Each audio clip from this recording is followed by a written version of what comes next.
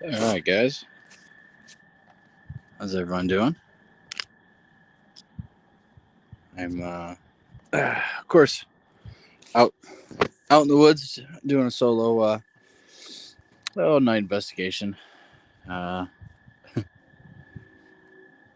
I was going to be out here a little earlier, but of course that just didn't happen. So I'm out here right now. So we're gonna just be out here for the rest of the night till morning, and we'll leave here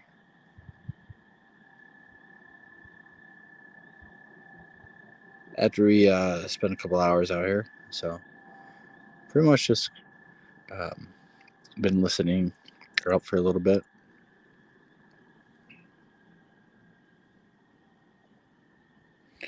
And so pretty much just gonna hang out. Um, See what happens. It's a great night for audio. I got the audio recording going, and hopefully we can pick up something. Seems to be a lot of animals out tonight, so I'm pretty hopeful. We're by the creek right now, and there's some fish jumping.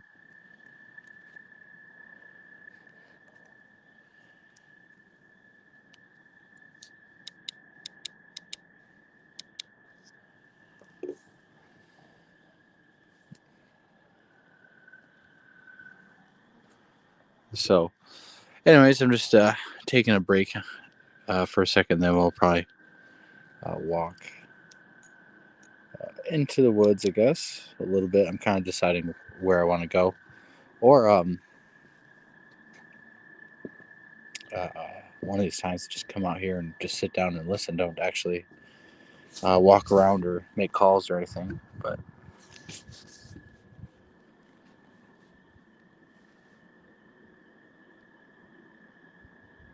the bugs are finally starting to come out a little bit. Got the frogs doing their calls, and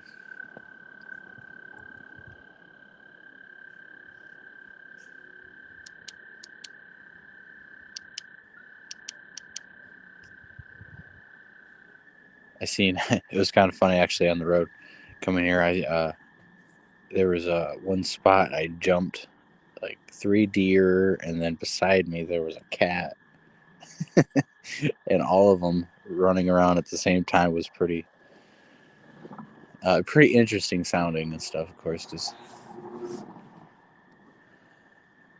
and we were all looking at each other. It was kind of funny.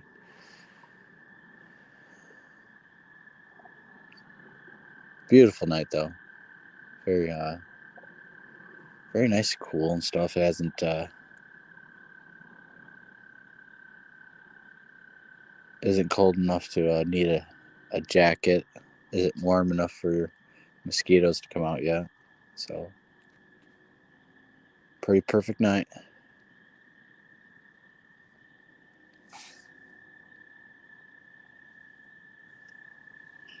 So the plan is to break our live stream record and pretty much be out here until 8 o'clock, 9 o'clock, 10 o'clock. It's supposed to rain around 10, so I'll probably end up leaving by 10 a.m. at least, or I guess no later than that.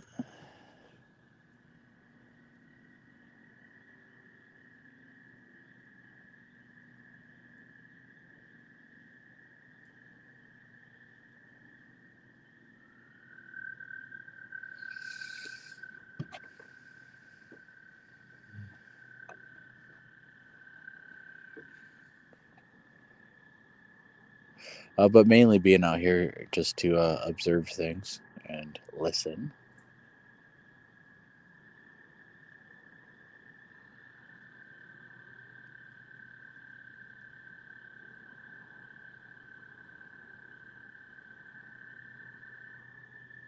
As you guys can hear, I'm sure. lots of things are out and about right now.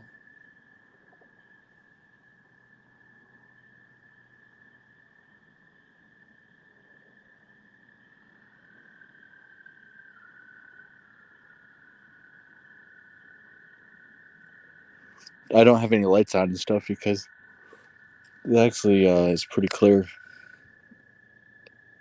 From my point of view, I'm able to see a pretty good distance. So I've been out here without the light.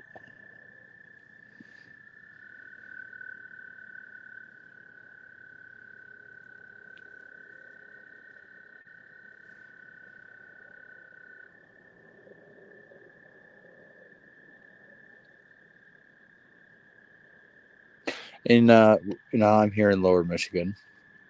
There's no big chunks of wilderness, unerupted wilderness. Here in Lower Michigan, it's farmland with chunks of marshland and swamp and forested area,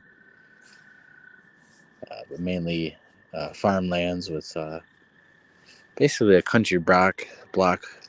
The road being the square, and then you have houses that are on the roads and stuff, and in the interior of these squares are uh, forested areas, swampy areas, marsh areas. Uh, and even though they're small and stuff, there's several thousand acres. I mean, these are pretty good sized plots and stuff. It does. There's a fish that jumped and got a bug. I don't know if you guys are hearing that, but I don't know what kind of fish are right here, but pretty good, decent sized one. But anyways, inside these country block squares, as you're driving in the countryside, if you look into the interior, you'll have the houses on the just right on that road edge, really, and then you have the usually fields or grasslands or marsh just beyond that, and then you'll have forested wood areas or swamp areas or more marsh areas, and it's pretty interesting because it provides a pretty unique habitat for them and kind of several layers of barriers for humans to really not go. Just because, in my opinion,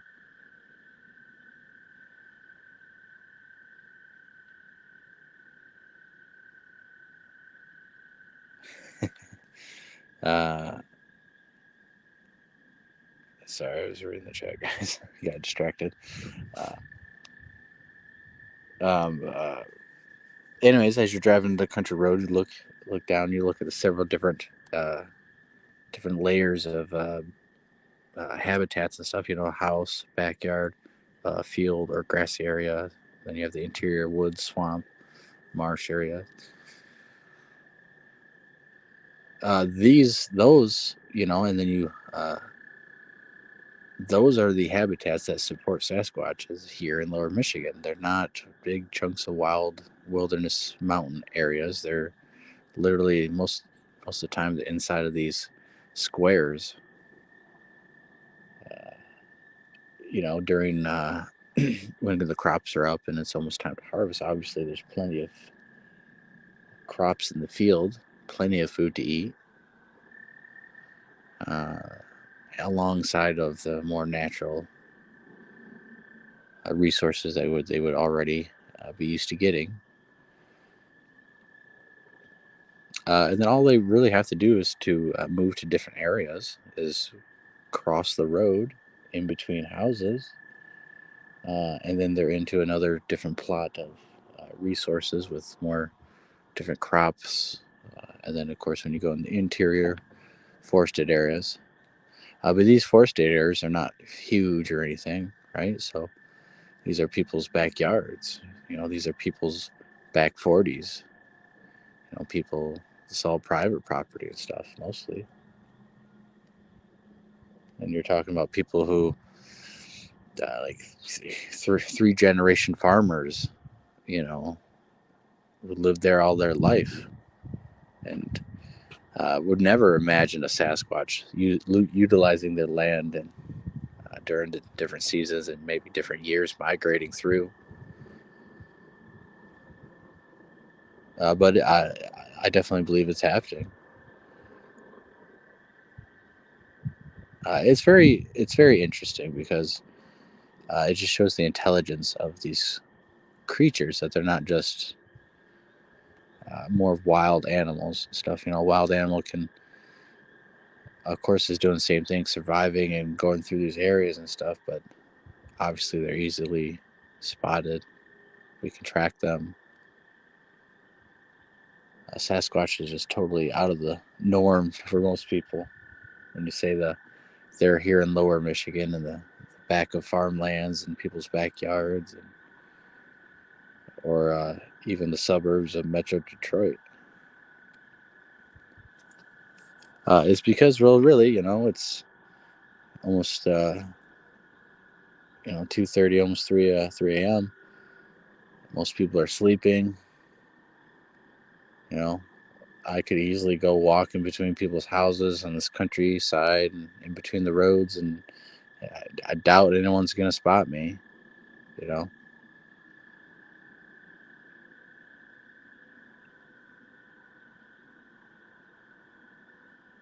got a coyote sounding off to the south, southwest. Pretty good distance, but as you sneak in between these houses and stuff, no one's up.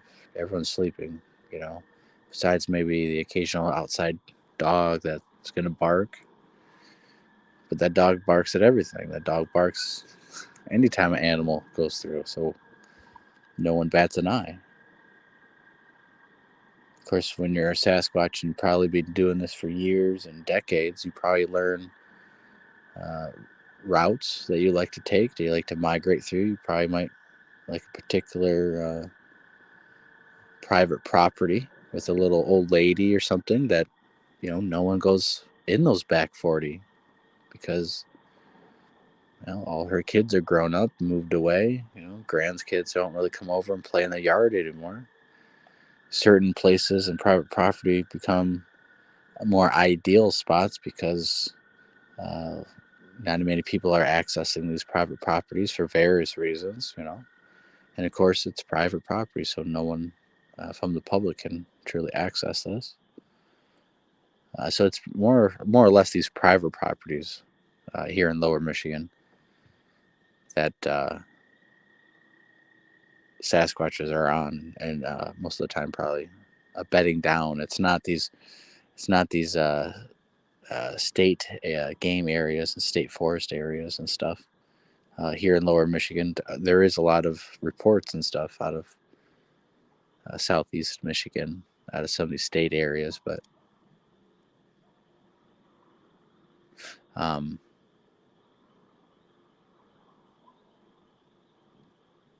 they're not confined to these areas. They're not fenced in. They're not going to stay into these areas. Those areas really ain't much different than the surrounding private properties, other than it's just, I guess, more continuation of unmolested land. But uh, there's no there's no barriers out here. There's no fences out here. There's no reason a Sasquatch is going to stay into these, you know, state funded forested areas when there's private property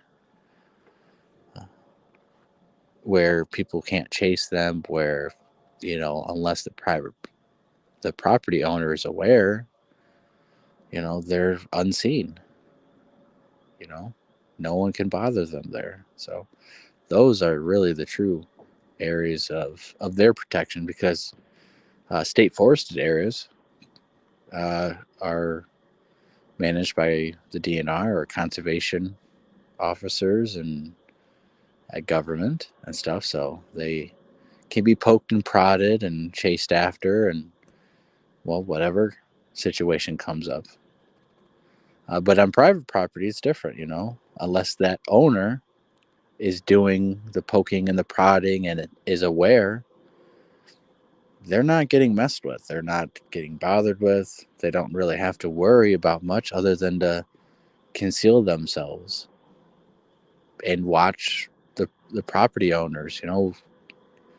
I believe they probably learn the routines because, especially on farms, a farmer has seasonal things that he will be doing on the farm to prep, to take care of, to get ready for next crop season, to taking and planting the crops or harvesting the crops, the whole 9 yards. I mean, he's not usually during each season, he's usually doing something.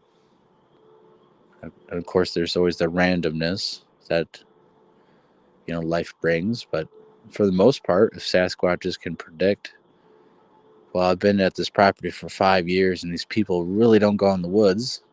Um, Sometimes in October, the guy goes out and bows hunt. Other than that, no one goes out in those woods. I mean, I would assume that they're capable of the intelligent enough to observe that and observe people and observe their house and figure out, see that little grassy area that they keep cutting down and cutting down. They don't go outside of that, you know. Those old people, they don't go outside of that cut down grass area. Meanwhile, we have all this, thousands of acres behind them. That's the type of areas that they're gonna naturally just observe as being more and offering more protection to them. And that's pretty much in every state. That's how you're going to find them is, depending on where you are at and what region. Some regions are heavily populated with people and doesn't have major swaths of forested area, but they have swaths of private property, and it is forested, and it is enough because there's no barriers for Sasquatch.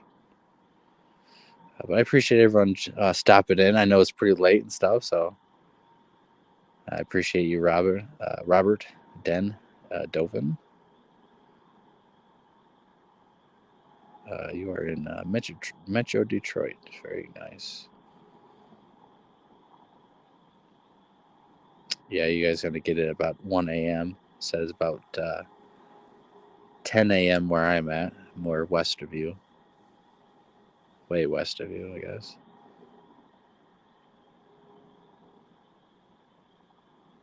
Yeah, I'm on the same trail system as I was last time.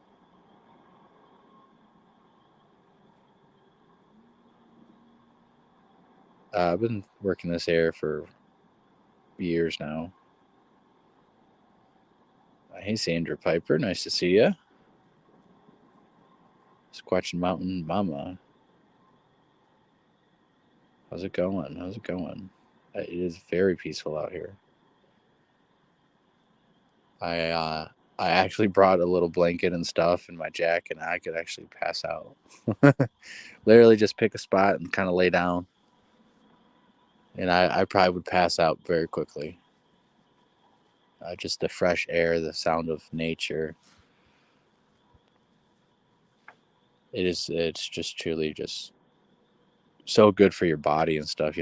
Being in your house is actually pretty toxic and stuff. People might not realize this, but cooped up in your house, especially in winter, all that air doesn't get refreshed as often as you need actually and stuff. Ventilation is pretty important, but all the if you have a gas stove, all the toxic fumes, sprays, chemical cleaning products. I mean, that doesn't really leave your house, and you constantly breathe that stuff in. So when you come out here, I mean,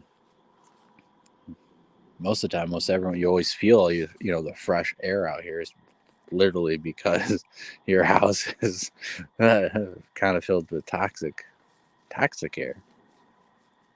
There's some old books written by some authors over 100 years ago talking about having fresh air in the house constantly, and plants that obviously do that sort of thing.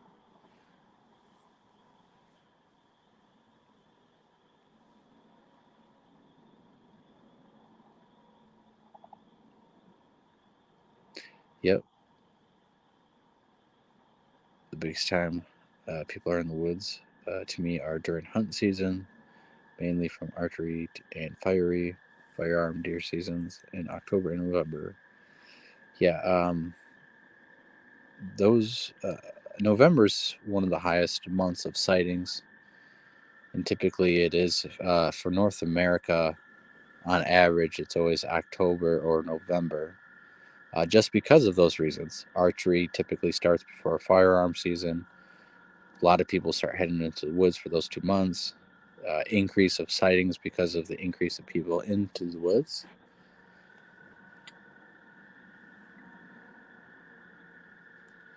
So it's just a numbers game and stuff. The more people you have out there, the greater the chances, and that's really why those 2 months jump out.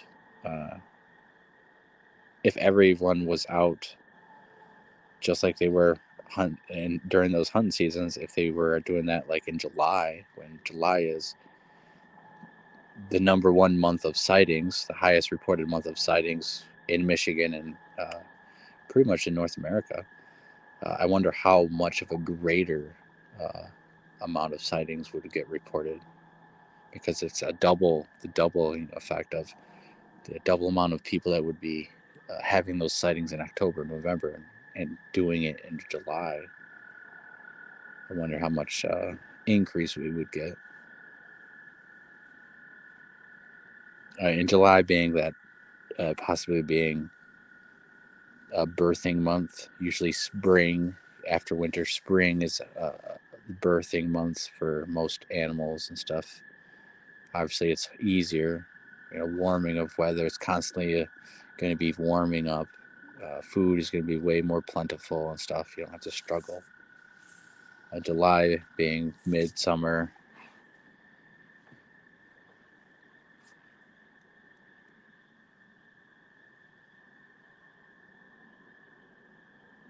The temperature here is like 63. It wasn't going to get that low, so not like last time when it was like 30 something out, and then it was 20, 26 degrees out.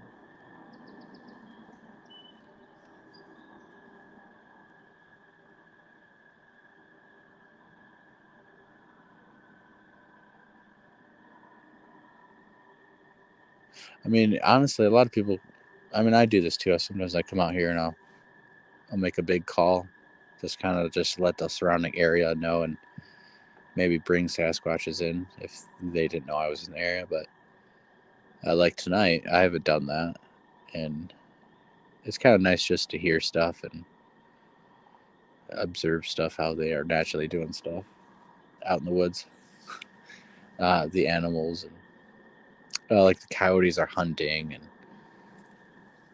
uh, on the way over here, seeing the deer and stuff.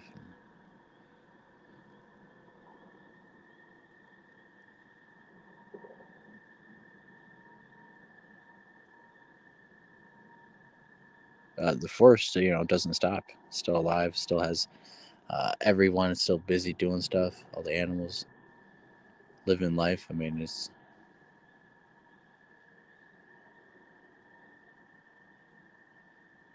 a lot of people are scared of the dark and in the woods and all that, but it's literally just. Oh, I don't know if you guys heard that one. That was a fish splashing in the water.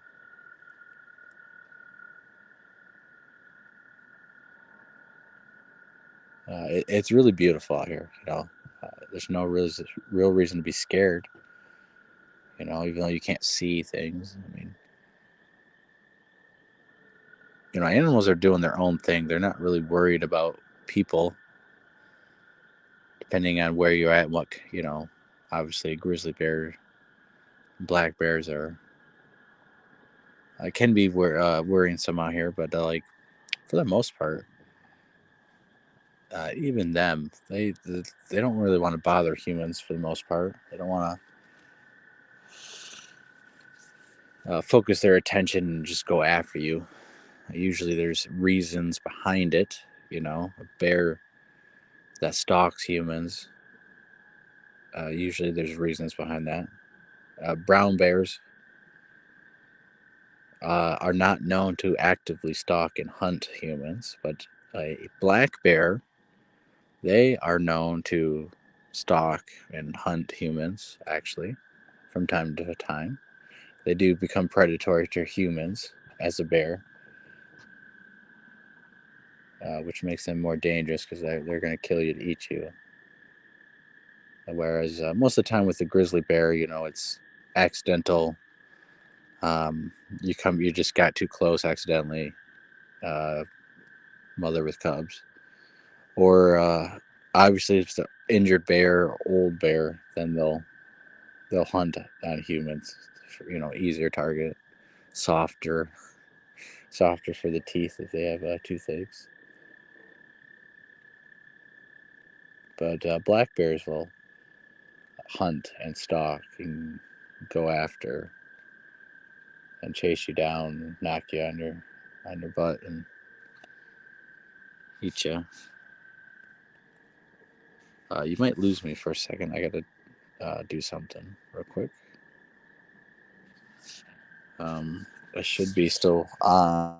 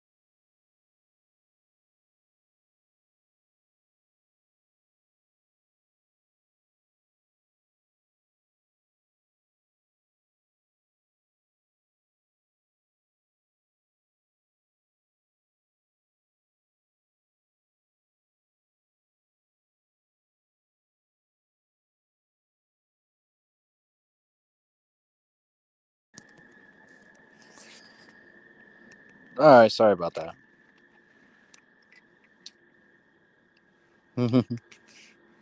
Yeah, I'm out here. I'm not. I don't have any lights on. That's why everything's black. And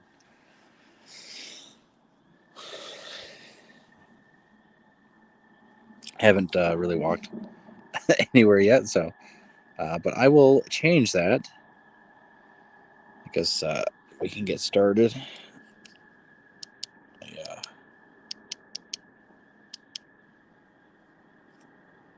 grab this recorder.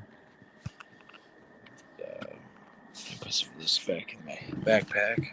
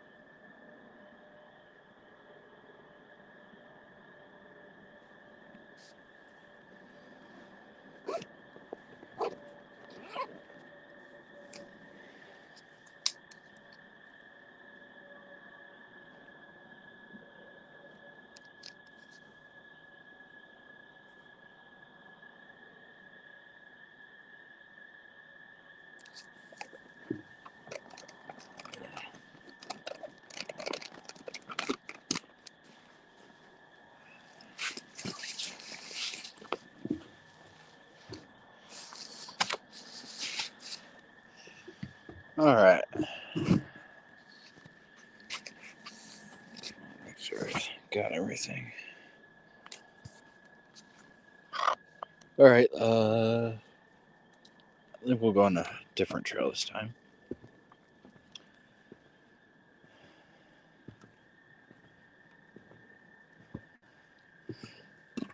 We'll go on this one section. Maybe I take you guys to this area I called the Bigfoot nest a long time ago. I jokingly call it that because there was at one time, but they're all run down and destroyed now. There's this area where I really thought they were doing tree structures and stuff, and we did them all in this one little spot. There was three of them, and then all of a sudden I came back, and there was this massive log that they placed up into the crotch of a tree. And I documented it. It's actually when I first came up doing YouTube stuff. I documented that it was placed up in the tree. It didn't fall. It didn't scrape the sides of the fork of the crotch of the tree. And I was over there one time and hunting small game and stuff. I heard wood knocks over there and recorded one of the first videos. Is there's a section that's with some winter wood knocks. They were across the creek over on this island making wood knocks, responding to me as I called out to them. And you can watch that video. That clip is in Best of Evidence 2019. It was actually winter of 2018. I recorded that. So let me turn it around so you guys can maybe see a little bit. I can't really see it. I don't really like that. I wonder if I can use my camera and do the other way. That's back camera. I thought that's how I was able to do it. Ah, yes.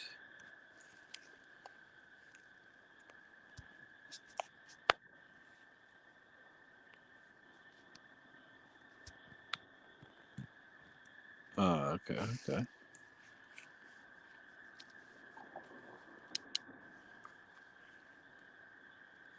I have a little glare. I can try to get this the right way. No Bigfoot action. Just deer and the regular stuff. Actually, I was at a really good fishing spot just now. Could have probably caught a bunch of fish. Just this for you guys.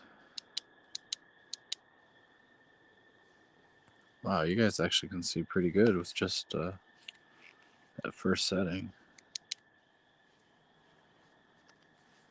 I don't want to waste all the battery. I'm going to be out here all night, so I gotta. Is it?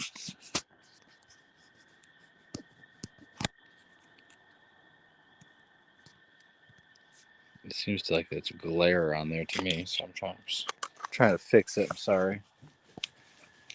Maybe it's just me. I don't know if it looks any better.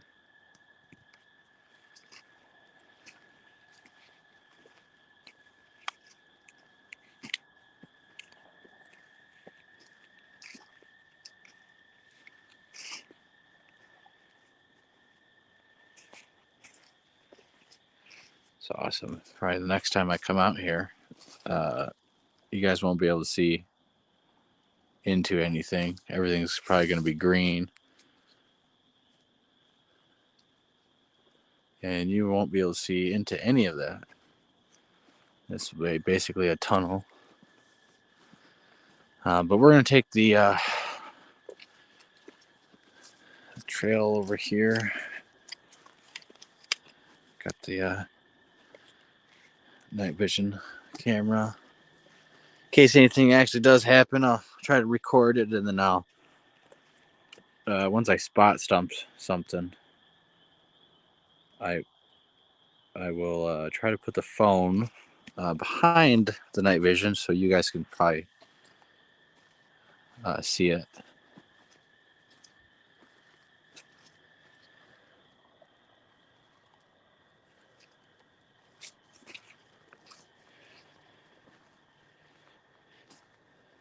A good time for tracks. I'm gonna go this way.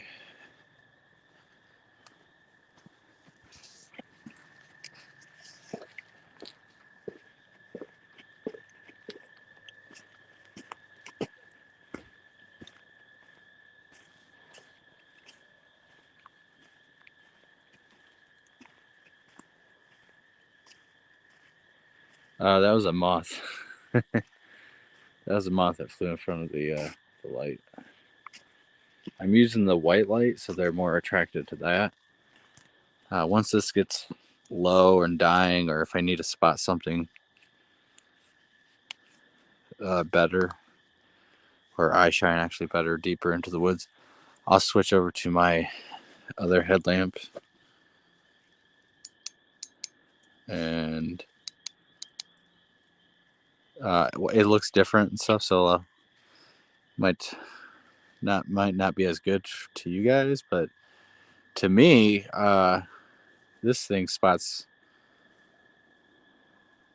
for like a couple hundred yards, and hopefully if I get an animal close enough, I can show you guys the eye shine and stuff. But it's like basically like two laser pointers and stuff is what it actually looks like. So when you see eye shine, it's going to look like laser pointers pointing back at you.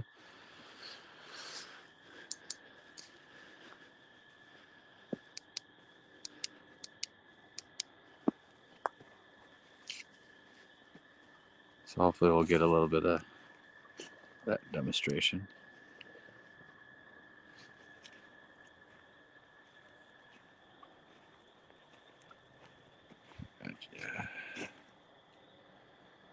Keep track of my battery life and stuff. I got plenty of backup power and stuff. Plug this in, so should be able to run it all night, no problem.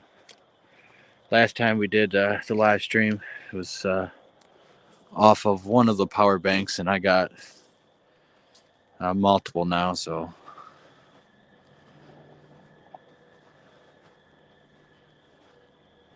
yeah, I got two different headlamps on right now. That's why I got the white and the red. And then of course I'm running audio already,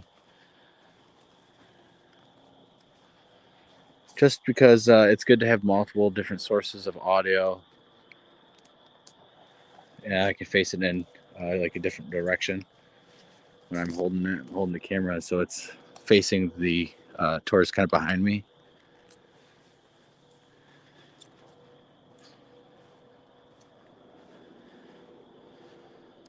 You guys can't really see behind there or anything, but pretty soon even I won't be able to see 20 feet into here. Everything will just be green as green can be. I need to step right here for a second. My toe is I freaking jammed it. I smacked it into something, and it went sideways inward, and it I am definitely paying the price now.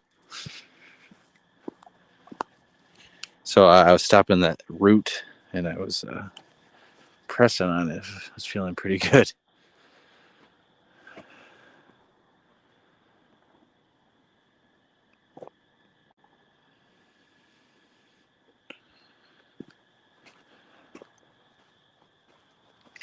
So I'll take you over to some spots. We'll probably go into the woods, and I'll show you the old decrepit tree structures. They're probably all demolished now. We'll go into there. It'll probably be loud when I'm off trail into the grass and the leaves and stuff. So bear with me when we get there.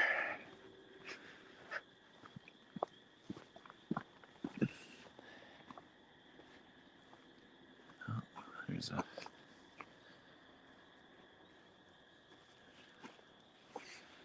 a trail marker.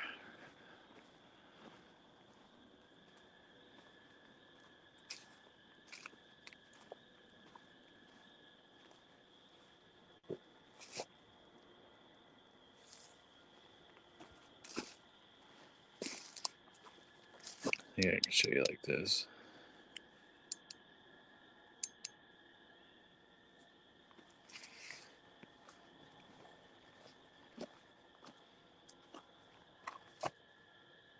Yeah.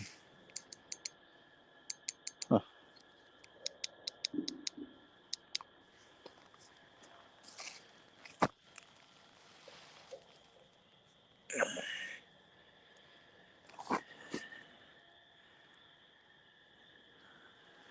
Huh.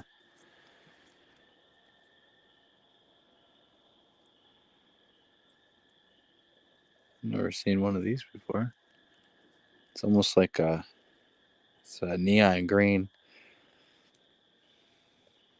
metal bracket. It almost looks like a for your hair, for women's hair. I can't remember what they're called right now. That is definitely not what it is. Huh. Place it over here. Place it up in this tree. Maybe when we come back and stuff, we'll check on it, see if it got moved, or when we go on this trail and stuff and we come back, we definitely want to pay attention to anything that's laid across. So when on the way back, if there's something laid across that wasn't there, obviously that's a sign.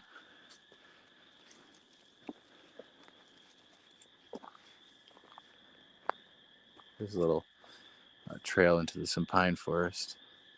There's a little growth of pine trees right here.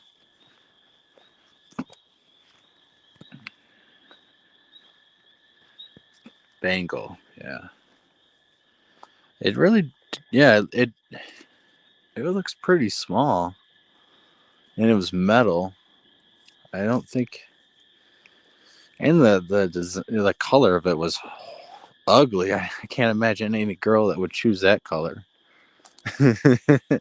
Reflective safety green, like.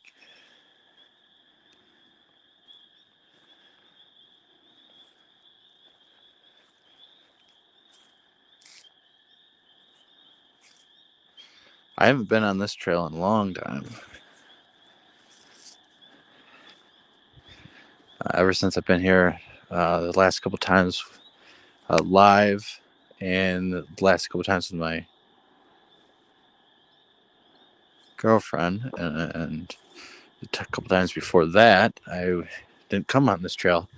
But this is actually my favorite trail to go on because of the amount of activity and the things that typically were happening. It would be my main trail to come to this area in, and so I'd go through it every day. And then I think they got used to me coming in, going certain ways. That they so we're gonna go check that out. But with the amount of storm damage and everything, we gotta be skeptical, of course. But I do know when I was coming here every single day, they were placing stuff in trees. And yeah, It's pretty interesting. It's right there, less than 40 feet from the trail. So, of course, you can't deny that because as kids, sometimes you do goofy stuff, and so you can't say Bigfoot. You didn't see a Bigfoot do it or anything. But maybe if we found some other interesting stuff, maybe stuff to compound what we're finding, what we're seeing. There's some stuff right here, but again, you don't want to get caught up in investigating every single downed or leaning piece of. Although this is more interesting than most leaning stuff, just because there's two of them, and they're kind of perpendicular together. But it is close to the trail, so it's interesting, but it doesn't really impress me enough. I know most people would say like this is probably Bigfoot stuff, but it could have happened during the storm. One falls first.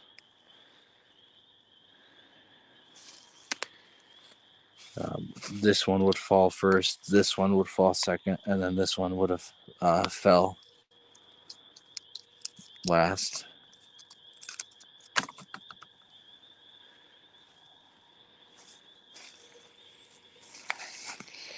But when we investigate these things, of course, you look at the details. The details, like this, is that this is a standing tree, sapling. Actually, more or less these kind of trees. If it was a branch, branches are usually curvy and stuff because they're growing out to reach the sun, whereas the trunk in a standing tree always grows straight up as possible, as straight as possible, but straight up to the air, where it does not curve. So this would be the top, and you can see how very top of it goes all the way over here. And actually, I kind of broke it, but it extends that way. So,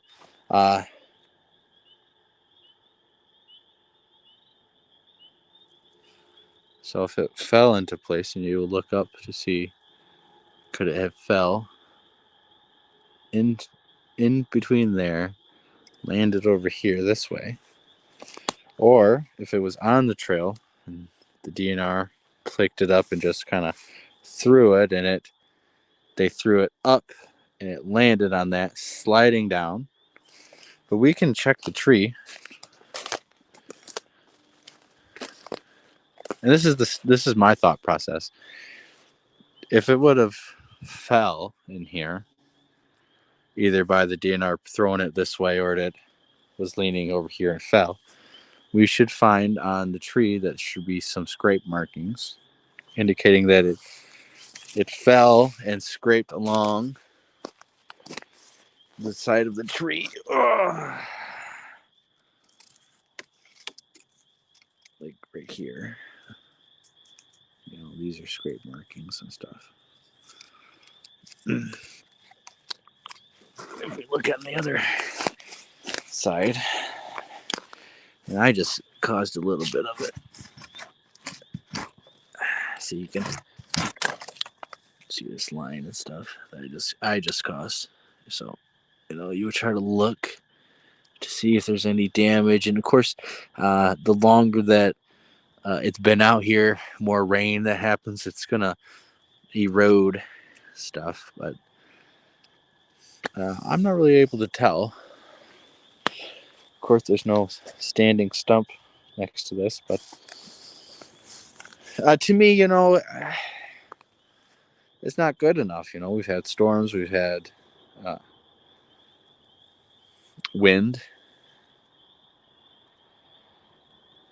but see, if I came out here every single day and I walked this trail every single day, and one random day this popped up and it wasn't windy and it wasn't storming out, that would be very interesting. If I come back here every single day and all of a sudden there's something added to it or something taken away or it's changed. That's interesting.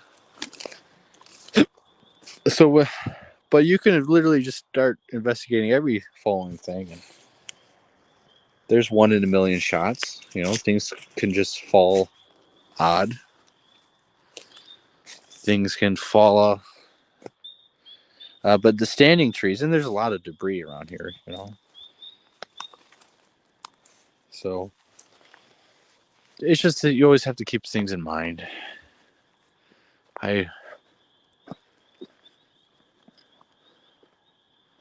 So we're going to keep going. Let me try to adjust my light because it bounced around.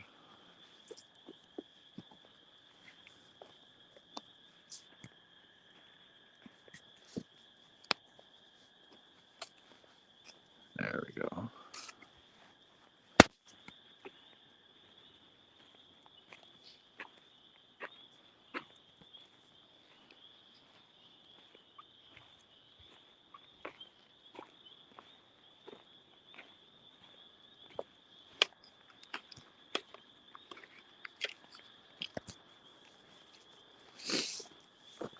All right, but we're gotta hike up here a little bit more, and then we'll cut over.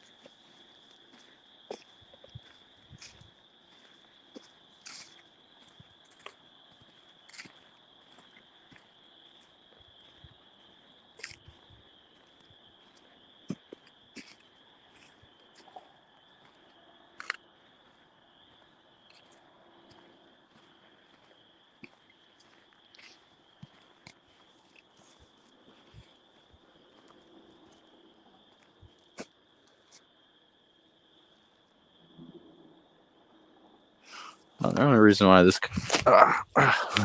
catches my eye because that. But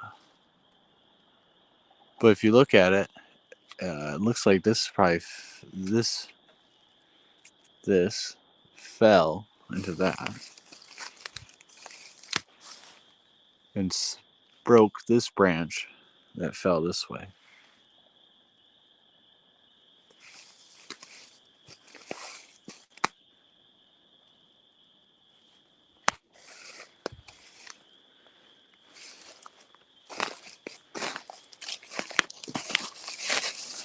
And when we look at my knife, when we look right here,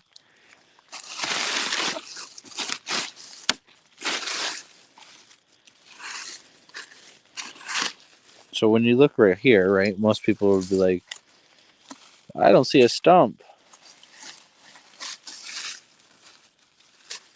But you do see a stump. This is not dirt, that's rotted wood. And it is in the ground.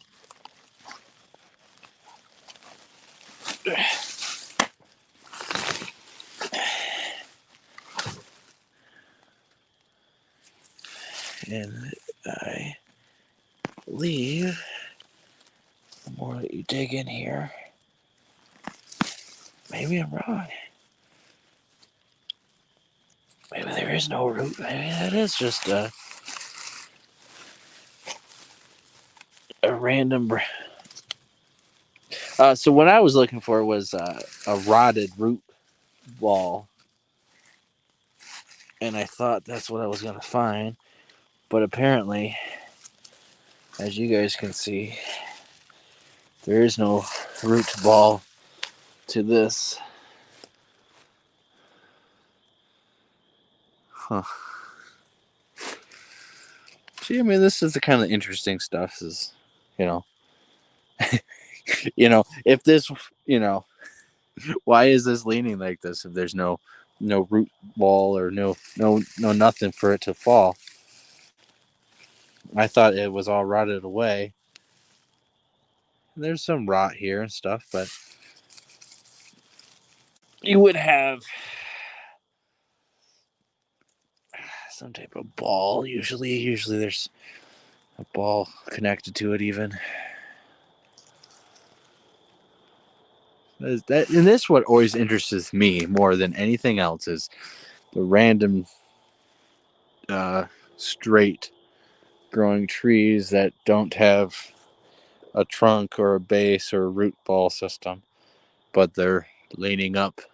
So does that mean that this was placed here? Does that mean it's taken from somewhere else and placed up there? I don't know. I honestly don't know. I mean, that's what it appears to be. Don't know what it means. Don't know much other than we can look around at the terrain, and it drops down into kind of a swampy flooded area.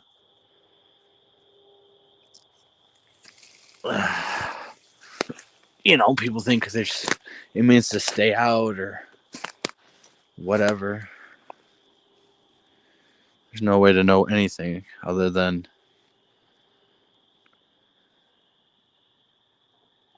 I would say maybe it was placed up there based off of there's no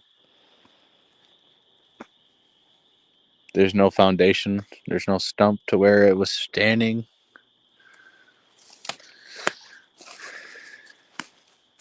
That does interest me, finding that kind of stuff. But it's not enough to prove Bigfoot. It's not even, evidence that Bigfoot did anything. Like this one. See, this is what I was talking about, where you have the rotted root ball system. That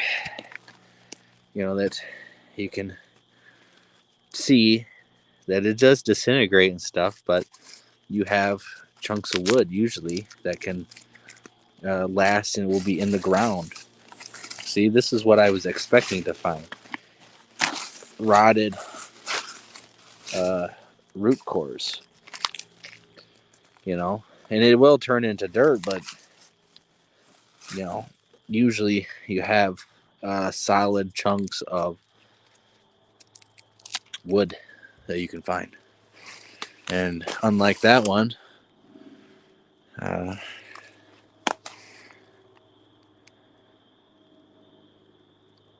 this tree obviously fell from this spot.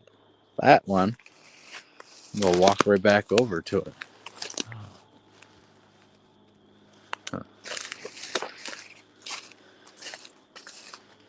As you can see, the base of the tree should be here, where we digged it off of. You have surface. This is the hole that it was in.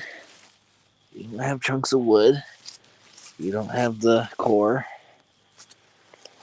You just have a a place where it was stuck into the ground.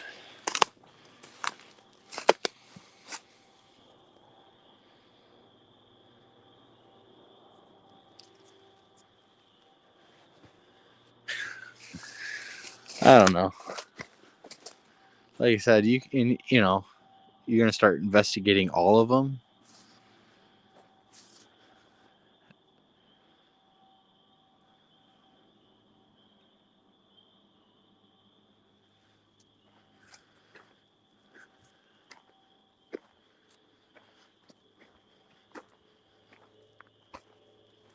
I'm just looking at looking now, and it really does make you try to look at everything, because it's like we investigated one that I really thought was just going to be simply natural, and it ended up being a little bit on the other side of probably manipulation. By looking at the details, by investigating, by getting your hands dirty, and getting out here. But I'm really after vocals, video evidence, uh, encounters, an actual encounter where stuff happens. You guys are able to see, hear.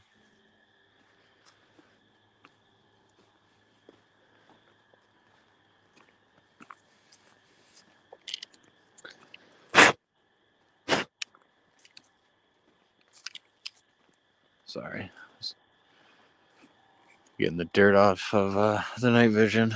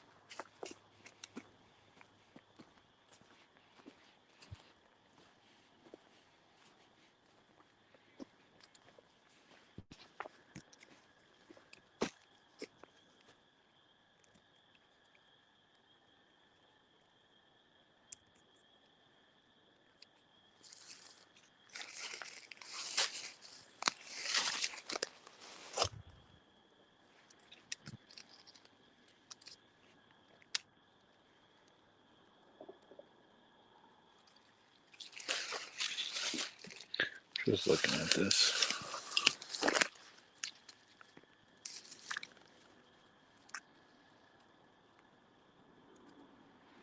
Give me 1 second.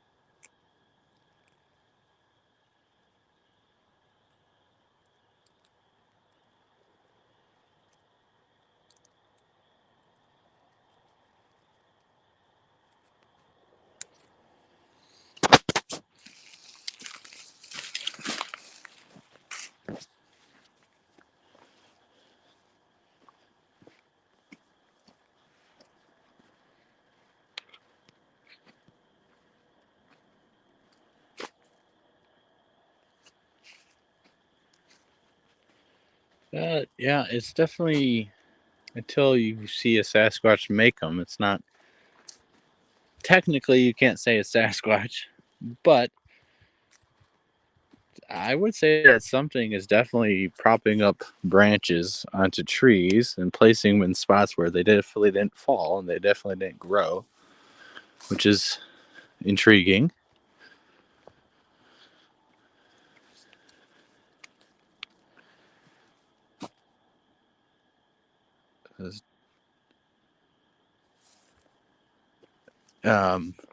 I think it's a waste of time overall. Just because, like I said, if you want to spend 10 hours out here looking for tree structures and you cover maybe 500 yards, that's definitely not squared. That's just walking 500 yards and just looking and spotting tree structures on either side. Huh, that looks lovely. Huh. Let's go check it out. Hey, whoa, what's this?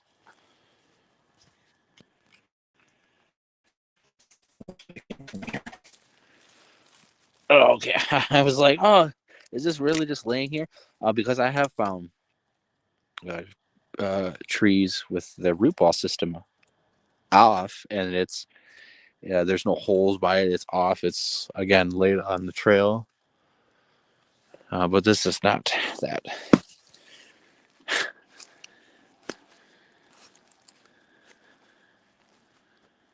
Ooh, geez, that's yeah. There is not much holding this together. Yeah. Huh.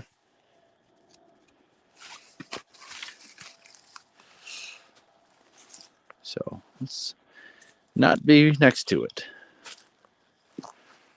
any more than we have to. I'm just looking above because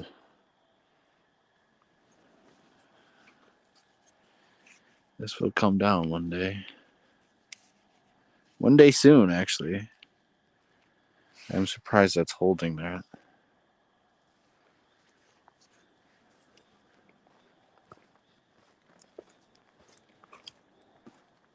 As I walk under it, it sounds like it's creaking a bit, but it's probably just the wind.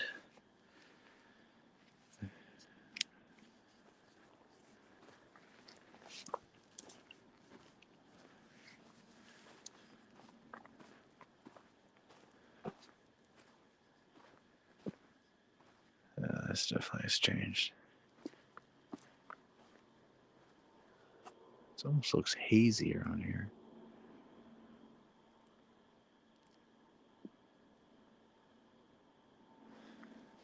All right.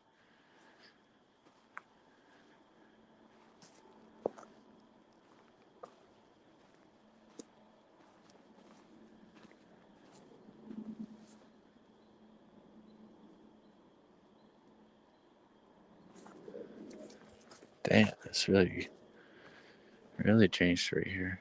A lot of down trees. No, pine trees are weak anyways. They're not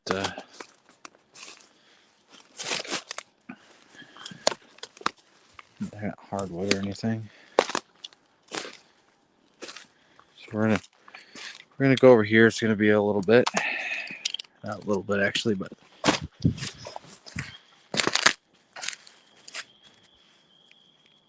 sorry, my light keeps messing up.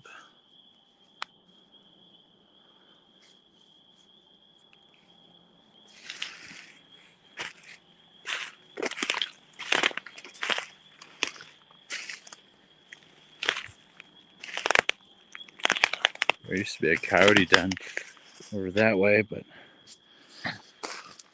it collapsed and they've moved on.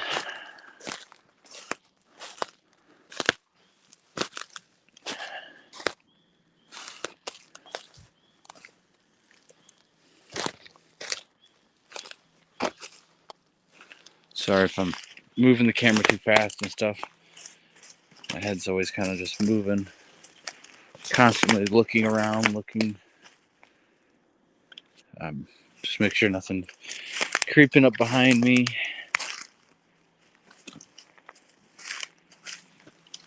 They say there's no big cats, mountain lions here in lower Michigan, but that is completely 100% false. There have been reports, there have been sightings, there have been pictures, and everything that would discredit that. I know for a fact that there's been, not too far away from here, there's been sightings and stuff. So while they typically aren't going to actively hunt a full-grown human,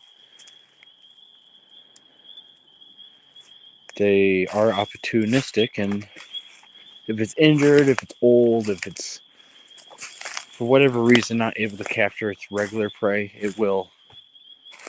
I mean, if you're starving and about to die, you're going to try to do anything. Right there, that down tree right there looks like a good spot for coyotes. Wonder if they're bedding up right there. Just because I've seen them a lot of tracks and stuff around here. And there's this, basically it kind of like floods over here, and then there's this ridge that ends up going in between there's a swamp on one side of the creek system, and then there's this flooded area, and there's this ridge to cross from here over there, and I found like squirrel tails and stuff, kills over there, and tracks, and the den used to be over here and stuff. So I seen what coyote over there could have took a shot at it, but didn't want to. No real need to. Beautiful animal though, so beautiful, white, gray, and it's so beautiful. It was in winter and stuff, so it had a little bit of more shaggy fur look to it, so it looked a little bit more robust. And he never did see me. I was up on a hill. He was down crossing the frozen over swamp and heading over to the creek system.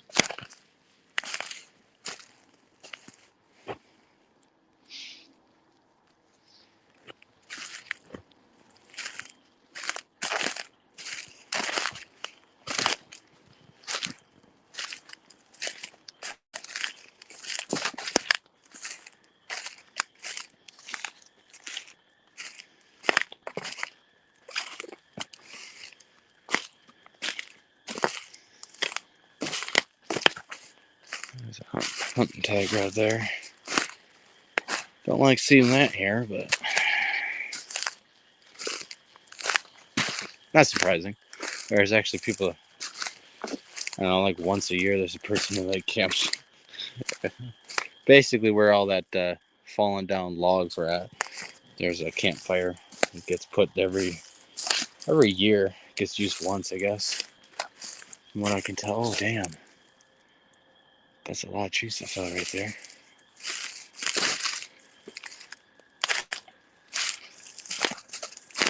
Yeah, we had a lot of bad storms recently, and this place got hit hard. Definitely got hit. Let's go check this out.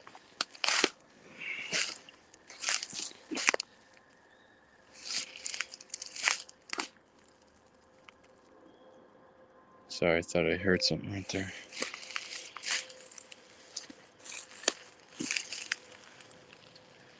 Nope, nothing, but a good place to start digging for rocks and fossils and stuff.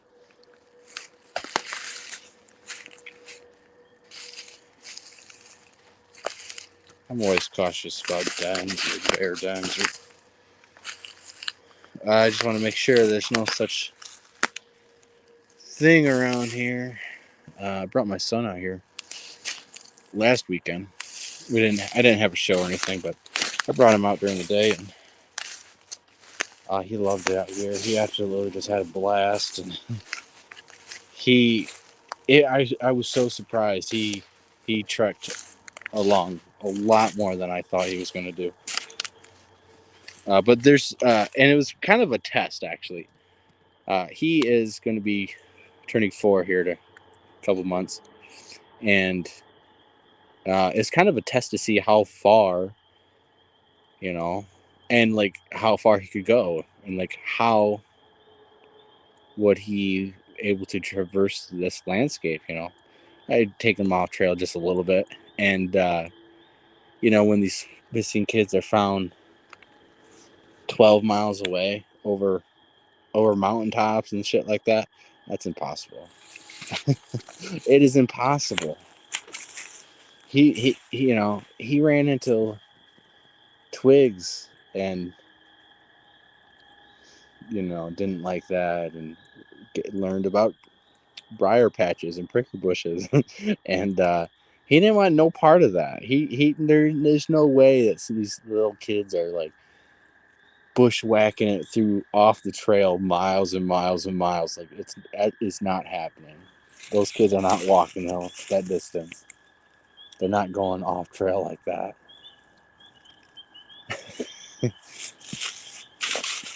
It's yeah. Anyways, here's my campsite that I was here last time. I camped out here. I actually have a whole video that I made. Never got released or anything. I'm sure it'll come out sometime, but I was out here. It's basically camping.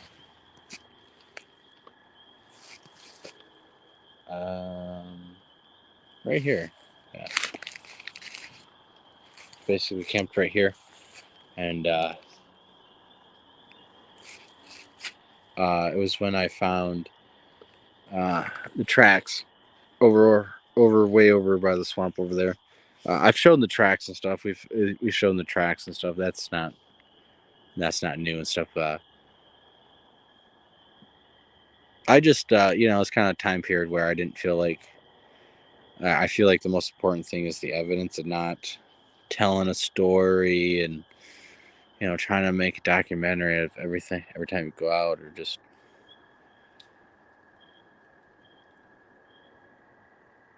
I'm not really a content creator. I'm a researcher. I go out here and observe stuff and just try to experience stuff. Do some testing.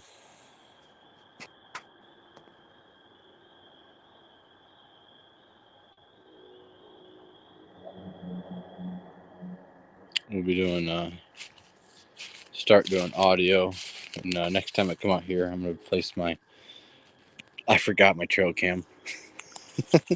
I was gonna come out here and place it, but as you can see, this water hole usually is like 20-foot radius, and it is literally goes way off, way over there, starts curving. So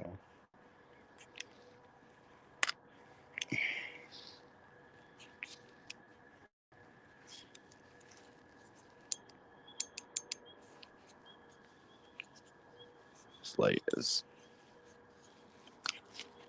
I don't know why it's moving around so much. It's perfect. Anyways, let me keep going. Take you over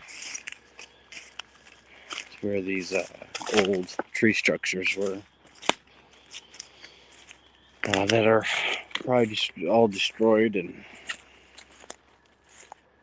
you probably can't tell much, but yeah, very interesting thing about this is it slopes down here, so like there's this like channel basically that I guess could flood over and stuff, and then there's the swamp right there over that way. little swamp outlet inlet, and then the creek system on the other side of this. But this is the ridge system I was kind of talking about, and it really narrows down way over there to like probably 40 foot wide and stuff. But right here, it's pretty good distance before we get to the creek. But it does rise up in elevation. And I've had some wood knocks over here. Definitely had feelings of being watched, but and these tree structures. Looks like a guy. I don't know why he tagged. You tag this. It's not like it's hard to. Once you travel over here, it's not like it's hard to find. He got one over here. He got one over that way. I'm just laughing. It's just, I don't know. I guess people just need help finding their spot. They need a hunt.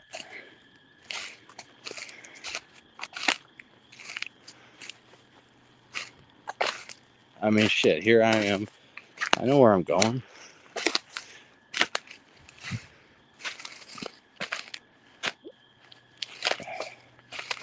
Oh, X marks this. Oh, I don't know if you guys seen that. That was a little bunny. Or some type of rodent. I don't think it's a squirrel, but squirrels are sleeping. I don't know if you guys seen it or not.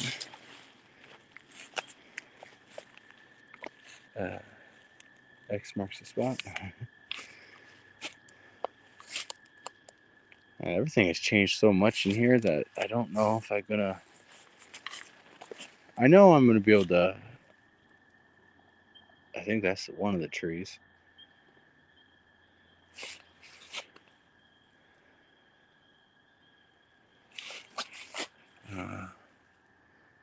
A tree that was leaning though, up in the cracks, that might not be here no more.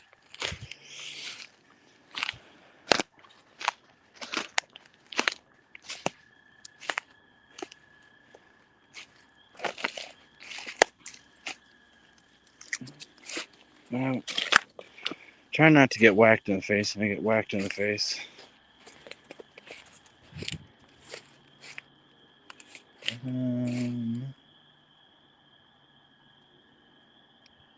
Right there. So let's go walk that way. There is the one. So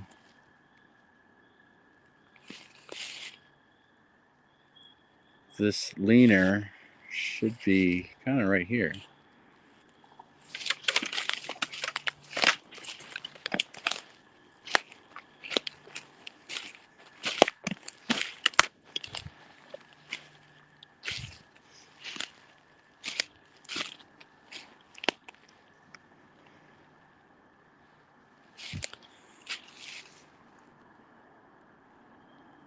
There's definitely a lot of. Oh, damn it, I don't see it.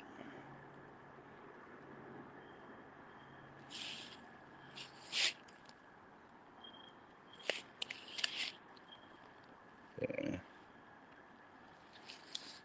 I think it's officially gone.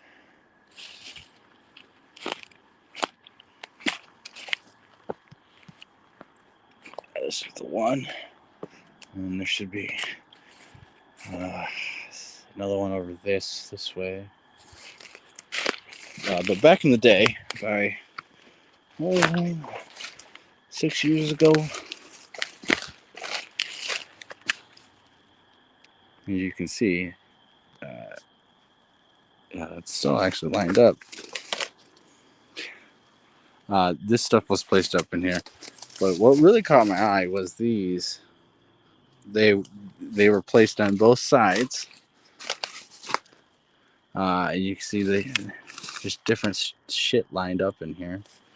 This one, this one, this one. But they used to have a smaller one like this.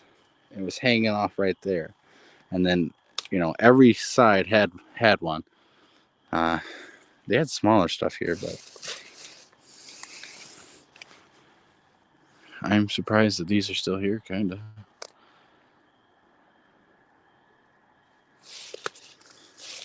Of course, it's not not proving of anything, but it's just interesting how, again, this is a standing tree.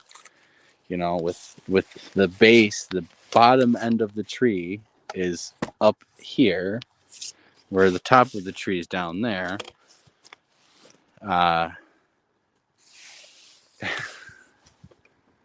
Anyways, let's go find this other one. And I know I'm in the right spot because there's nothing but pricker bushes.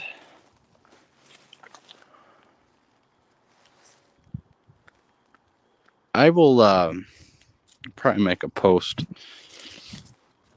on the Lost Cryptids page showing these structures in their heyday, back when it was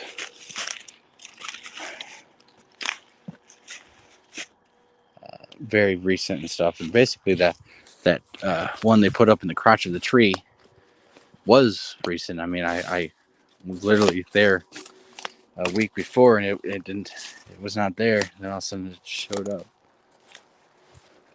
This is you can see the remnants of the old sticks that they had up in here. This was out a little bit more. You see it's just rotted into place now. But this one, again, had these stuff sticking out a little bit more. And the only reason why I kept coming here and thinking it was getting messed with is because stuff would get added and get changed. And then stuff would get changed with there. And then it was placed up in the crotch of a tree, basically. Because it was placed up into there. Because if it would have fell, it would have hit the side of the tree, scraping, making a big old scrape down, especially on each side. But there was no scraping, and I actually have pictures to show that there's no scraping, that it actually appears to have just placed up into there. So I'll probably make a link or repost those pictures. They're in some of the videos I've taken of tree structures, and showing why I think it was placed in there, it didn't fall into place. So here's the other one.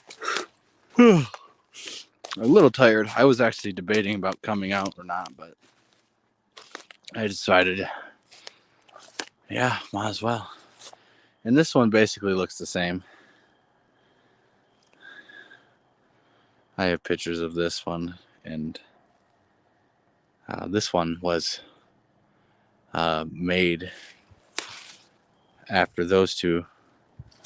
I don't know, maybe a month later or something. It was made, and then the one that was placed up at the fork was made. No, I say made because it's kind of my theory and opinion on it. I didn't see Sasquatch make these or anything. I can only conclude based on a few things, and I'll show you right here, because you can still tell that there's no scraping at all. I'm trying to adjust the light so you can see. There's no scraping on here. See, the original bark is still on here. I could peel this off right now. The original bark is still on here. This did not like fall into place scraping. You can see right here. It's kind of hard to show the camera angle and everything. Okay. I don't know if you guys can. You can tell right up in here. Yeah, this is not doing the way I want it to. Because the shade. But anyways, basically, if I could do it the right way, right up in here, you can see discoloration. right here. This right here, discoloration of scraping. You don't have scraping right up in here. And that's basically how the big log was. It was placed up into the crotch and it didn't scrape onto the bottom. And so I have pictures to show that, and of course this. And I'm actually very glad that I could show that it doesn't have no scrape marks on here still. Obviously, it never had scrape marks to begin with. And again, they placed one right here. Yeah, I obviously, it didn't belong there. And you can tell that this piece right here did not come from that. So again, this is totally different.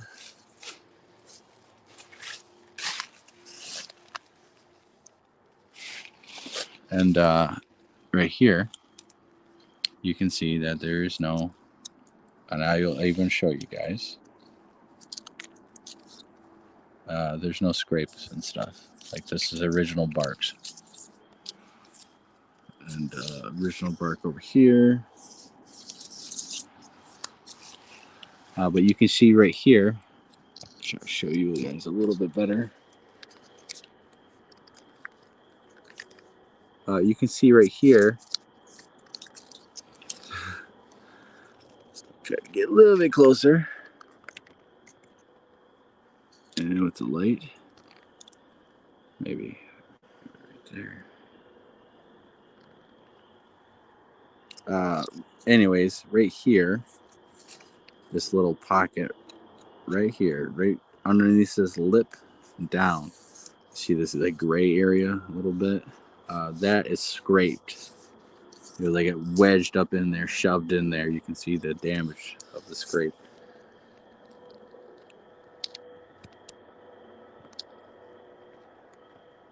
Trying to show it, yeah, but probably easier if I was doing it with a flashlight in my hand and all that. But anyways, just kind of showing you that how that was shoved into place, and it didn't fall into place. If it fell, there'd be scrape marks on either one side or both sides, especially as it wedges into their bottom.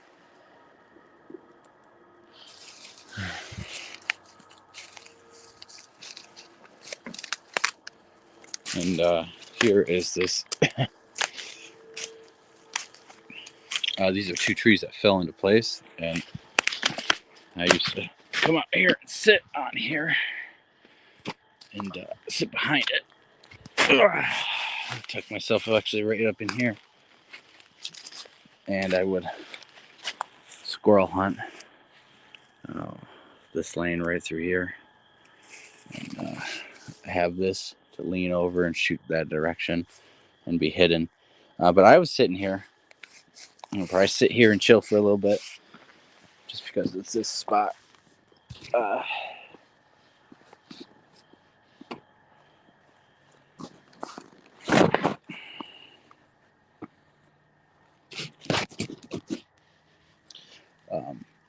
had the wood knocks happen, and it was off in that direction, which is towards where that ridge, smaller ridge, narrows and heads over as a little land bridge. And then across the creek, there's an island over here, and there's a small, depending on how flooded it is, there's a small island with some thickets and stuff they can easily traverse. And there's I believe a swamp. One of the Swamp Walker videos, early Swamp Walker videos. I'm out in the creek system in the water, pointing out the stuff, and I actually come up through here, and I walk that way.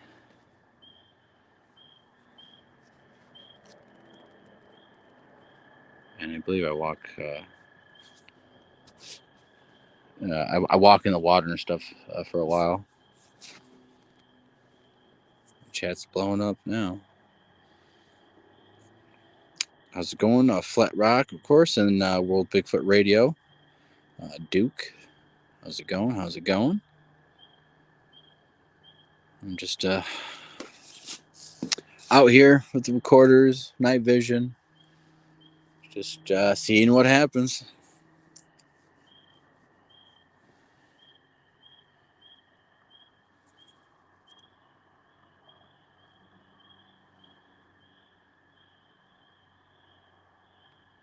That sounds pretty good.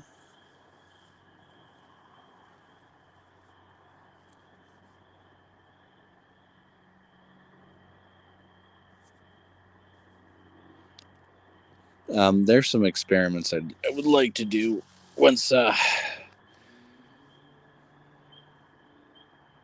a lot of crazy stuff that's going on at back at the house and stuff, and so I was pretty busy today, so I debated on going live because I knew I was going to get out here way later than I wanted to, and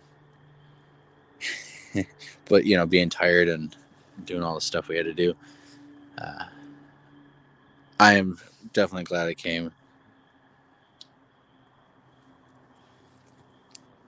There's something over there.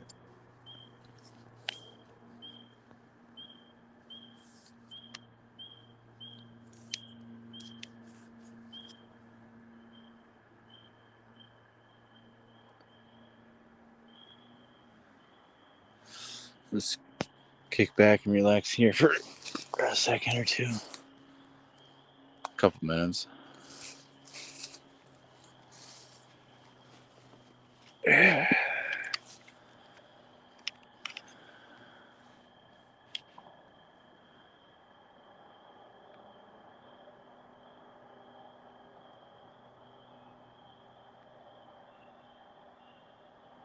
Yeah, that is definitely going to be a very interesting show and stuff. Our World Bigfoot Radio is going to have on tonight with Melba Ketchum, as she's going to be talking about the new DNA study that I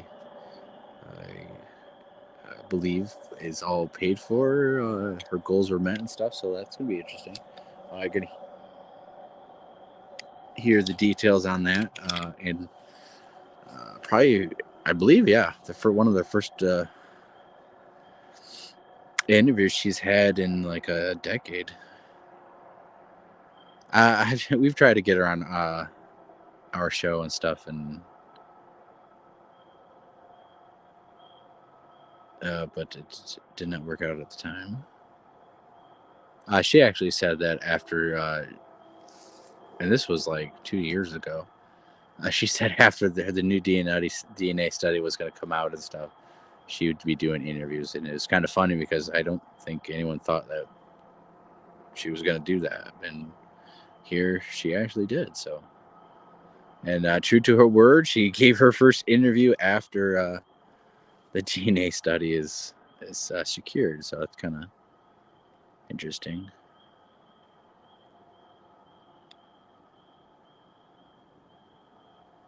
I'm hearing a lot more stuff now over here. Um, but we're still gonna give it a couple minutes and stuff. I think it's just some small game critters over there, and over in this direction over here, way off that way. I don't know, probably I don't know, 50 yards. I would say no farther than that. I heard something moving, but of course, there's natural animals doing their everyday thing. Possums and raccoons are out. There's fishers out here. There are weasels, actual like ferret weasels out here. Ferret looking kind of weasels. A fisher is basically a type of weasel. It's a weasel family. Badgers.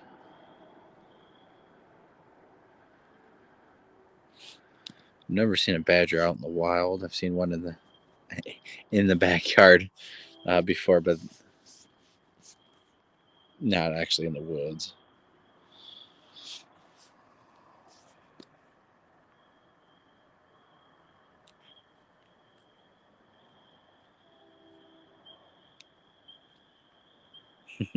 Yeah, I thought so. I definitely gonna be interesting. I know a lot of people are gonna be watching that. Fishers are pretty awesome. Yeah, they're pretty. I mean, they're predators. I've seen one time back when I was like 15. I was on some piece of property looking for Bigfoot during the day, and I walked by this tree, and I was like 10 feet away from it, and it crawled.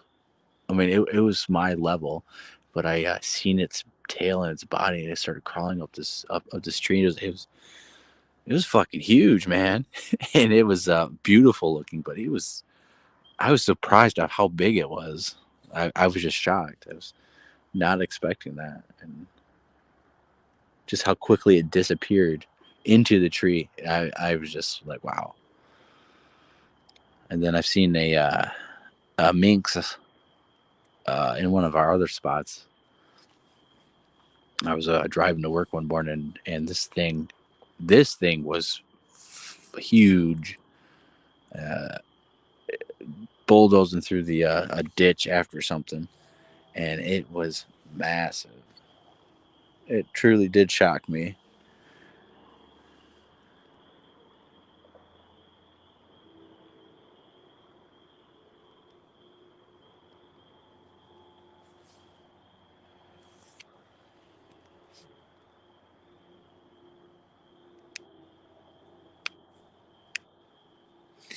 Yeah, I probably not on Duke's show. She's probably not going to get attacked much, unless you'll have outsiders that are definitely going to be in the chat hammering her. I'm sure, but I think people who are on Duke's chat are probably going to be way way way cool about it, and very open and friendly and comforting, inviting, I should say, to her. It's more or less other people who disagree or adamantly wage war on her findings that are going to be the issues, I guess. I mean, everyone has their opinions and stuff, right? So, like, there's some things about the DNA study. Maybe it wasn't properly handled, I guess. But at the same time, there was some, uh, blackballing of that research and stuff. It wasn't really taken seriously by the scientists and stuff. So when people say it was reviewed and stuff, and well, it really wasn't.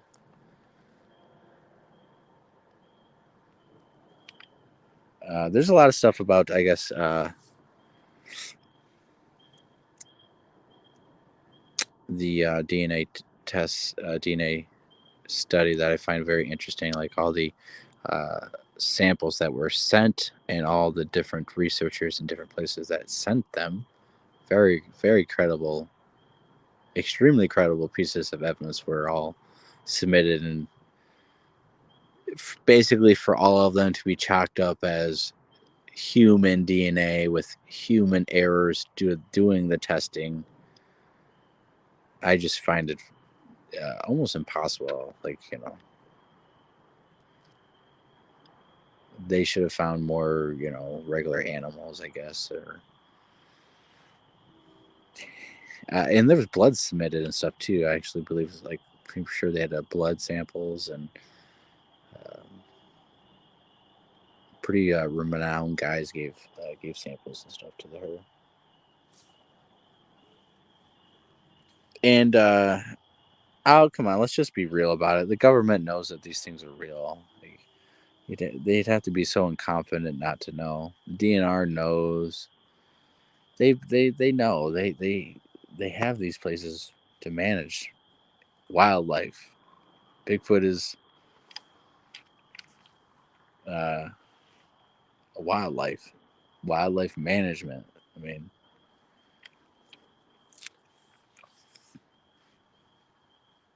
the reason why they don't say it is because it'd freak everyone out.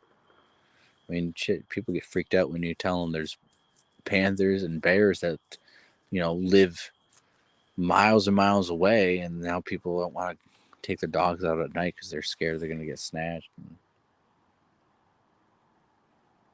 public fear and panic sets in.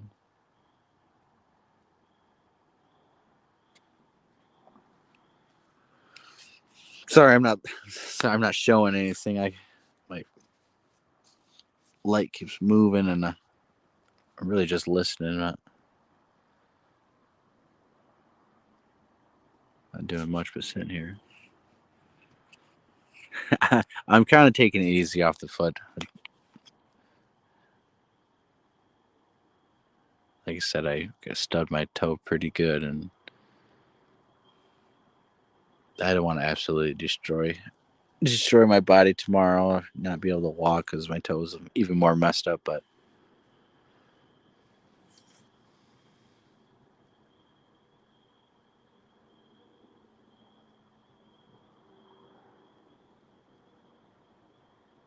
I almost brought my girlfriend along, or she wanted to go, I guess, but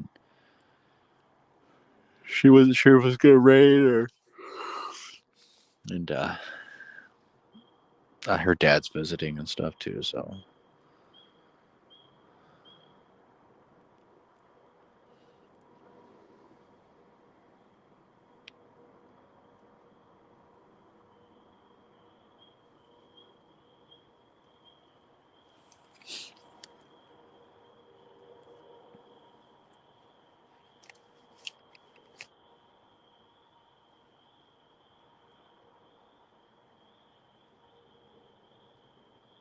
we need to with the study and stuff. It needs to like I believe well probably needs to be enough DNA samples that like a whole nother like scientist inquiry, a joint scientist inquiry uh, of the DNA study is like handled. Sort of like maybe like Melbourne does her study, and mirroring that is another group of scientists doing a study that how kind of how like they wanted to do it, I guess. If we'd be able to see if like maybe if Mel was doing some inferior testing or something, obviously it would be pretty fast to spot if the other people were doing, I guess, more correct testing and stuff like that. But and I'm only saying this because I think it'd be more beneficial to have more scientists just looking at the damn DNA instead of just one one person trying to do it herself. Uh,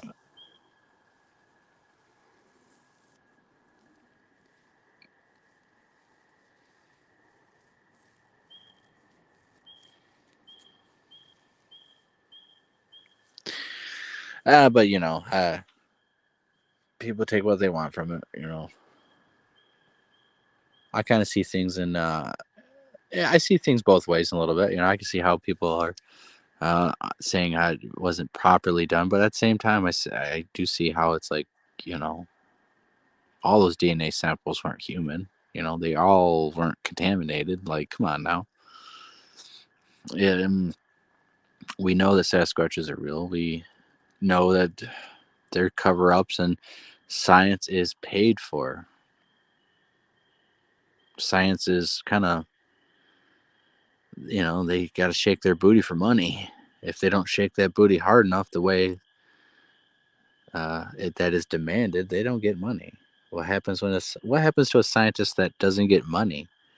They don't get to play scientist anymore. So it's kind of a catch-22. You kind of have to play ball to get the money, and you can't go outside of your parameters because you don't get the money. And that is why currently science is not operating at its full capacity because it used to be about discovery, about finding out things and proving other people wrong by experiments and showing to actual documentation of things. Now everything's paid for and just believe the science because we tell you, but they don't show proof, or it's theories. It's not actual reality of well, of what happened the last 2 years of everyone being forced to take something that the scientists said was safe, effective, and super efficient. And 2 years later, now it's came out, well, it really wasn't that efficient. And well, yeah, it really wasn't that safe. And yeah, you had multiple ones, and then you had the extra B boosting ones, and they all don't work. Oh, and the side effects are making people drop like flies every single day. Congressional meetings or investigations are going on with doctors testifying that it was basically play ball, or we're shutting down your practice, or we're not giving you money. And that's not science. That's not ethical. Uh, administration of medicine. I'm pretty sure it violates the doctor's oath. And what do we have now? Now it's like, oh well, let's just kind of forget about it. Some places, I guess, it's kind of a thing still, but here where we're at, like, unless you really adamantly are afraid that you're still going to get it, or everyone needs to be inoculated, it's like it's gone, right? And it's almost like, what was the whole point of the last 2 years? Because the people who didn't do anything, who didn't take things, uh like, people had their jobs and livelihood threatened because they wouldn't bow down, they wouldn't comply. You had people threatened with arrest, put in torture chambers, and uh, over masks that proved they didn't stop anything. Come on now. And all the medicine that they said was bad for you, that horse fucking dewormer shit, and all that gaslighting and all those lies were just that, lies. And it did prove that malaria medication and certain things like that were very effective. And you can look at Haiti. What was Haiti's COVID numbers, or any of those countries that take anti malaria medicine and stuff? It's because it worked. But the science said it didn't work. Science said, no, no, no, no, no, no, that doesn't work. Please don't listen to these. Don't listen to the people and the doctors who are giving the people the medicine that are actually having the results. Believe the science who just tell you to believe them without showing anything. I'll be honest. My girlfriend, she had COVID. We must have had COVID. Hell, I mean, we got fucking sick. We went, get tested, and no, she's not COVID. And it's less like, well, then what the fuck is it? And anyways, we never bowed down and stuff. And she went to the hospital. Here she is, pregnant, COVID, and she has pneumonia on top of it. She was in like a 6th percentile of all the people in America having pregnancy, COVID, and not influenza, pneumonia at the same time. We went to one hospital. They were gonna give her some medication, do this, do that. We didn't really like we didn't like what they were kind of saying and how they really treated her, right? We went to this other hospital. They looked at the paperwork, they looked at what they recommended, and they looked at us at point blank in the frames and said, do not take this, do not do this. They said, I don't know why they told you to do this, but just do not do this. To the point to where it probably would have killed her doing the recommended thing that this one hospital said to do. But this other hospital said, no, that was completely fucking wrong. Now, you telling me, like, You're telling me the hospitals and those doctors didn't get paid to push those certain treatments that, let's be frank, were obviously known to not work, known to cause even more worse damage, known that it was going to be a problem. Like, the look of the doctor's face at the other hospital said it all. Like, so yeah, I do have firsthand experience of fighting that, not bowing down, dealing with shit. And guess what? We're fine, perfectly fine. Nothing happened. It wasn't that bad. To the point to where the doctors were more worried about the pneumonia than the COVID. Fuck the COVID. It was not even an issue at the other hospital. And you remember when it first started happening, right? Before the masks, and everything got crazy. You had nurses doing TikTok videos, right? All those TikTok videos, and then people were actually dying of COVID, and you still had these TikTok videos that these nurses had time to make. These heroes, right? All the heroes. And then what happened? We had to trust the science, and everyone had to wear a mask and get vaccinated. Now all these heroes, right?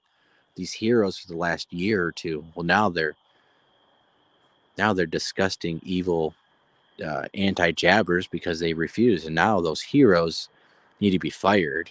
Now those heroes needed to be shamed, and they're not essential anymore. You guys remember that? Because I certainly do. Shit was pretty fucking bad. Shit was crazy.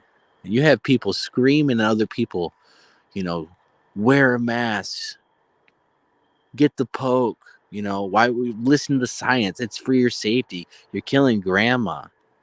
All of that was a bold-faced lie. None of it was true.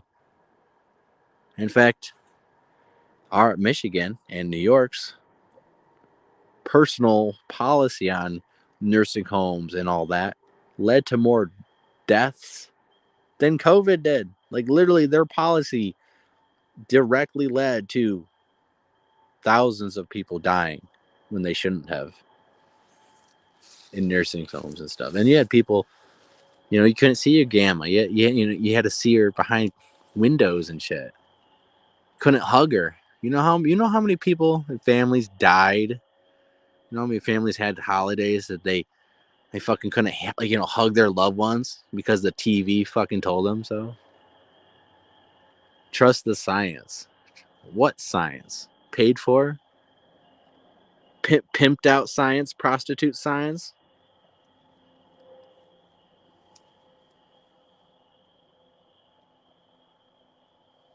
Stockholm syndrome. Oh, and then now it's like, well, now it's like, what people want to forget. People don't want to realize that you look up, there's websites. I post, if you're on my personal Facebook profile, I don't post Bigfoot stuff. I post shit that's happening, and there's people dropping like flies every day. Young people. There's an 18-year-old dropped cardiac arrest. 20-year-olds, 30-year-olds, 40-year-olds, sudden death, sudden death, sudden death. That's the key word. Died suddenly. You can look up the amount of athletes, sudden death of athletes collapsing on the field of sports. You want to know what the increase is? You should probably go check it out. Might surprise you. We to the point where I know there's a statistic in Europe that for the whole amount of a year's worth of players collapsing, normal pre-COVID stuff, it was like 20 something for like the whole year. That happened in 1 month this last year. That happened every single month. There was more people who died every single month on those fields than all year. So you're not hearing about it on the mainstream news, right? You'll hear, oh, someone died suddenly. That's that key word. So when people are having heart issues and swelling and complications, and you didn't know what the fuck, you don't know what is going on. Those doctors know. Doctors know. They know. They're the ones who did it.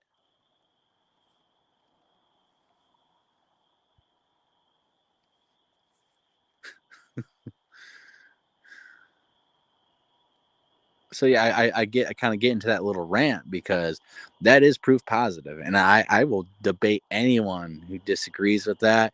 I'll show you congressional videos. We can do it. It's happening. Just because it's not on your little black box in the corner doesn't mean it's not happening. It was developed in a lab. It did have gain of function. Our government did pay for that stuff. So all the people who are defending Fauci, defending this, defending the new normal, defending the mask, are you just still defending it? Because I didn't see, no one's apologized to me yet. I haven't had no one apologize for me, saying, you know what, Blake, you were right. Shit, man, I shouldn't have listened. I shouldn't have just obeyed. I should have just waited and seen what the fuck was happening. I mean, literally, they made a vaccine in less than a year and promised no side effects, and then tried to go through Congress to censor the information for 70 years of what the fuck was in it, side effects, testing results, data. They wanted to hide that from the American public for 70 years before we could find out. You think everything's fine? You think that's normal? That's that new normal we wanted? 70 years time, everyone's going to be dead or too old to give a fuck. And all the people who did it are dead. You can't prosecute people 70 years after the fact. Is that normal? Should we trust the science now still? Should we just automatically trust them because they were completely wrong the last 2 years? Their mistake. They listened to people they shouldn't have. They were prostitutes for money that they shouldn't have been worried about. They had no integrity.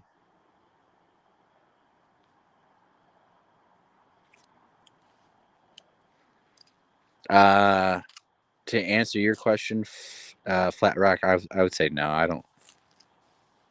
I mean, I would say no. It probably wasn't planned, but who the fuck knows anymore? You want to look deep into it. I mean, what was the name of the, it was going to be the new super stealth variant, Omicron or whatever the fuck.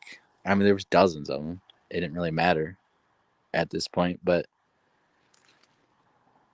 Omicron, right? Well, there was a video game for Windows back in the 90s that you basically, and I'm pretty sure the game was called Omicron, or the corporation that you're trying to fight was called Omicron. Basically, developed by Microsoft. It was very interesting. Same kind of name, but the theory on that is basically Omicron was about a game about a corporation turning people into demons and shit through technology or vaccines or something, whatever. And then there's a lot of pre stuff. I was actually watching with my girlfriend. She's really likes the Supernatural series. There is I wrote it down because I've there's there's an episode where there's a virus called the Croatonin virus, and it is very interesting how it is spelled and sounds. It almost sounds like coronavirus. And this, of course, happened about 8 years probably before, I guess. Very, very interesting.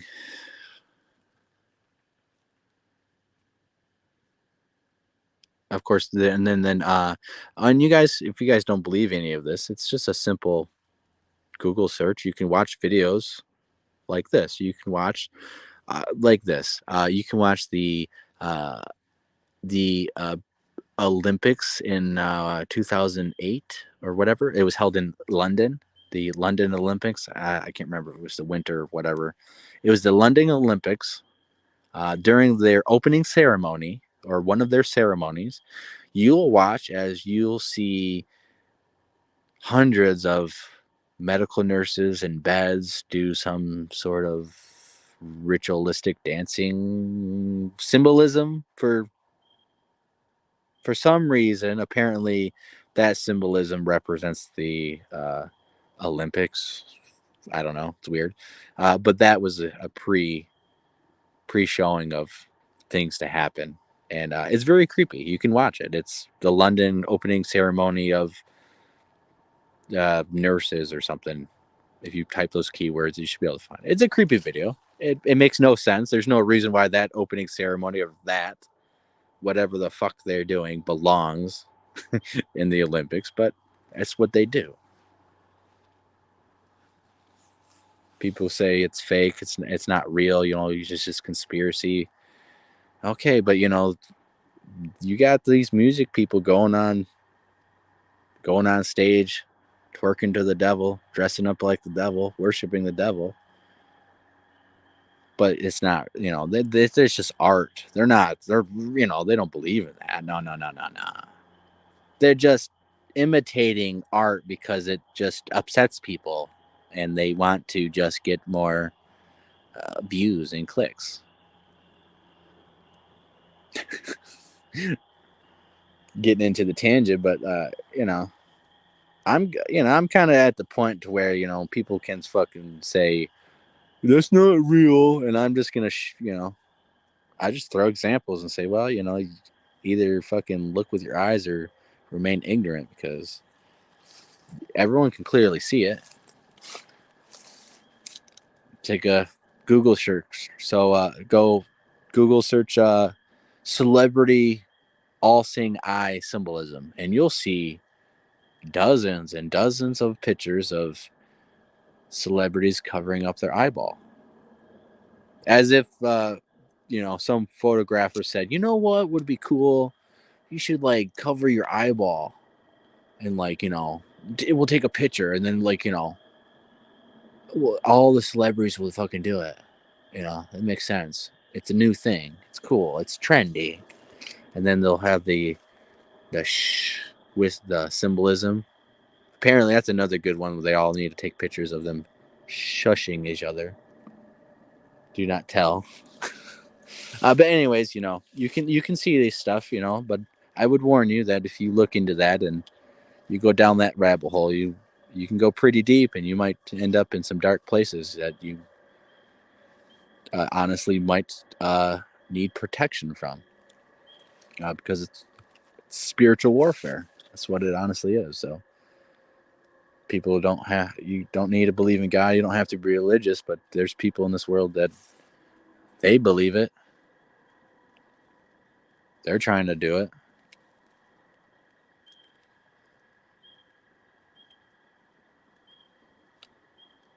I don't know. These people, they literally tell you. They literally tell you, and if you're too stupid to see it, then that's on you. That's how they feel. Um, I don't know the celebrity names, but the Masked Singer, that show. I don't know if anyone watches that. One of the judges, he's the black dude. He's the singer. I don't know. I don't know his name. He's not that important.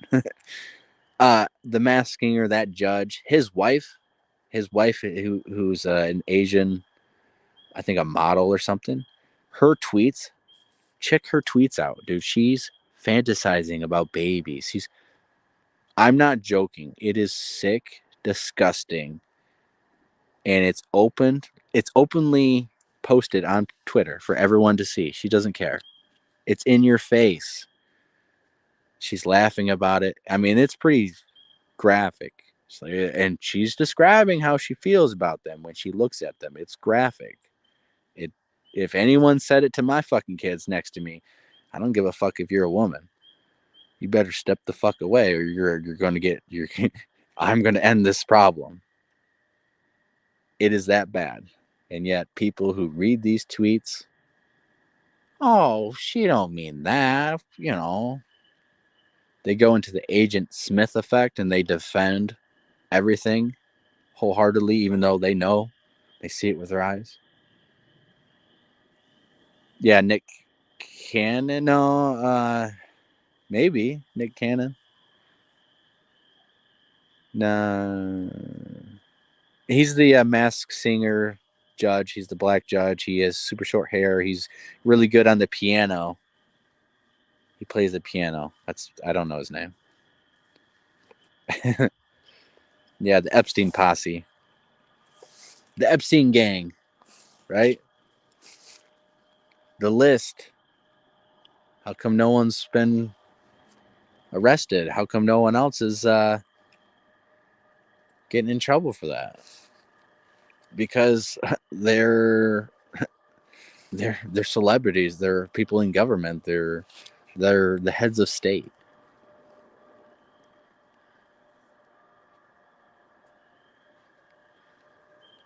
I'm going on a tirade about this stuff and scaring all the Bigfoot away. I do feel like this is important. That's why I post a lot of it on my personal page. Whether I really don't care what people think. Call me crazy all you want. I'm like,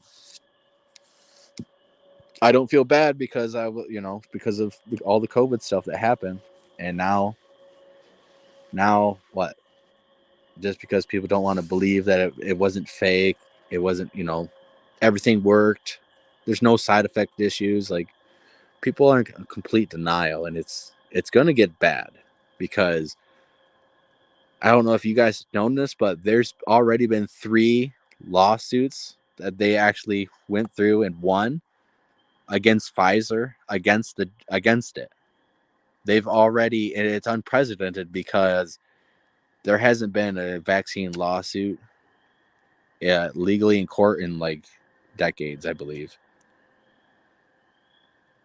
Because you can't sue the manufacturers, they're not liable for what they put into the thing. So, but this actually has changed. So I think with the amount, and it's going to get bad, with the amount of side effects that are going to keep, this is only like year 2. This is not long-term side effects. We're not even at long-term yet. This is short-term still. So it's probably going to get pretty bad, and there's going to be a fuck ton of lawsuits. I guess depends on who the leadership of the country is.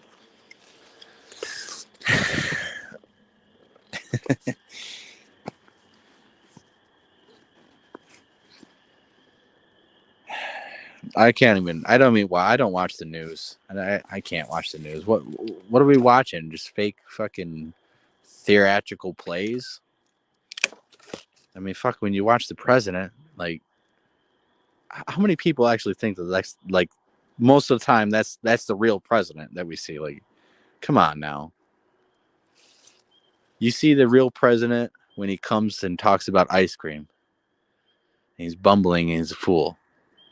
That video of the president riding a bike and he fell off, that wasn't the real president. That was fake. That wasn't him.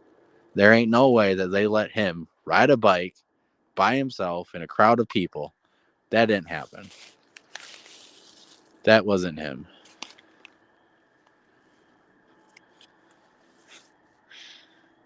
And I do believe that 1,000%. That video of him falling off that bike, that wasn't real. That wasn't him. That was a person in a mask. He can't function. He can't barely walk off, back inside the White House. He's not riding a bike.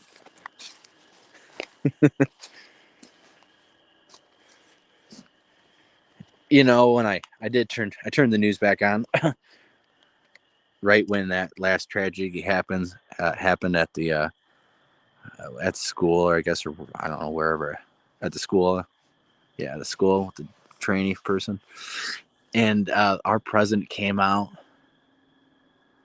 and he came out and he said, "I love ice cream. I love chocolate ice cream. I think he said I came down here because they told me there was ice cream down here." That's what he said. Our president said that on national live television after talking about a shooting that happened. He talked about chocolate ice cream. That he came down here because they said there was chocolate ice cream down there. And then he's seen some kids in the background. He wanted to go sniff them and stuff.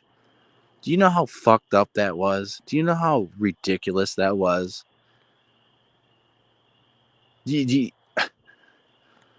That it was like literally watching like America die a bit. I am not joking. That was literally watching America die just a little fucking bit. Yeah, I'm not joking. Like, you go watch it.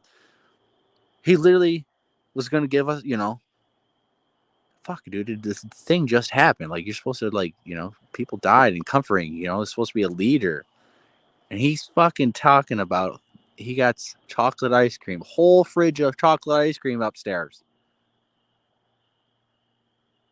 He took fucking over 5 minutes talking about ice cream and three little kids that looked like eye candy to him in the back.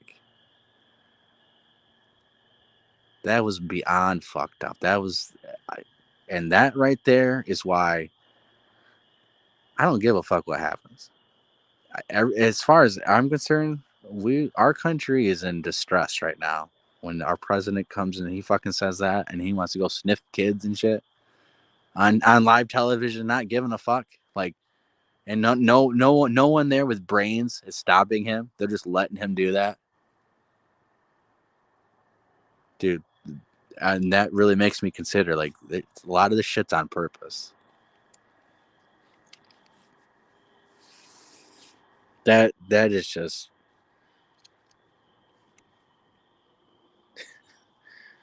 so where our country's in distress. They can pass whatever the fuck laws they want. As far as I'm concerned, if it's unconstitutional or it goes against my freedom or it puts my family's life in jeopardy, that shit's voided. That's not.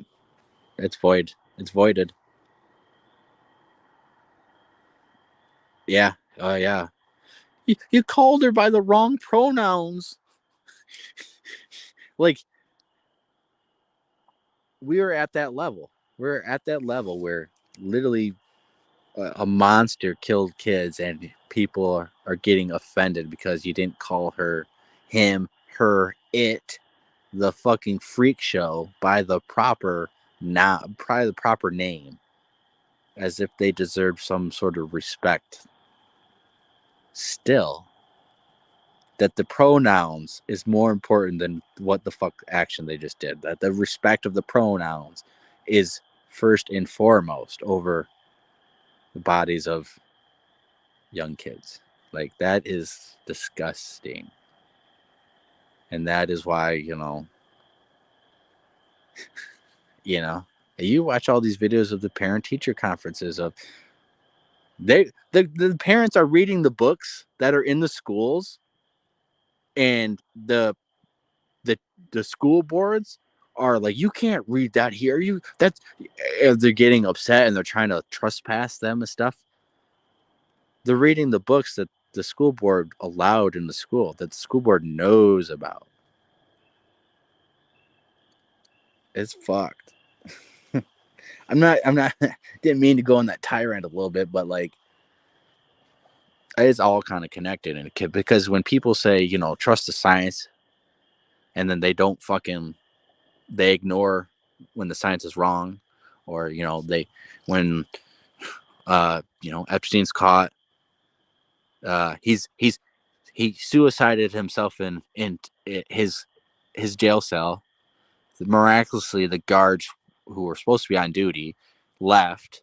And the cameras that were filming everything just happened to malfunction. Come on.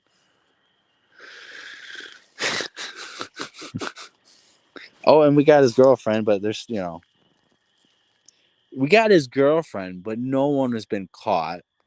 Prince Andrew had a little court in which the victim was more berated than anything. Of course, the queen was still alive, so she was able to save, little Andrew.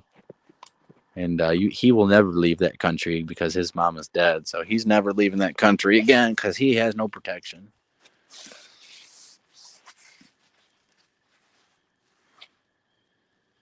We're going to head out.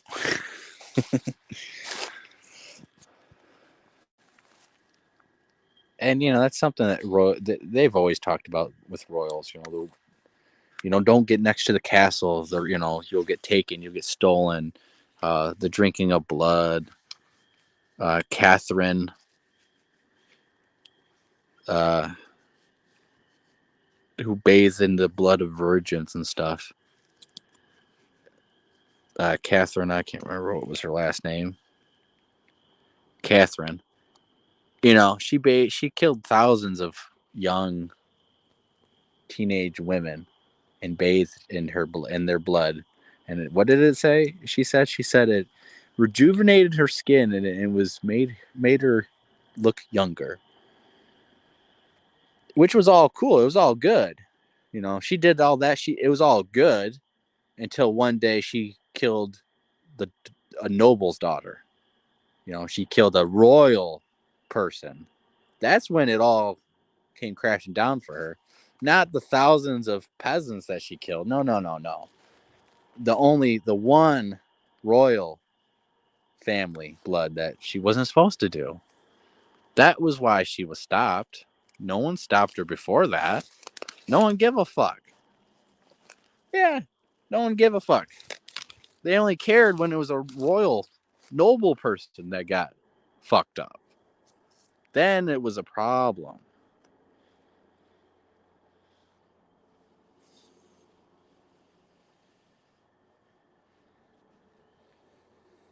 Oil of Olay. I wouldn't be surprising if that is actually true. But I don't think I've heard that one before.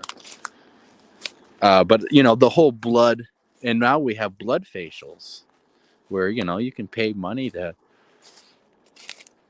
there's a few different ways, some people prick, you get yourself pricked and you bathe in your own blood.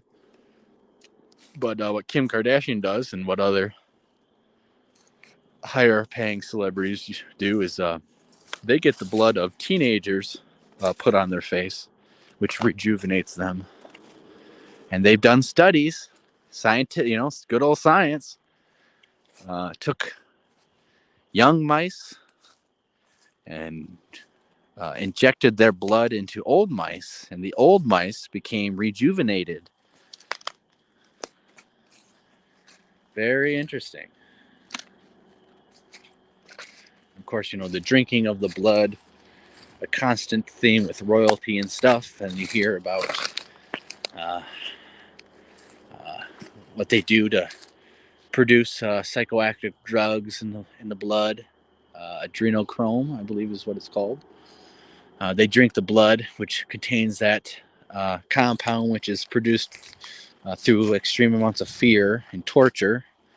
They drink that to get high and stuff, right? There was a movie called oh fuck, I just forgot about it. Johnny Depp plays in it. Fast Times or Loose Times or Fast Times in Las Vegas or it's at the tip of my tongue. I'm sure someone knows about it. But it's about Hunter S. Thompson and his kind of story. And Johnny Depp plays in it. Anyways, there's a scene in it where they're about to do some drugs. And yeah, he's like, they don't know what it is. It's this new kind of drug. He explains that, yeah, it's this, he got it from some Satanist dude. And he calls it adrenochrome. And when they take it, of course, they get the most fucked up they've ever been. And, it's really amazingly good. But in that movie, They tell you and describe and show you literally the vial, and they call it by its name. There is no other drug in this world called that name. There is no other drug called that. Literally. So when it's in that movie shown to you, it's literally on purpose. And people can say, oh, it's fake and all this and all that. And, I can tell you things and show you things until I'm blue in the fucking face. On some point, either you're just going to fucking accept it, or you're just going to keep fucking digging yourself in harder to deny. Because it's scary.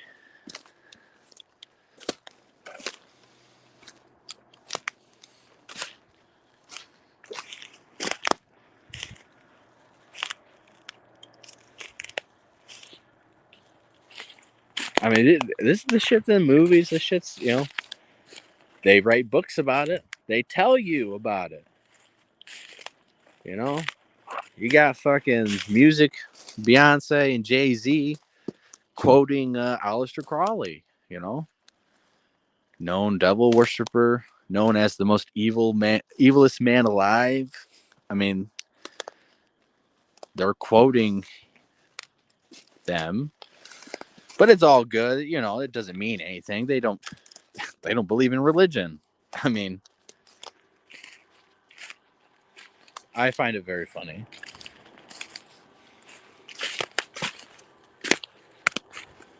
Or you just look at the most rap music videos today are filled with pretty graphic and satanic symbolism, mainly the black goo and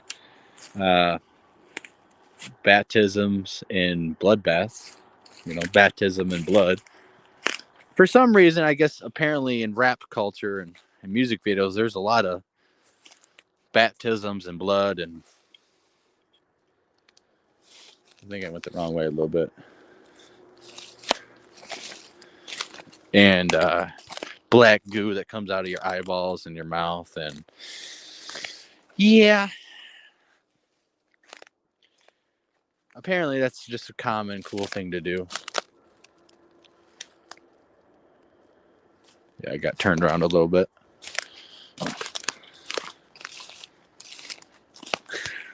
All right, but I'm going to probably switch topics and stuff, not to bore you guys' ears off with all that conspiracy talk, as they say. Because, it's not real. Yeah, you're right. The Clinton and Epstein's were not real. There's definitely no pedophiles in the government, no elites pedophile network in the government at all. Jeffrey Epstein and the Clintons are just a coincidence, a one-time thing. Just a one-time thing.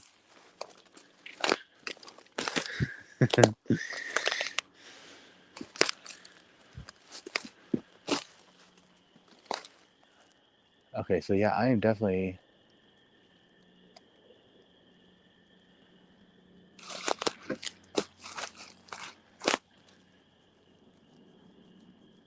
I know I gotta go head over this direction, but it's like a matter of getting onto the trail.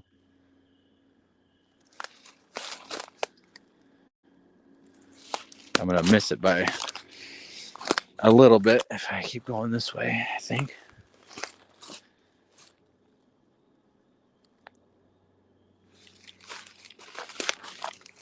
I went over to the left a little bit, and I was going to circle back around, but when I circle back around, everything looks way different. And I know that I am just off just a little bit, but it's making me feel like I'm way off. Because everything looks different. I can't find the patches of pine trees.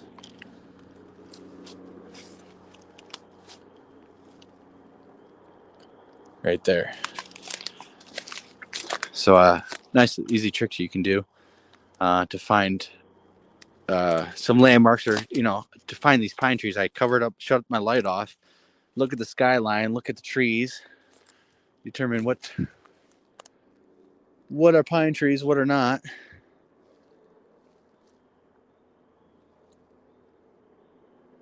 And you're good to go.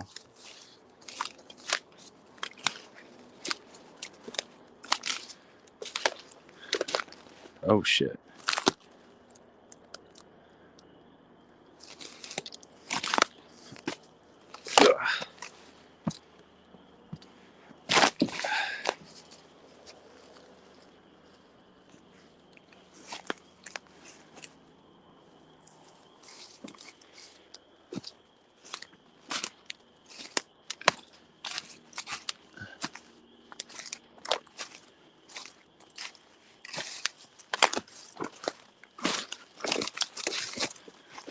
Once we get on the trail.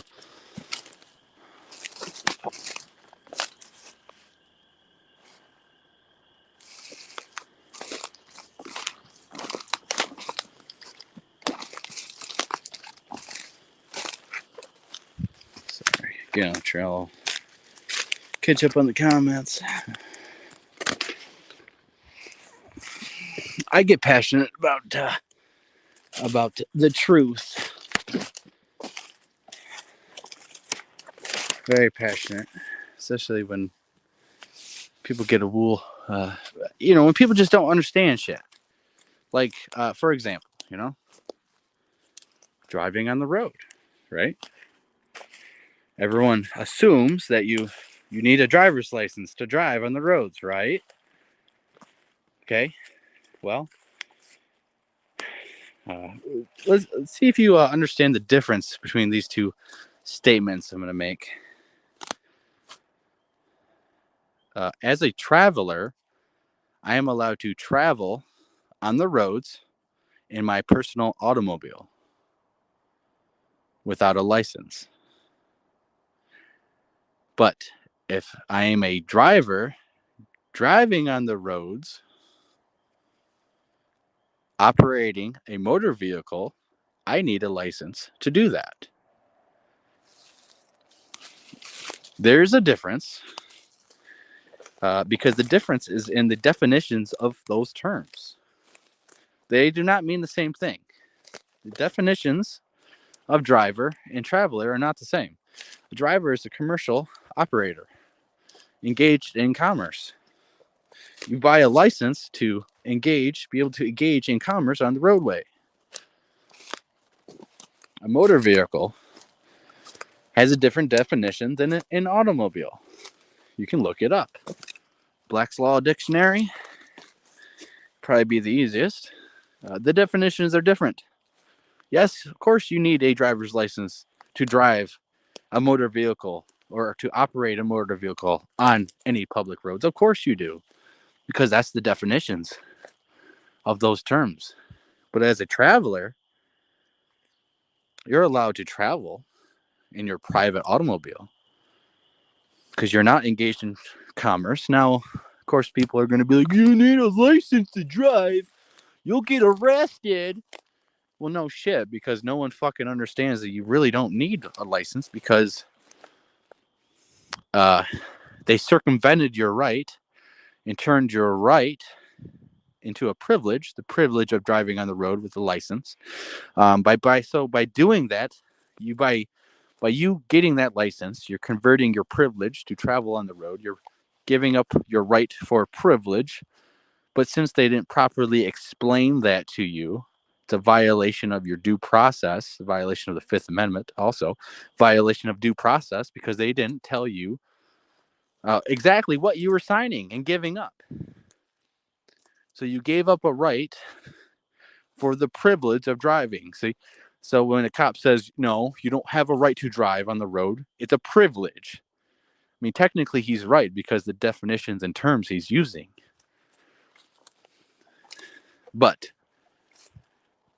constitutionally, the law and constitutional wise, it has been ruled on dozens of times. There has been written statement by a number of different justices on the Supreme Court over the years, and there's several Supreme Court cases like Turner versus Driver. What was the other one? There's a few of them. But you have the right to travel. I don't need a driver's license to take my kids to the grocery store to get food. I don't need a driver's license to provide medical care to my family. I don't need a driver's license to take that vehicle and the automobile and go provide shelter, provide clothing, provide essential needs. And yes, of course, you're probably going to get arrested. The cop doesn't know what the fuck he's going to do. He's going to not understand constitutional law because they only know statutes, which technically aren't laws. And technically, unless you contract with them, you really... And yes, this would be a long, hard fight. Not easy. You got to know what you're talking about because terms and definitions are everything. But yes, technically, there's certain things you could say that you're not contracting with the state, you're not contracting with them. But that goes into a deeper line of things that most people don't really believe or don't want to get into because it's complicated legal issues. It's just easier to just get a driver's license and pay for that. And that is why everyone does it, and it's become the new normal that everyone thinks they need a driver's license to drive on the public roadways that they pay for with their taxes. So you also don't have to register with the DMV because when you're registering it, again, you're giving up your right to own the private property, and you're converting it into the privilege of giving it to the state, registering it to the state, and stuff like that. And of course, it's... Again, judges don't even understand that, but you can look up the dozens of statements made by Supreme Court justices, old justices, and stuff like that, and rulings from the last 100 years with automobiles and laws and police officers.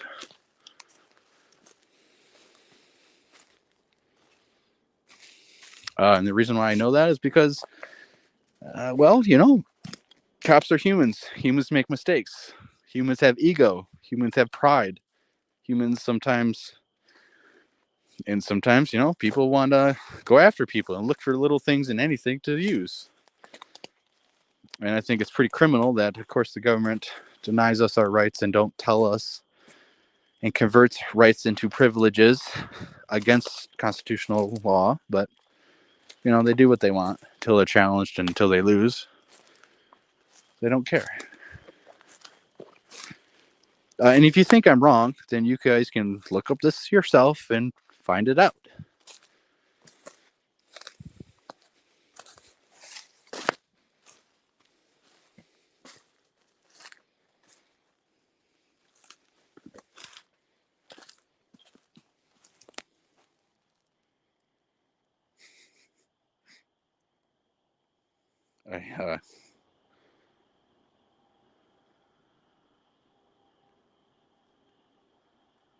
Yes.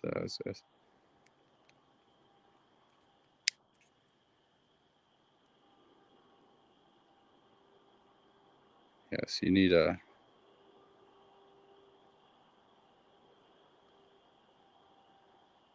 I appreciate that, Peter Birdsall. I appreciate that compliment. I'm... You know what it is it comes down to being out here is, I don't know, I enjoy doing this and stuff. There ain't much to be scared about. My imagination, runs wild and, thinks of things that would, makes me a little jumpy and stuff. But being out here, it's actually relaxing and it's fun.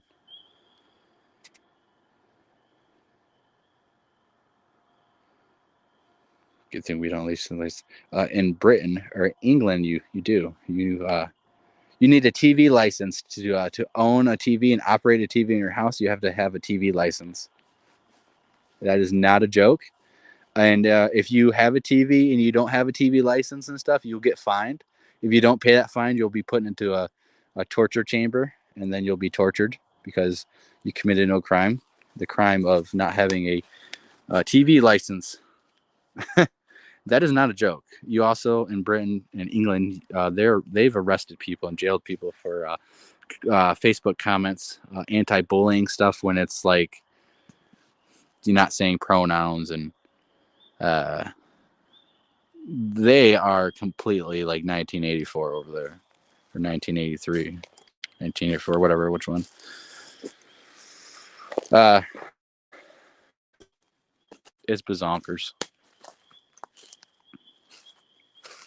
And I'm gonna say this, I'm not against like cops and people in general, but I'm against the systematic oppression of the police state by ego, by simply by cops doing the job every single day, dealing with shit and grime and scumbags, by simply them not cleansing themselves every day. It builds up and turns them into, and it actually muddies their filters, their mindset, and corrupts them because they deal with this rot every day that it actually infects them and rots them and distorts their mindset until everyone's a criminal, everyone's against them. And I was thinking this, like, how, just imagine if the Nazis, as they're shooting you and as they're putting you in gas chambers, said, I feared for my life. I'm doing this because I fear for my life. It's so bazonkers that our cops today can say, oh, I feared for my life, and get away with practically murder, roughing you up. They can search you because, oh, I feared for my life. Violating rights left and right because they feared for their lives when they take an oath to serve and protect and give their life to protect you. Just imagine you're getting your ass beat and you're getting your face stomped in, and the cops saying, I feared for my life. I'm fearing for my life. Like, are they even allowed to fear for their lives, or should are we allowed? And here's another question. Is the life of a citizen more important than the life of a cop? Because if it is, then what's the point? Why are they swearing an oath to protect us? Right? People might think, you ain't that cop and blah, blah, blah. Maybe you should watch some videos where they shoot unarmed teenagers running away. And the only crime is they ran away from the cops. So the cops didn't know what they were doing. That's not a crime. Or, I can show you videos of a cop. I can show you a video of a cop jumping a fence into a backyard, shooting a dog, jumping over the fence, and not telling anyone about it. I can show you several videos of a cop shooting dogs that the dogs are behind fences and the cops are not even inside the fence. I can show you, and I can post you articles, and because I have posted articles and video every single week for the past fucking 8 years. Well, 5 years at least. Pretty sure I started heavily doing it, but yeah, I mean, I you know why? Because I studied totalitarianism, authoritarianism in school, and I studied history, and I was fascinated why.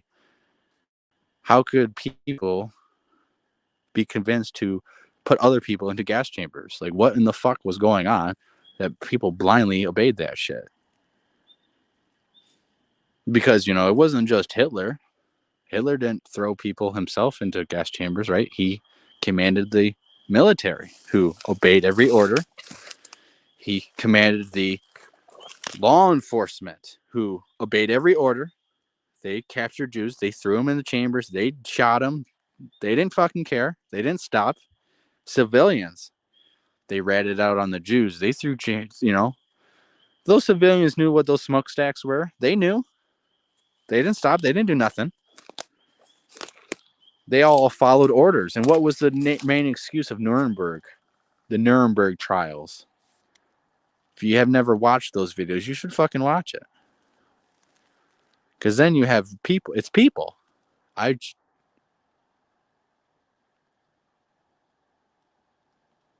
Sorry, I thought I just heard something. It's people. saying, I was just following orders. My commander told me to do this. Everyone else was doing it. If I didn't do it, then they would go against me. Uh, I just doing my job. I doing what I told. My commander told me to do that. What was their heart telling them to do? Because I'm sure their souls were screaming, begging them to not do that, not obey that order, do not follow that command, stand against this. But they didn't. They never did. And what do we see now? What do you see now when cops shoot unarmed kids or rough people up or do something illegal? They investigate themselves, and until this last year, 2022, they had a 94% chance of not being found guilty every single fucking time they went to court. Every single time there was a shooting, 94% chance that cop was not going to get in trouble. 94% chance every single time. Now it's come down because they're getting in trouble.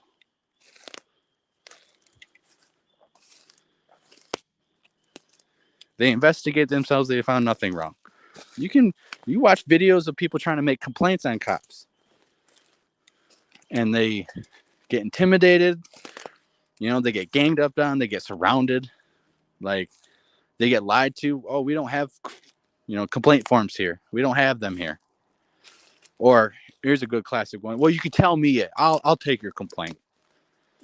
No paperwork, no nothing, right? It's called corruption. That thin blue line is corruption. Thin blue line of corruption.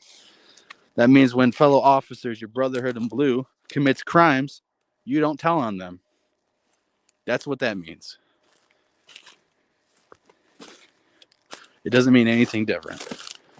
And that's not the American flag. I don't know what the fuck flag that is. That ain't the red, white, and blue. That doesn't mean freedom. That doesn't represent freedom. What the fuck does it represent then?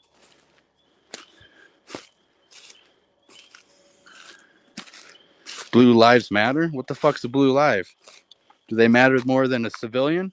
Does it matter more than a red, white, and blue?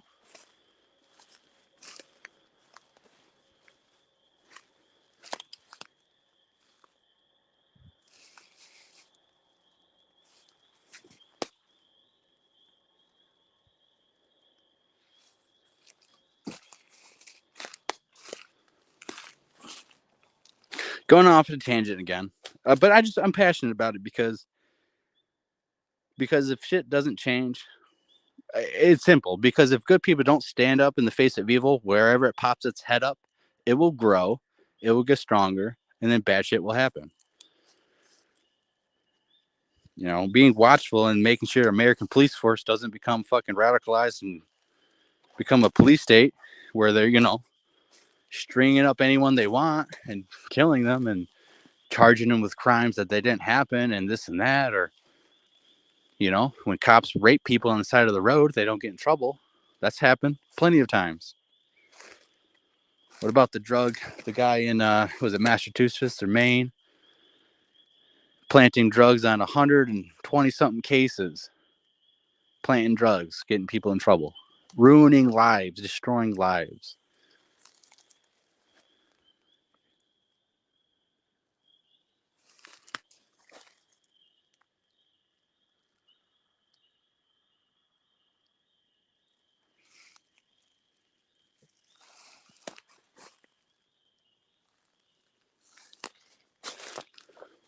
I get passionate about it because I've read books about this shit.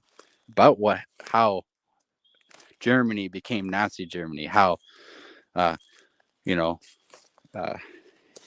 Imperial Russia became Communist Russia and the Soviet Union. You know what the fuck they did in the 1920s? You know what happened there?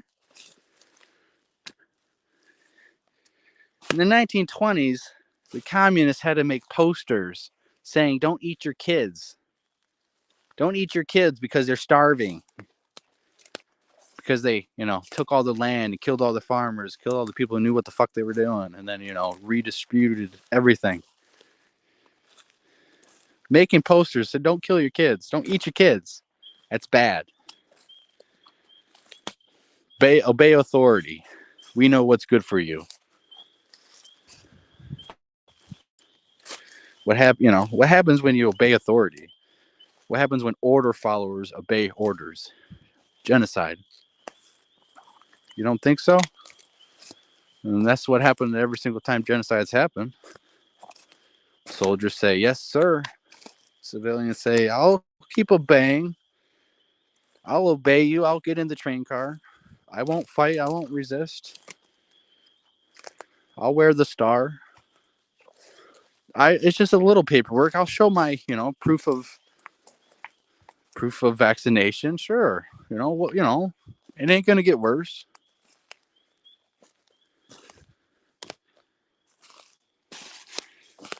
Papers, please. Checkpoints.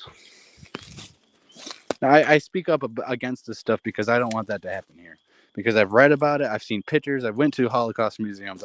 I've seen the shit.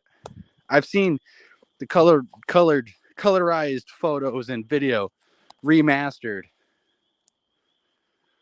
You're fucking looking at humans that they're skeletons walking around. Because people followed orders. Order followers. The most dangerous group in human history are order followers who blindly obey every command given to them, even though they know it's wrong. So yeah, I don't hate cops, but I don't like order followers who blindly obey everything they're told.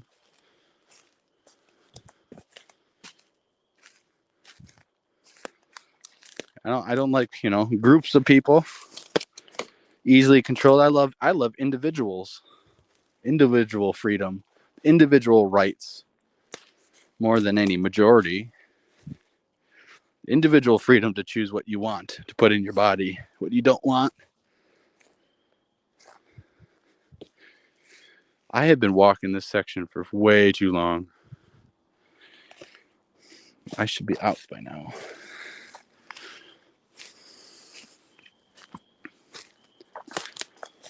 So yeah, I think a lot of people confuse why a lot of the stuff that I post and base it on assumptions and stuff without even just asking me.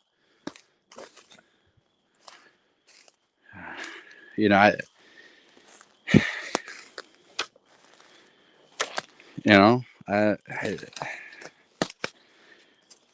a lot of things to be passionate about, and I think standing up to evil in all its forms is a damn good passion to have, and one that more people definitely need to step up and start doing and having.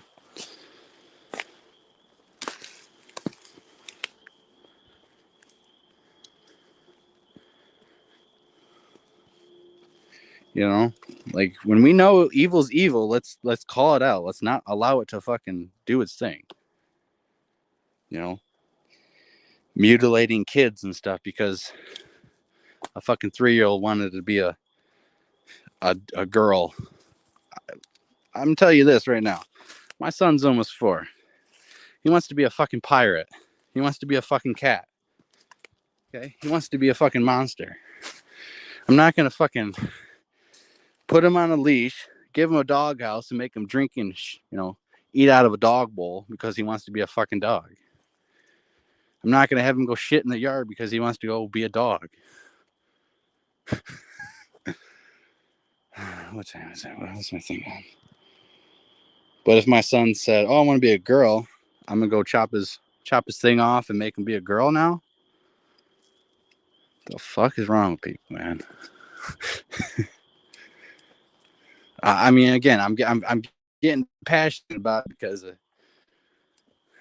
everyone knows it's fucking wrong, but it's being allowed to happen. Right? All right, I gotta charge this phone. I gotta get this powered up real quick. So give me a second.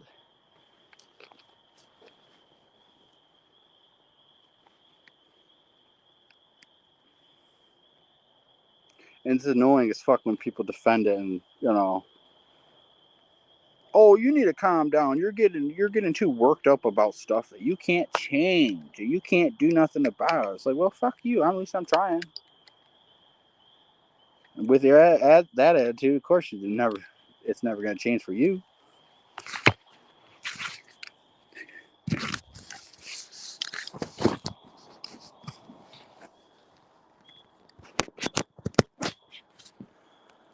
All right, so this is a different cord than the one I always use, so I hope it charges fast enough to record and not die.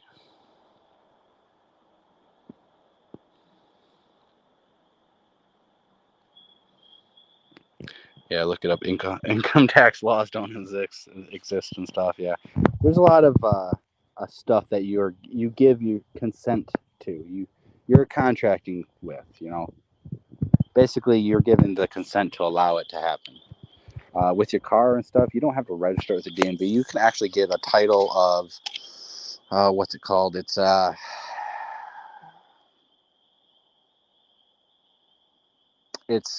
special paperwork title, basically that it's paperwork saying that you own it. And you don't need to register it. You don't need a plate and stuff like that because, again, it's all for commercial use. You're making money on the roadway. You need a license. You need to be registered. You need to be insured because you're making that money. As a traveler, you're allowed to travel freely in this country in your personal private automobile. And then, yeah, it's just a big court case battle, Supreme Court case, of course. And that is, costs money. And that's why people just don't do it. But thankfully, there's a lot of advocacy, good groups and lawyer groups and civil rights people that, and beginning to have a lot more that are just focusing on constitutional law instead of statutes and regulation statutes and codes and city ordinance and stuff, because Sydney ordinance can't trump fucking state and federal stuff or constitutional stuff.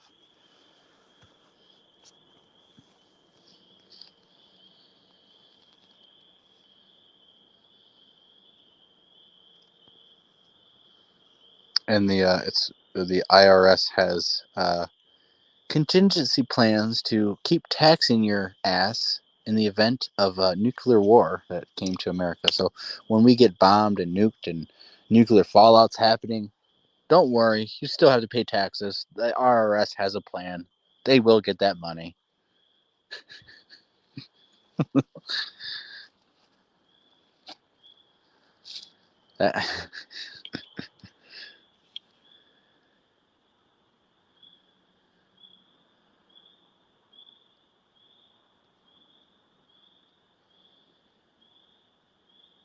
Just checking out the chat and stuff right now. Um, looks like this charging faster than it will be draining.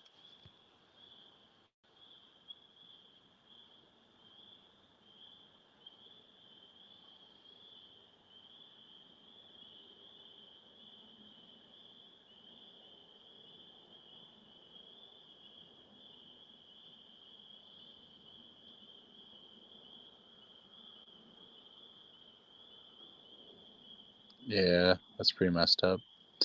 In Britain, they've actually reversed things. So they've actually had a couple. They're a couple of years ahead of us in the whole cutting and mutilating their kids, and they've actually stopped. And they're making it harder now because of the shit that's happening. Because of these kids are getting older, and it just fucked them up. And so, Britain has pretty much like slowed down and almost put a stop to doing this now, and it could, because it really has been a disaster for them, and we're about 2 years behind them. So and there's lawsuits going on, and that's what's going to stop this. That's what's going to stop is these kids are going to get older, and then they're going to get fucked up, and they're going to sue the shit out of all these doctors, of all these therapists, of the states, of everyone who made it easy. And that's what's going to stop it, because when it starts costing them money, they're not going to do this no more. You start finding them and stuff. So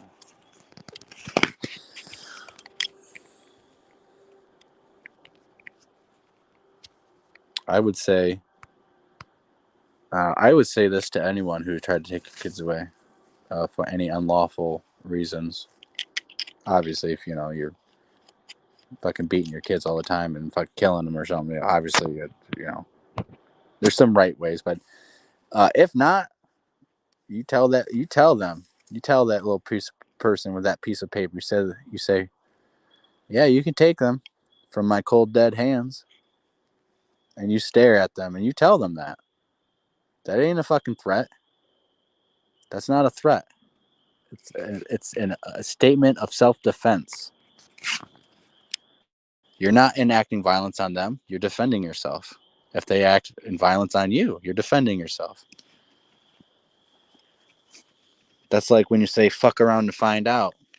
That's a defensive statement. It means someone has to initiate violence on you to find out what you're going to do. That's not a threat. You got dumb fucking weak-minded people who flip out and say, you threatened me. No, I didn't. I said I will defend myself against you. That's what I said.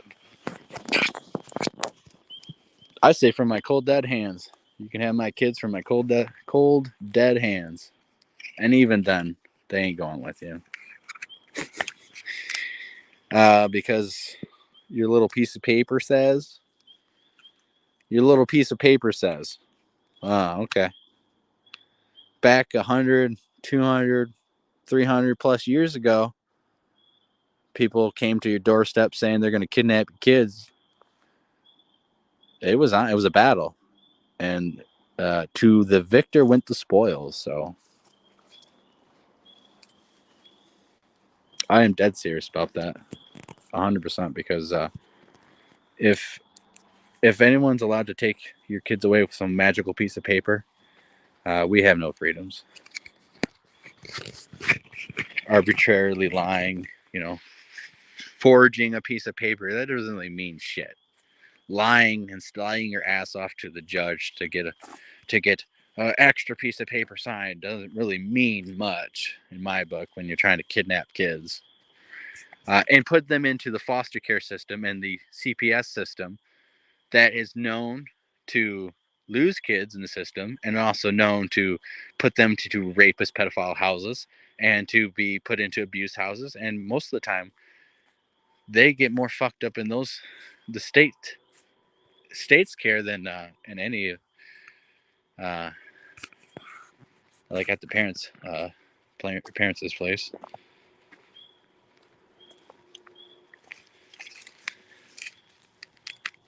I came from the ground.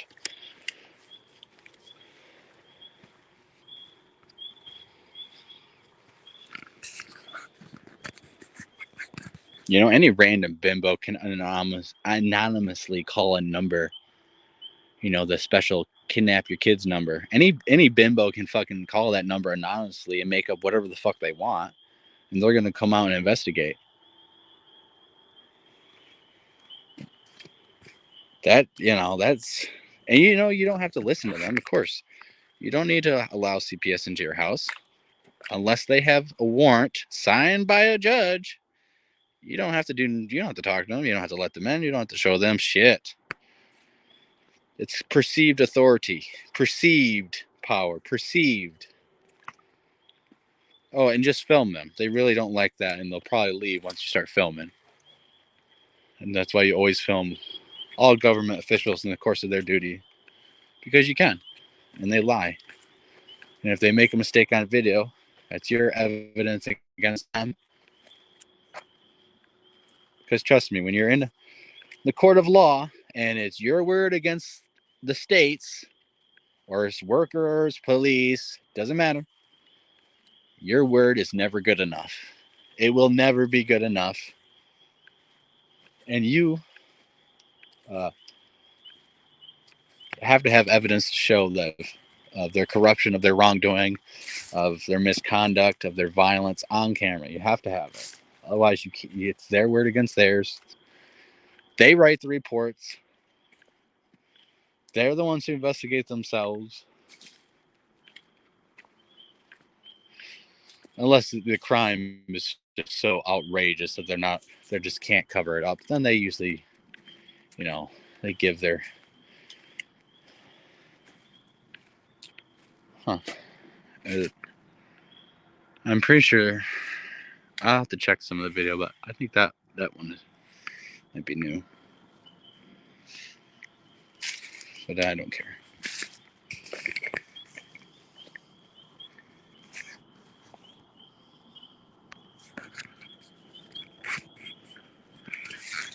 It doesn't matter what laws are passed, honestly, because there are God-given rights. You have a God-given right to life, liberty, and the pursuit of happiness. Life is the right to defend yourself and be properly armed to defend yourself against anything that you adequately think you might need to defend yourself against. Obviously, you have the right to freedom and never be a slave. You are born free.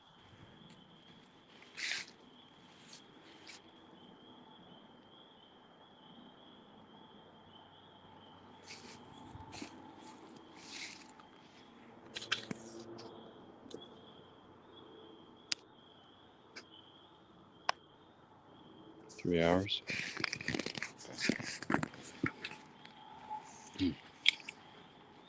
In the pursuit of happiness is being allowed to as long as you don't hurt others or inflate on their rights, you're allowed to pursue those things that you're passionate about and feel happy about. Which, for the most part, we have a lot of that in this country. Of course, we have freedoms, but a lot of it's being eroded away slowly and slowly. America's the most free country, but we also have the biggest prison population in the world. We also house more non-criminal, more people in prison for non-violent crimes and non-crimes than anywhere else.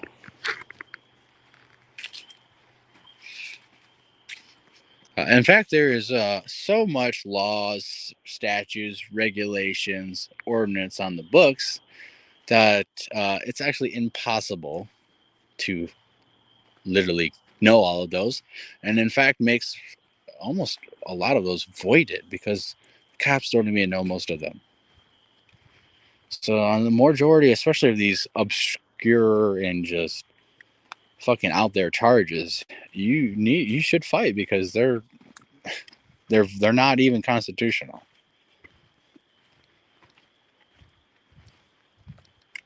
And it's really important to learn the definitions of terms that you'll be using because legalese is a real thing. Terms and definitions are everything. How you word those in court is everything.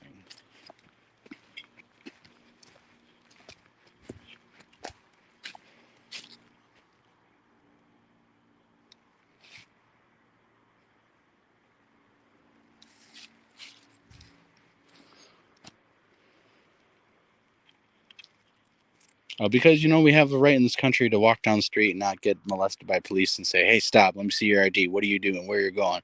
What are you up to? Let me search you. What do you got in your pockets? You have any weapons? Let me see that."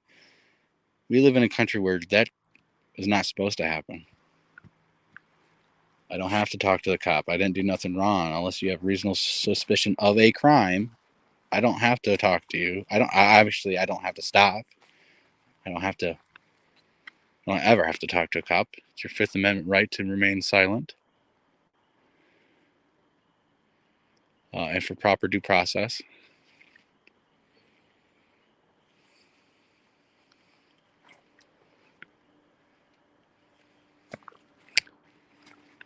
And no matter how much they threaten you with detention, you're detained and stuff, that just means that you just have to wait a little bit.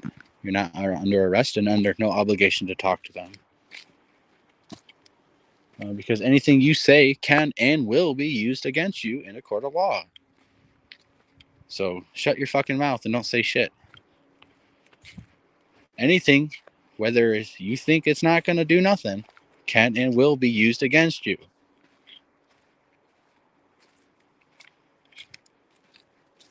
I have cops that are friends and stuff I'm with and stuff, and they told me stories of they told me stories and stuff that I definitely respect, and feel like they're good cops and all that. But I mean, at the same time, I also heard stories of, you know, that cop, your buddy, that cop just got out of that bar drinking, and you ain't doing nothing about it. I know there's a lot of that. A lot of cops drink. A lot of cops fucking drink because they can't do nothing else.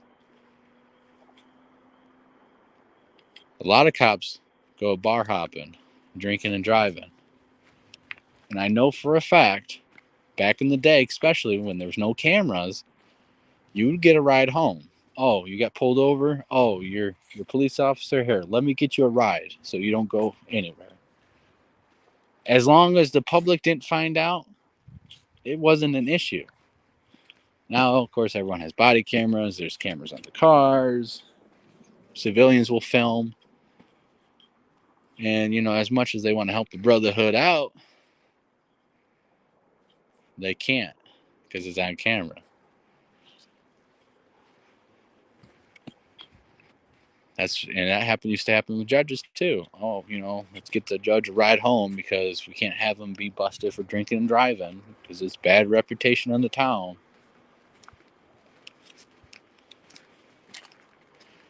That's just called corruption, of course.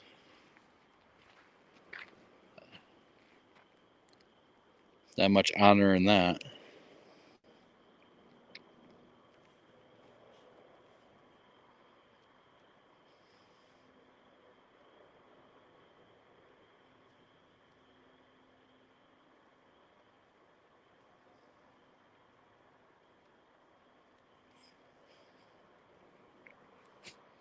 If you want to really make money off YouTube, go cop watching. Go do that First Amendment auditing stuff. Your videos will go viral each and every time.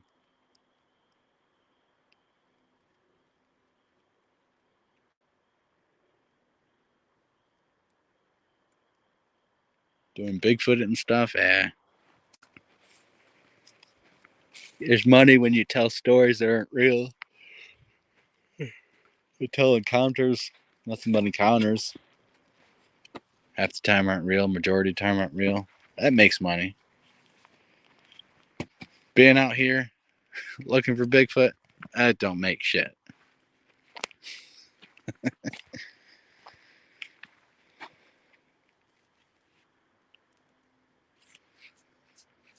Seems to be a dull night. Nothing going on.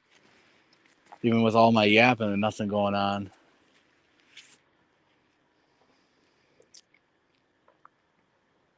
I'm trying to get out here every single weekend, but just life comes up, mixes up and stuff. That's why I don't even pre-post my shows days ahead or anything, because I don't fucking know if I'm gonna be going out Friday night, Saturday night, Sunday night. I can't plan to do something a week ahead when shit changes on a dime here. Family, life, kids come first. I mean,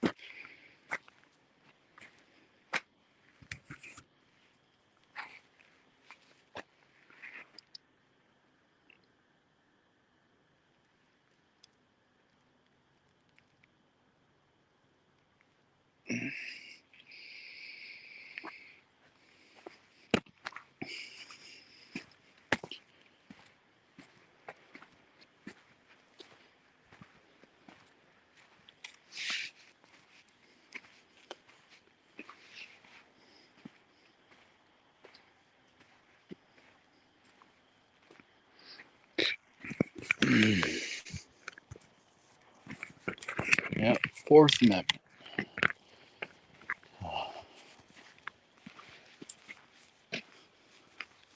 I actually think the Third Amendment should play a bit of a role, a bit more than it does. Yeah, quartering and housing of soldiers could play a little bit of a role into unwanted searches and seizures of police being at your home or refusing to leave your property when you tell them that they need to leave. I think that could be a violation of the Third Amendment, although I really don't think in modern times that has been used. I mean, a refusal and trespass to leave a private property, even if you are law enforcement, should be a violation of the Third Amendment. Housing and courting of soldiers because they refuse to leave. You're not being forced. You are kind of being forced to have them there. They're not leaving. The fuck?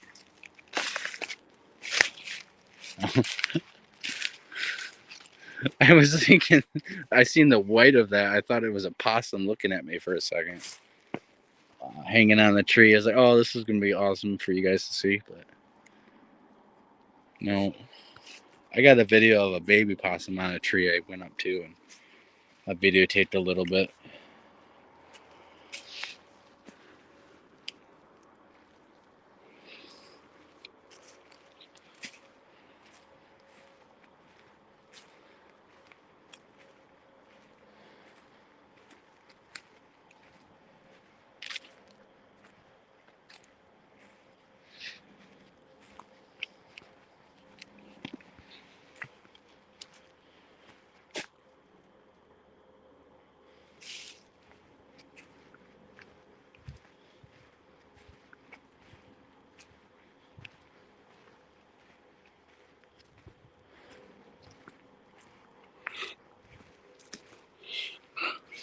Oh, man.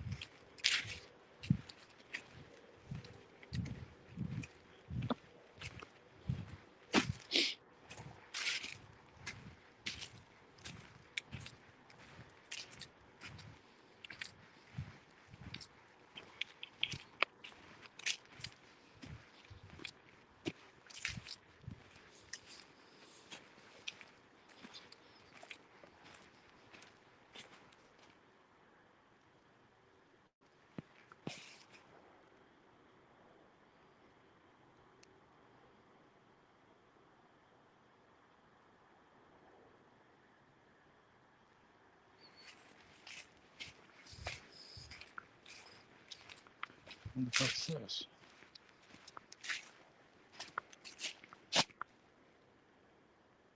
This looks like oh, this might be. Either they made a new trail, or if this is. We're gonna go this way. Let's see where this at. This is either one of the shortcuts, which would actually be interesting because I can show you a pretty cool spot. If it's the one I'm thinking of, and if not, then oh, and I've got some eye shine up there.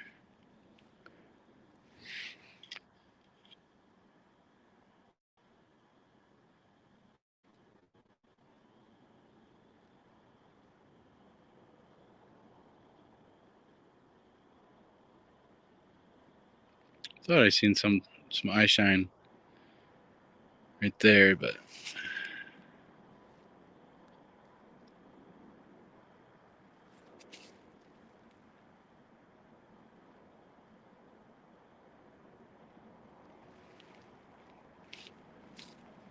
well, let's go walk over there and see what it was. Maybe we can get a better angle, spot it.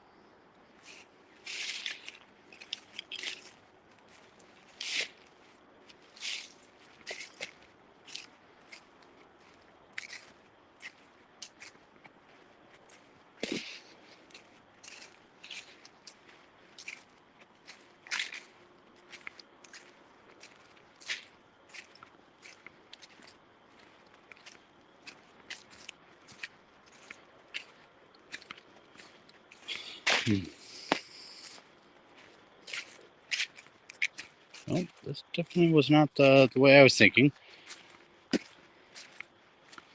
I don't think this is a. This might be a new path, or it's of course it's at nighttime and it's everything's not grown yet, so maybe I'm just not recognizing this area right now.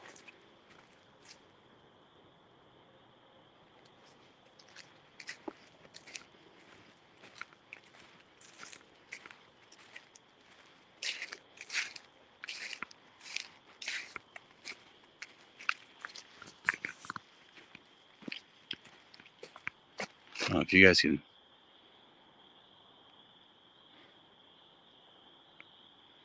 There's that dust around and stuff. Pretty soon it's going to be pollen, but like that dust, it looks like dust is in the air nonstop still.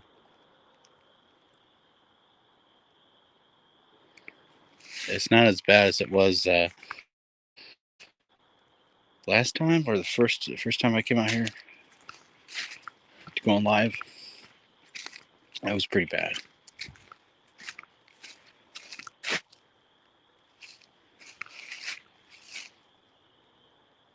That's marked right there. That tree's marked. That tree's marked. That tree. You see the little circle? There's no trail.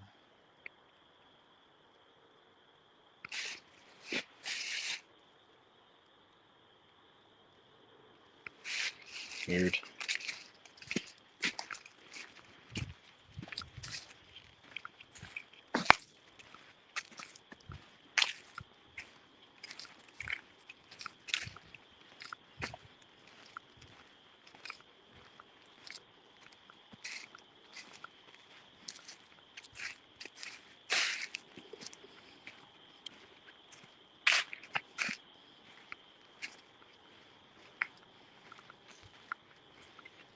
Oh yeah.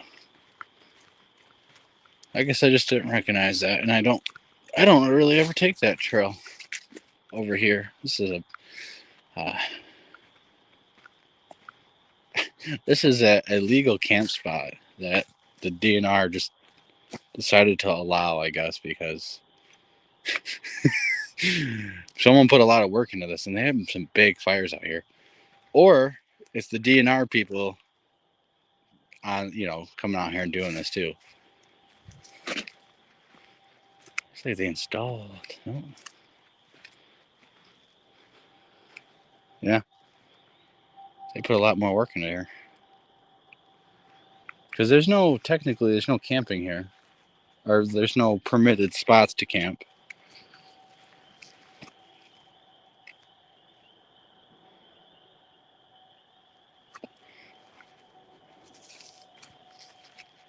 And I'm pretty sure the DNR definitely. This is not allowed because you're not allowed to construct stuff other than a hunting blind here, and you're supposed to tear it down after your use of it in hunting season.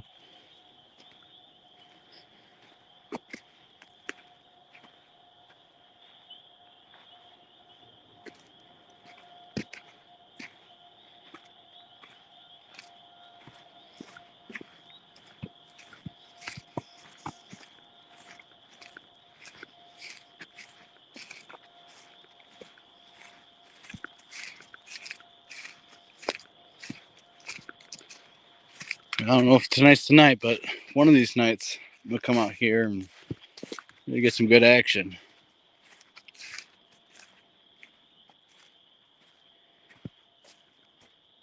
I was debating on going to a different spot, but man, I thought coming here one of these times I'm going to get something.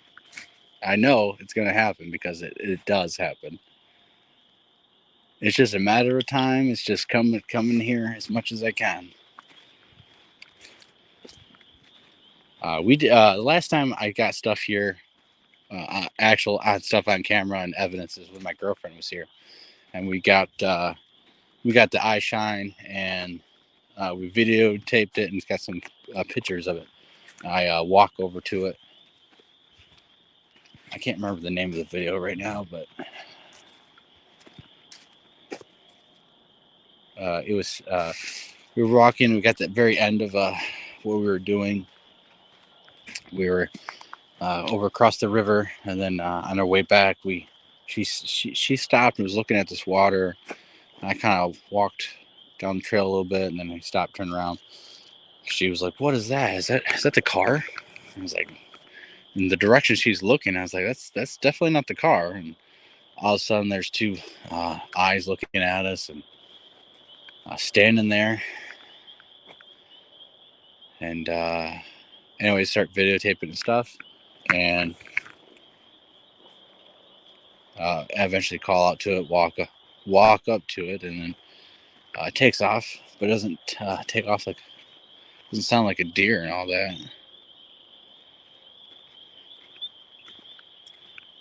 Yeah, this just happened because last time I was here, this didn't look like that.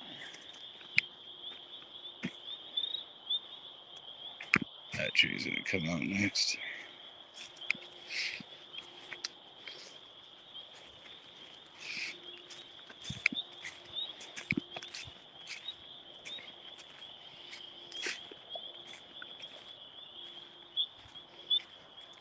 I'm probably walk to the bridge, sit down a little bit.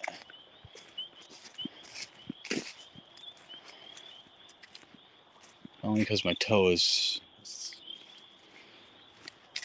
preventing me from really hiking out like I wanted to,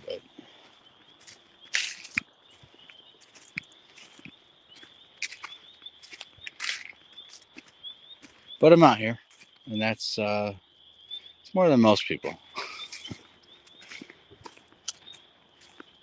You know how I know when people are like, "Oh yeah, I was out all night and I was doing this and doing that." It's like, 'cause I was out all night, motherfucker, and like, depending on how far I walk and how much work I do, like, I'm fucking sore the next day. I'm not putting in that many miles today, but last time I walked like almost 9.5 miles.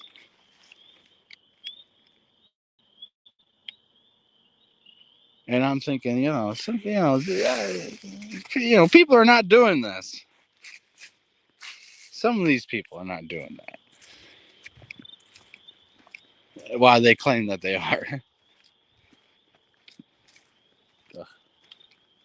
Kind of to the point of show us the proof, show us some video, show us the work.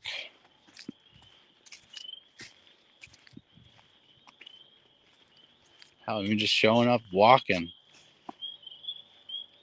being out here in the environment.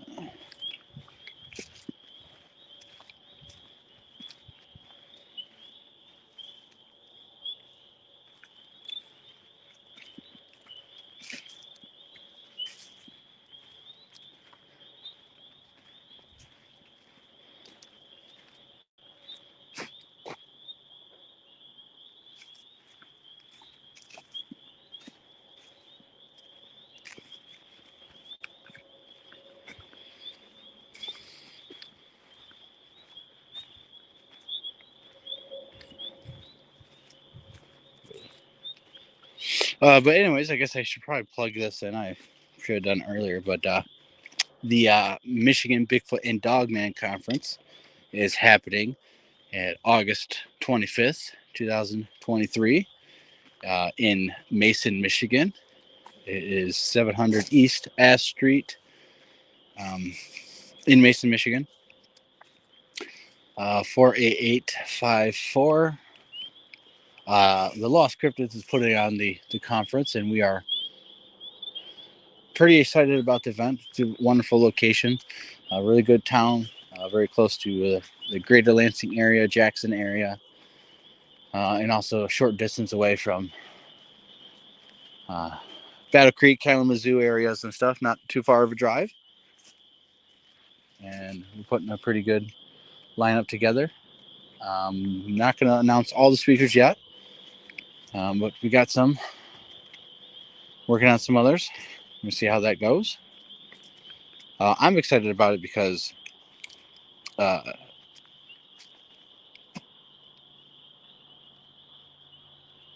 going to be the first Michigan Bigfoot and Dogman Conference. I don't think there's ever been a Dogman Conference in Michigan.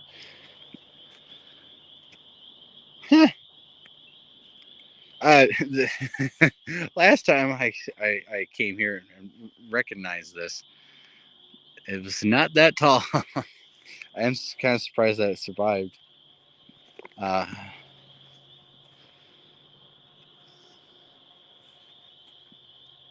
but I'm excited about it for a few reasons. Is the area uh, the area around it actually has historical sightings around Mason area. You have the surrounding towns and areas actually have historical sightings.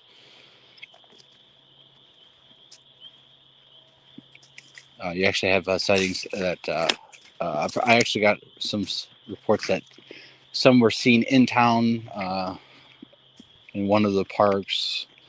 I have there's some places and stuff that we're going to be also exploring for that weekend. The conference is there's Eyeshine right there.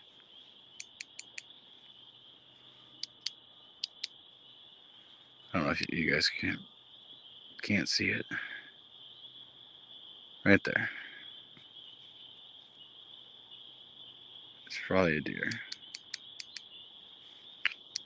So let's see if we can walk up to it.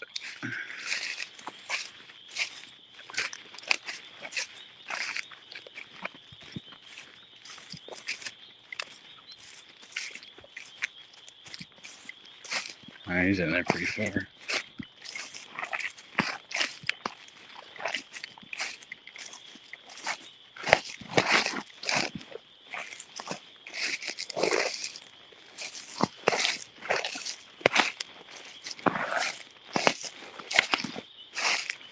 Sorry if this is going to get a little loud, but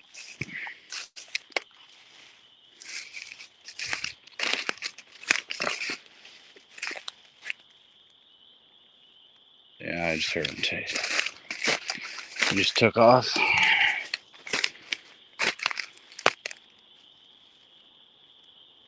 Yeah, he's gone.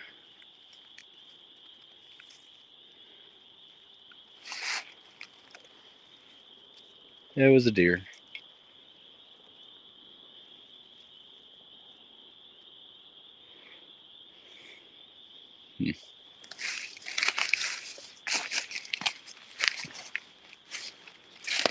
There's another game trail right through there.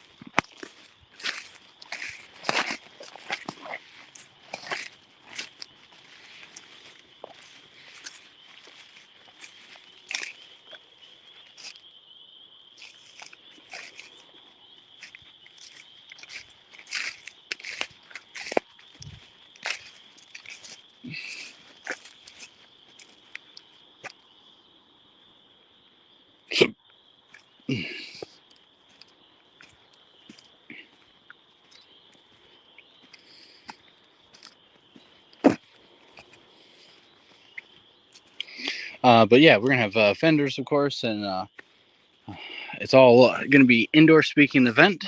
So far, the vendors are gonna be outside, but you know that might change. We might have the vendors inside. It just depends on a couple things.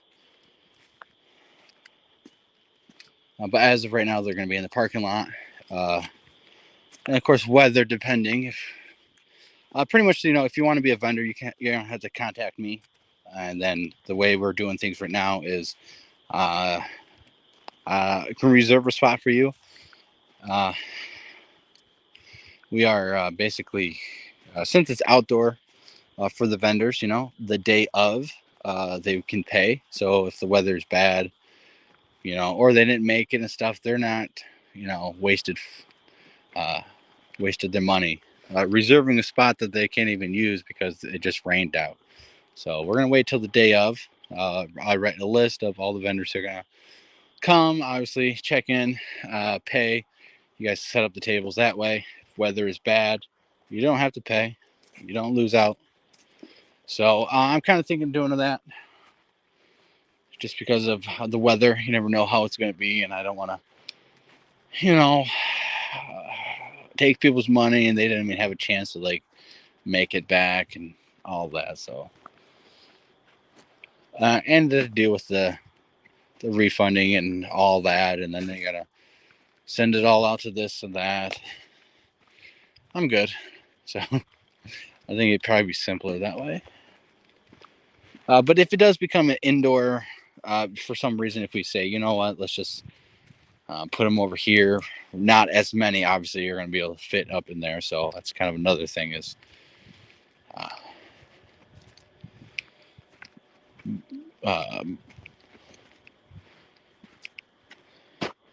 sorry, I was getting distracted over there. But obviously, if there's more vendors, then outside is going to fit more. But that's the trail that I've been taking. Usually we come through here and then go all the way down there till we hit the end and then go right. But not today. And of course, as nothing has happened tonight, I'm thinking, man, I should have just went down there at the beginning of this trip. Maybe something would have happened.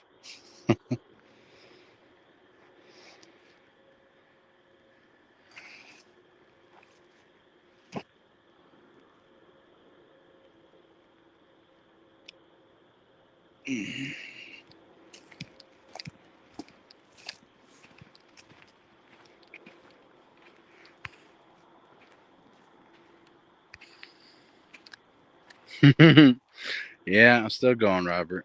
I'm gonna be going for a while now. Yeah, I found my way. I got turned around a little bit. All that storm damage and having to not go on a straight path doesn't help. But yeah, I found my way. I'm heading back over to this bridge. Put my foot up, take some pressure off the toe, and sit and relax. Of course, running the audio recorder. Probably make some calls actually, since nothing's going on. Maybe try to make some calls to hopefully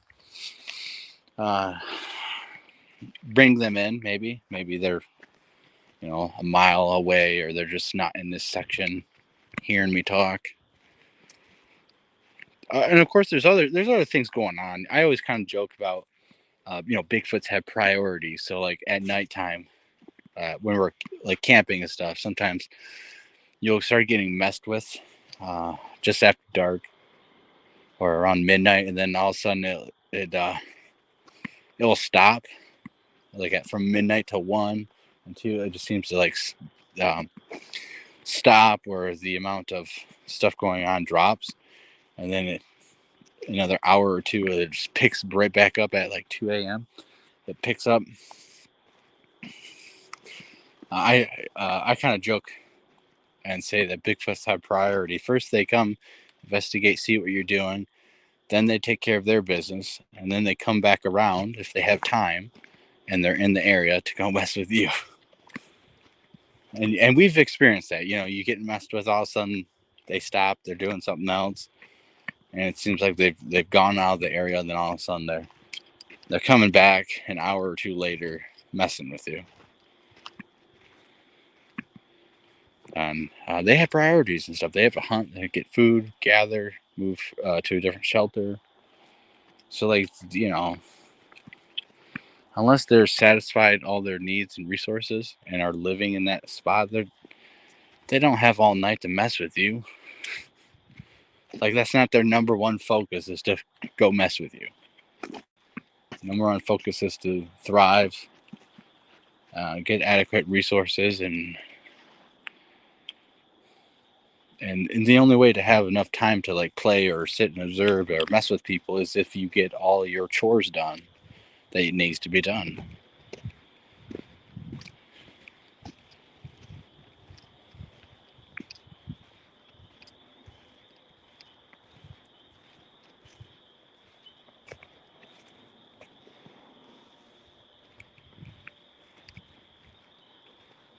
You see, the sun is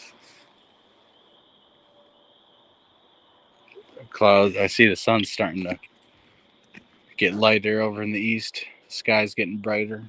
Barely, but you can tell it's coming.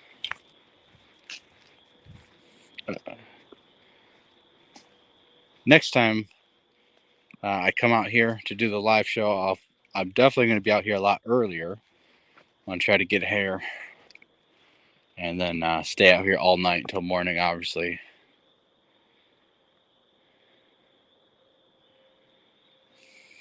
Beating the record again.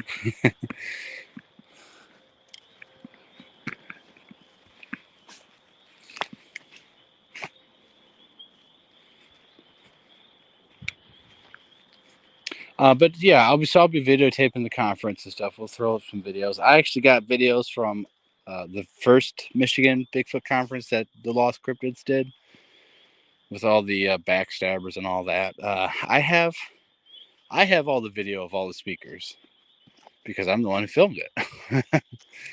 So I'll be dropping some of those. I'm very conflicted about releasing some of these videos, especially after it happened, because of the fresh wounds in the back and stuff like that.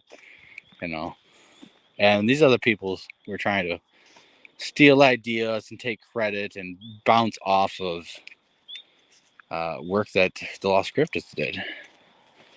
And of course, I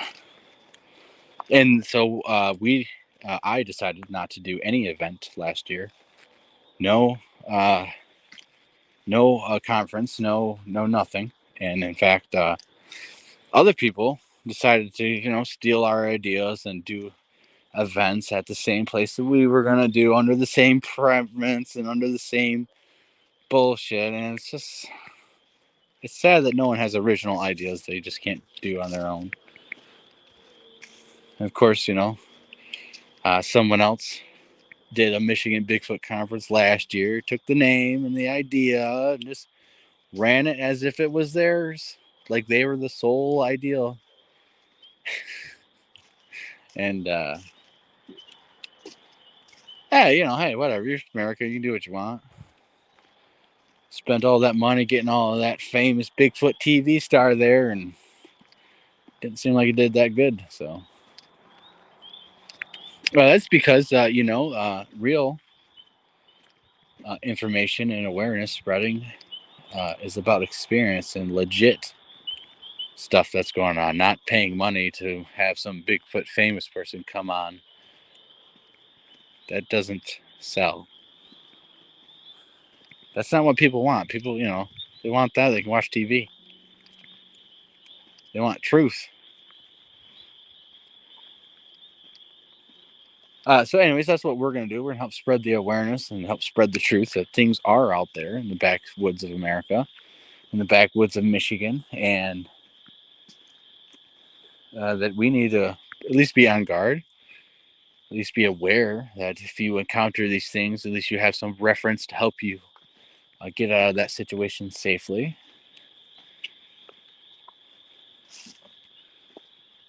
Because it doesn't matter if they're proven to be real as of now.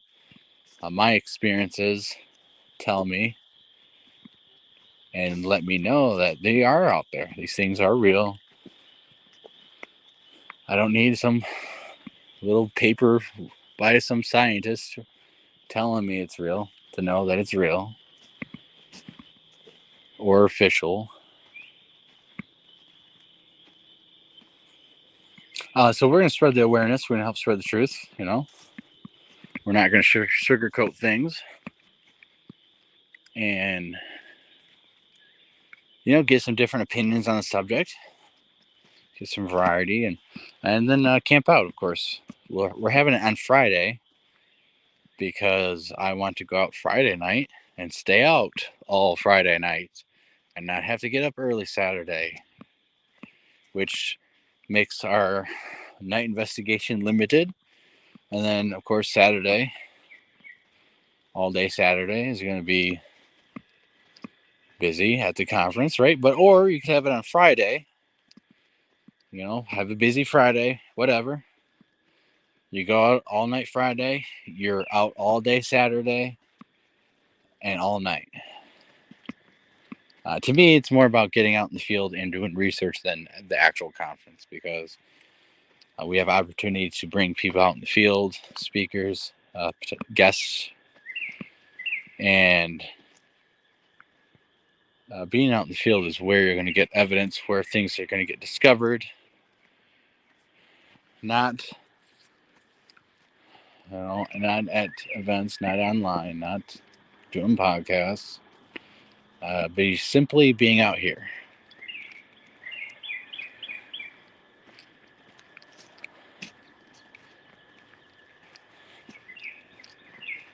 All right, we're back at this cross section on the bridge.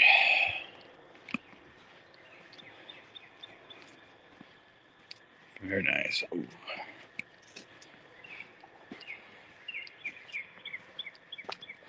I think I'm gonna bust out my blanket, get a little warmth going, give my toe a little bit of rest. Ooh.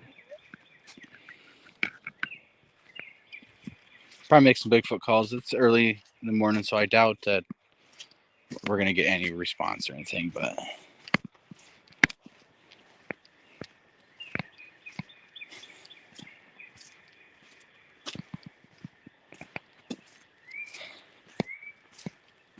and these might be boring to people because I'm just out here talking and not much is going on, but it's literally what 99% of it is like every single time. Nothing is happening until something magically does, or out of nowhere, it just happens. It catches you off guard, and then it just reignites that whole fiery passion because you've been on a fucking losing streak, and then all of a sudden something happens. It's exciting.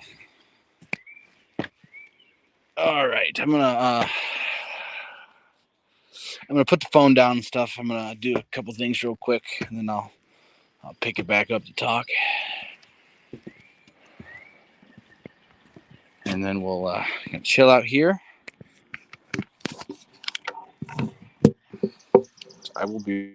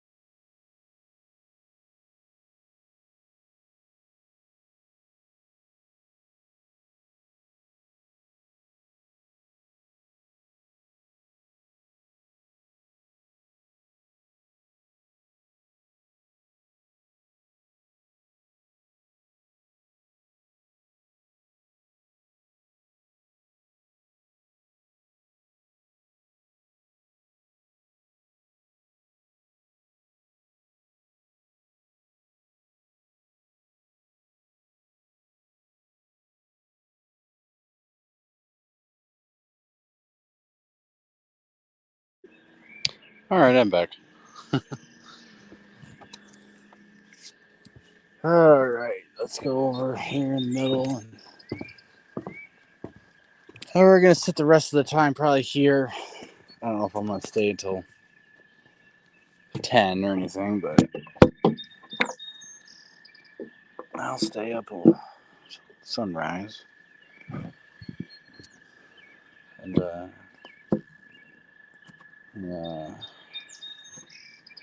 don't have a way to prop this up really. Not safely, anyways.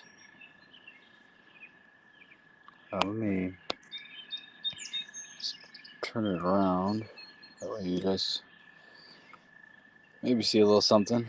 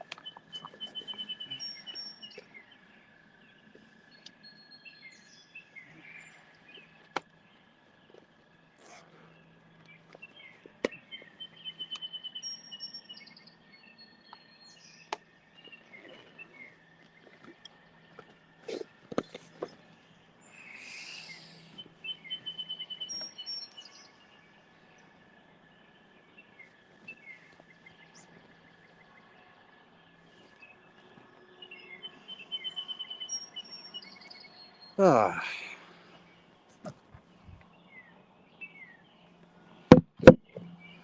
Get a little warmth.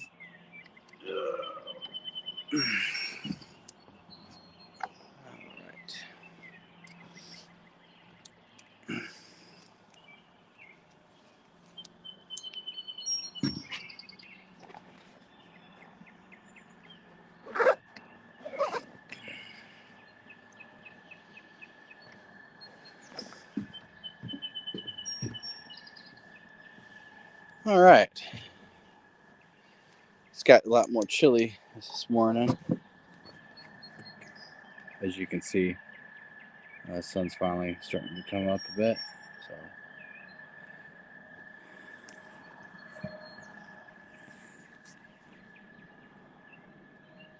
And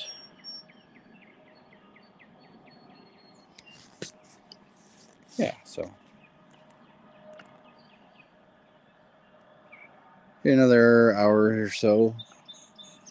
Definitely going to be able to see everything.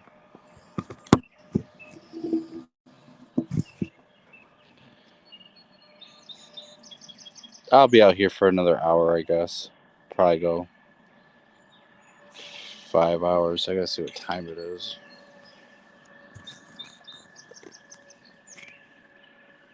Oh, it's 6. Damn. All right. Well, I guess we'll just wait here and see if something miraculously happens.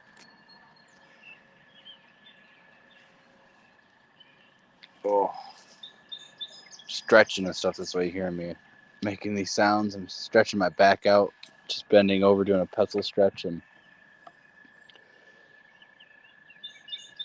it's so good to stretch. I think it's not done enough. Too many American couch potatoes. Not enough stretching.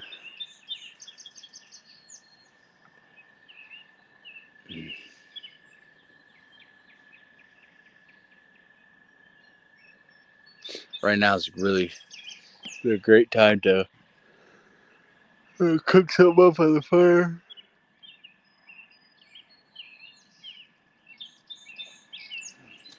I keep forgetting to bring snacks.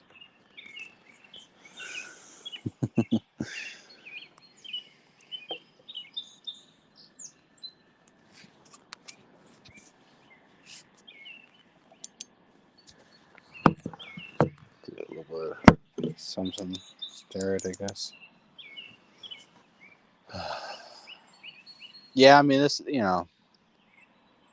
This might be a little boring. I'm just waiting out here, but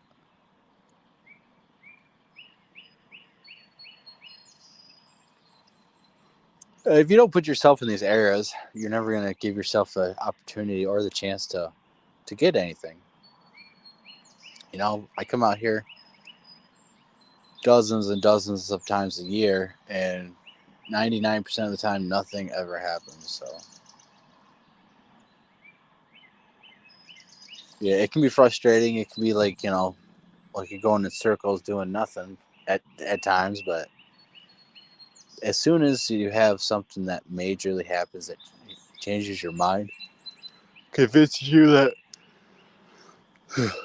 all this hard work is paying off, that it might not be as fast as you'd like, but you are getting opportunities that just don't come to everyone.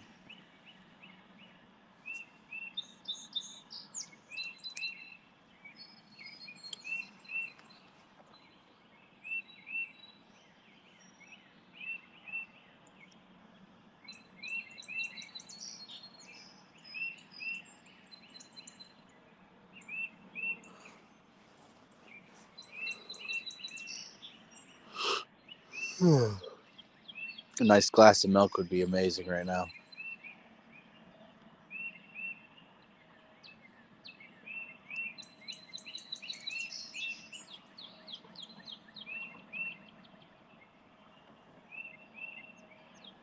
I'm a big milk drinker.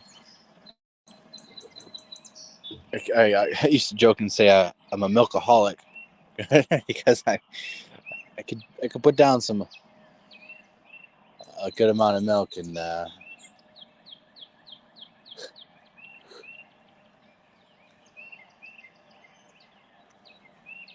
mm.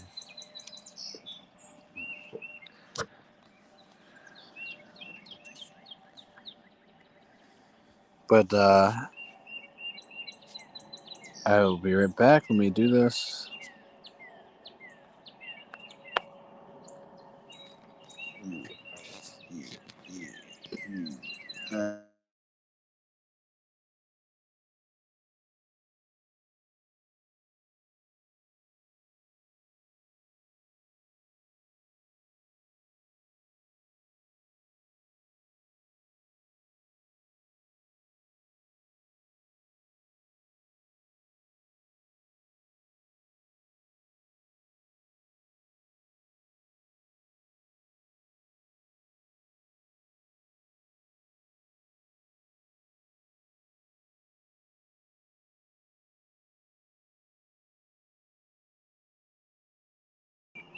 All right, I'm back.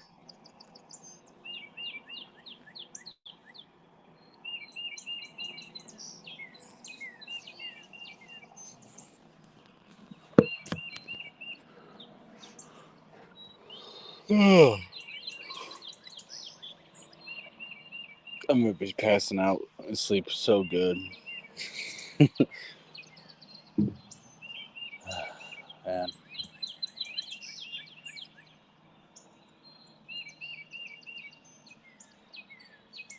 I think it's the birds and stuff putting me to sleep.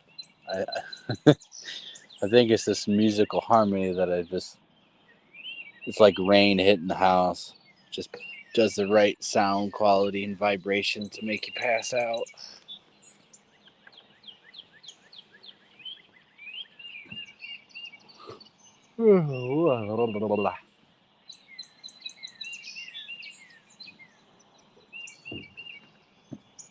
Yeah, next time I'll try to come out way early, and we're gonna stay out here all night. We'll break the record, and I'm gonna try to make it like 8 hours, 8 hour live stream out here. Just out here walking around doing what I was doing. Hopefully the toe will be a lot better, so we'll push some miles and go off trail more.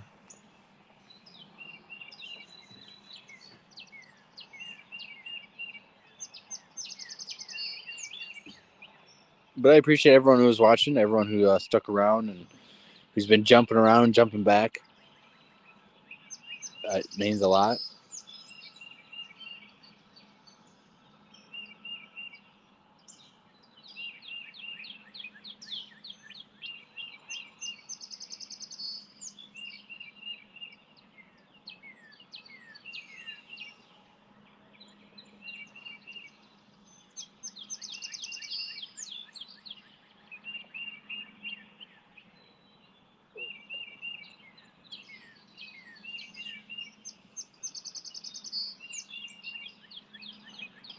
I could pass out right now. Like I could literally just lay down and go to sleep. So I should just go out here, lay a big bread out, my spread out, put the camera on me, put the lights on me, and just you guys watch me go to sleep all night.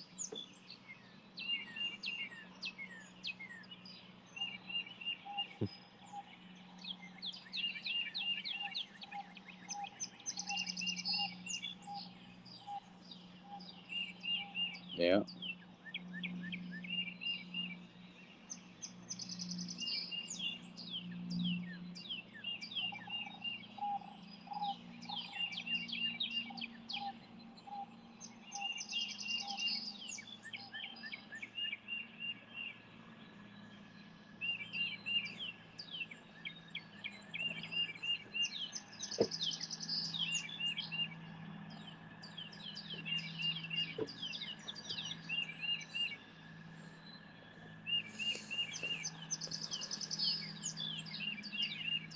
I'm definitely gonna try to come out here during the day with you guys.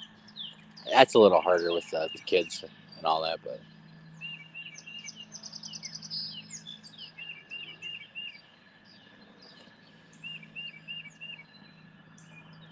go and take you actually into some other spots that have had stuff happen.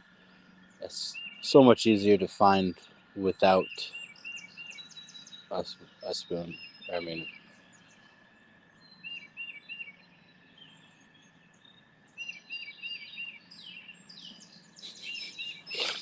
oh man, I am getting pretty tired.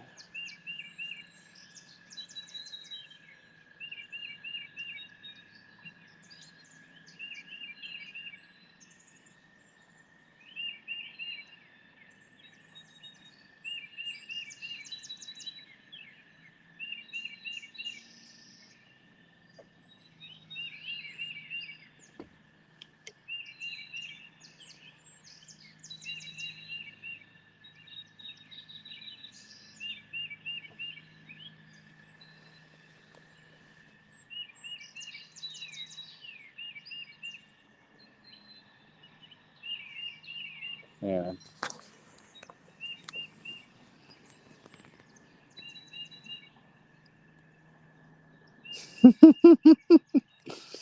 I appreciate that. You have a good day yourself, man. Um, I'm gonna hang out here for another hour. I really just want to leave now. I got a long walk ahead of me, but we're gonna go another little bit. I'm gonna sit down, so you might not see me on camera right now, but I'm just here. If you hear water splashing, there's frogs jumping in, and there's fish trying to catch bugs. If anything happens, I definitely will let you know and all that. But I need to sit for a second.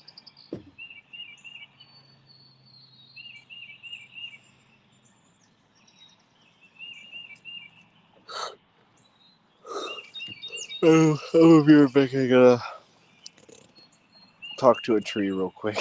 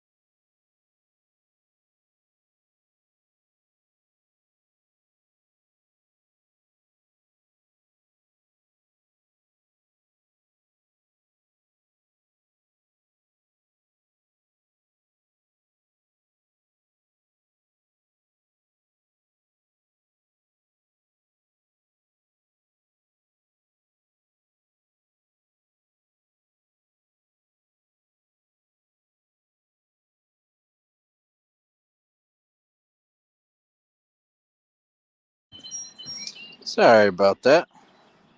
But, had to take care of some business.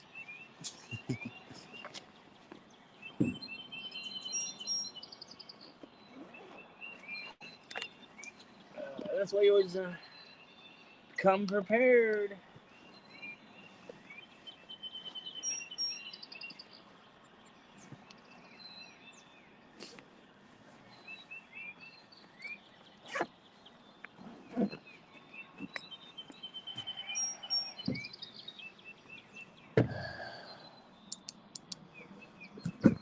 Now you guys can finally see everything. Let me switch cameras and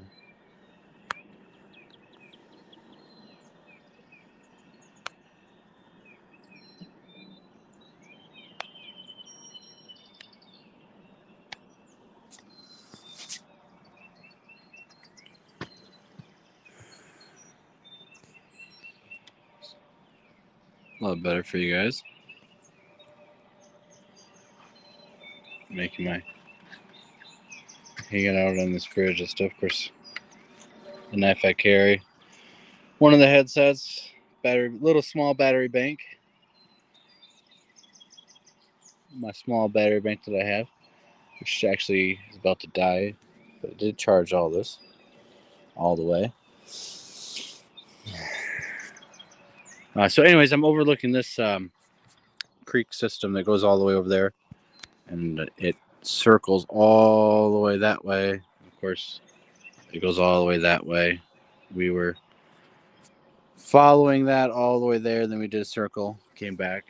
I usually go off that way, head over there, but so I got a quilt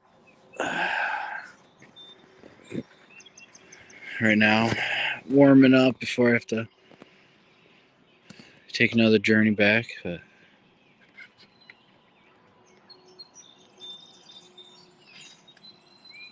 this is a good spot to make vocals and to record anything popping off.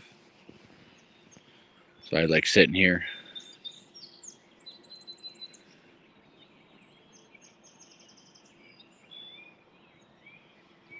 About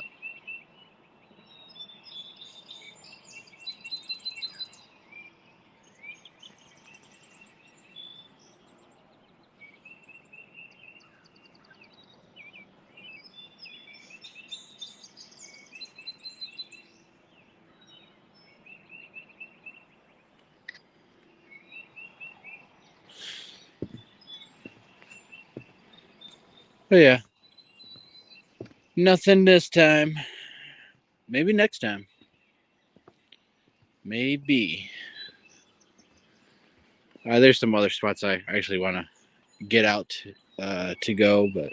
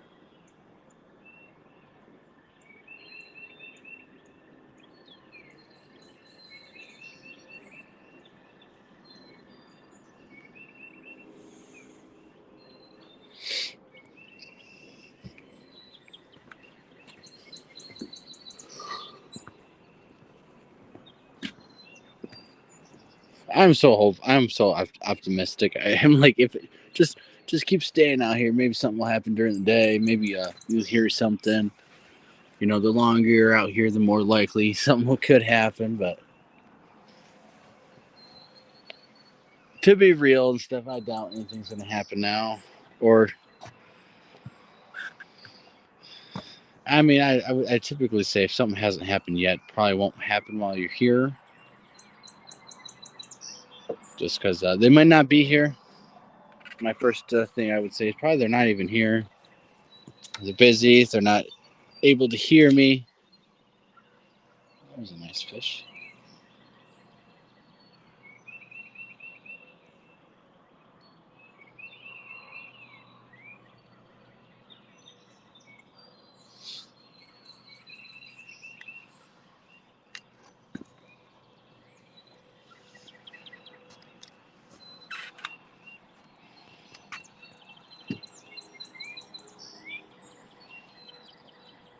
But it's just a matter of time. Check on this.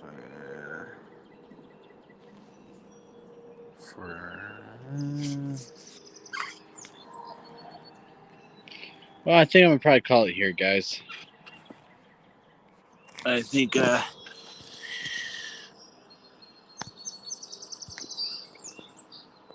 I think I'm gonna call it here.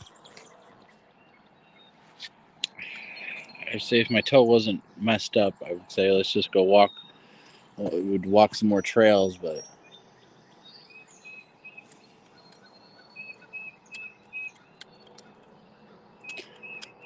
whatever. There's always next time.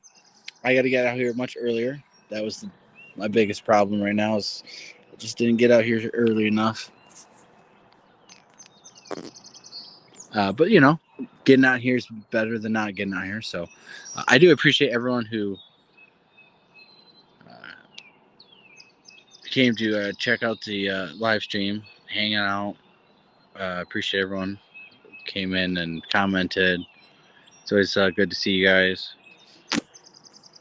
and hang out with you guys and hopefully show you guys a little bit of some of the stuff that I do, of course. And I'm gonna show you how I had everything set up. Jerry rigged.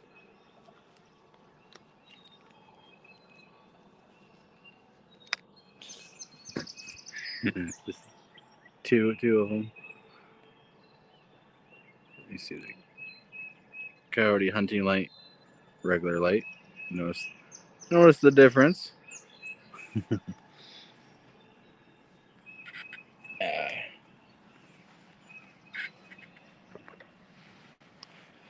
But yeah, I'm glad I got out here. It's always so peaceful out here, and putting some work in, doing some physical stuff makes the body feel so much better. Of course, now I only wish I could stay out here longer. Like a whole nother day type of thing. There's some places I'd like to camp on this island and stuff over there. There's some places down that way, down the river that way. Everything's backwards. So along that way over that way, there are some interesting possible rock mounds, piles of rocks that are on the side of a hill and not next to the road, not next to any trails or any work that the DNR would have done to put those rocks there or to move the rocks out of the way type of thing. So I want to go check out that spot. I always want to come here and do that. I just typically never go out to that area because it's way out of the way to get over there.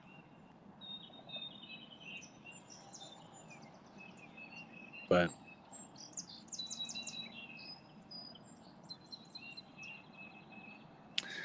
so much places, not enough time, not enough days out here, because that's what it really takes is, days, not just one night, but coming out here during the day, trying to scout around, coming at night, trying to scout around, the next day trying to zero in or find a new different place with more potential sign. I mean, really, you just got to spend every single day out here for the most optimal stuff and to really see if they're changing the environment walk on that trail and look at the trees and see if they're actually changing stuff, and then look at the details, try to verify it.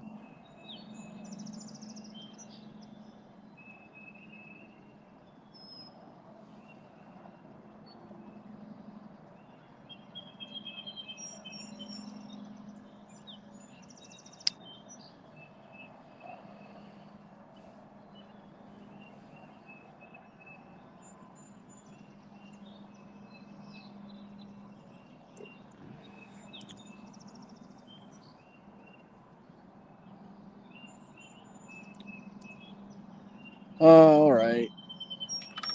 I was hearing something over there, but I'm pretty sure it's like a bird, squirrel, whatever. Nothing major, because if it was something major going on, then I believe that they let you know. Typically, if they're messing with you and stuff, it seems to me that they want to like have you know that they're there when they're messing with you, especially when you've been going to an area a lot and you maybe feel like comfortable in the area, maybe you feel like they know you a lot. A good sign is if they um, alert you to their presence and stuff, or they want to mess with you, but they let you know that they're there. And it might be subtle and stuff. You might not even pick up on it, but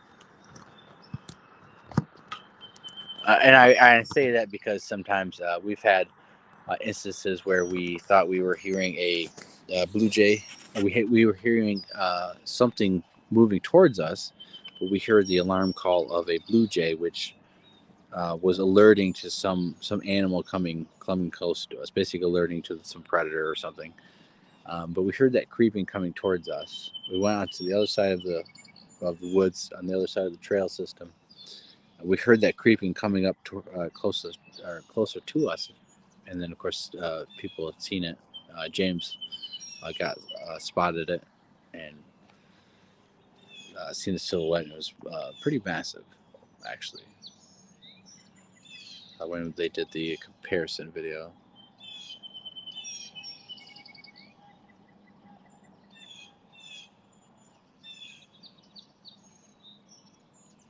But yeah,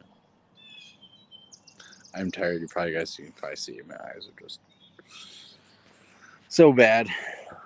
My sleep schedule anymore is horrible. So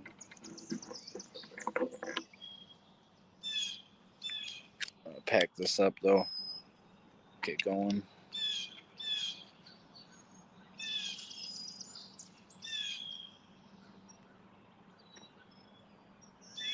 So you guys can. I'll put the link to the conference in the chat when I get home or sometime.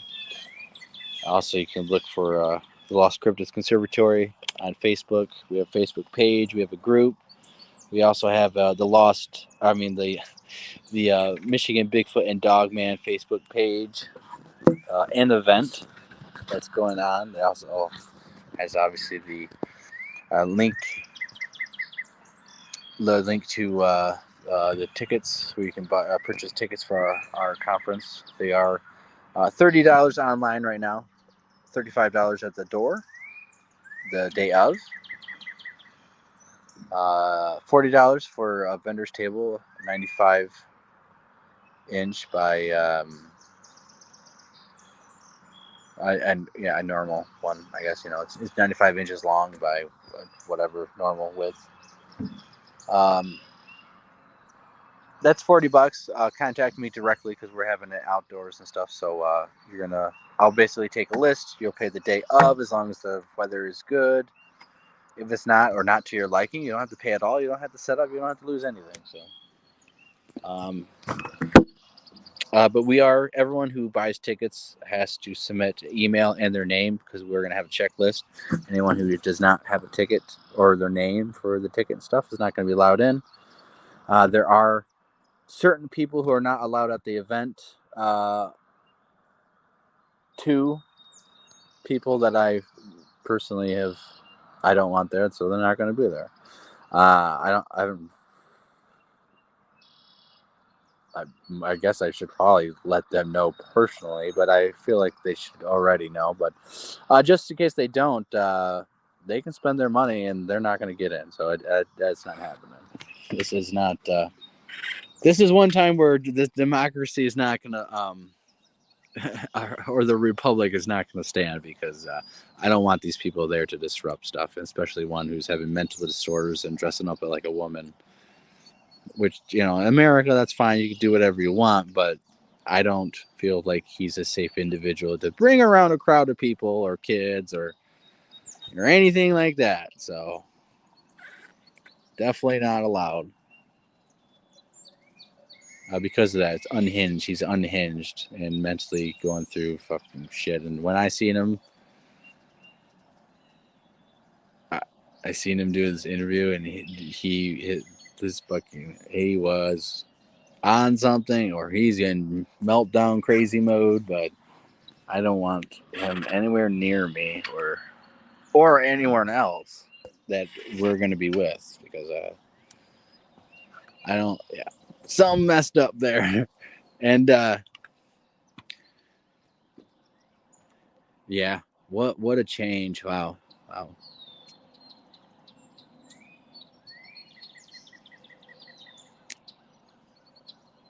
Yep, dodged a bullet with that one.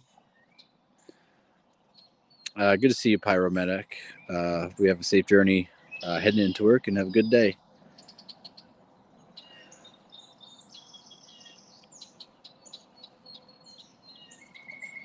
Yeah,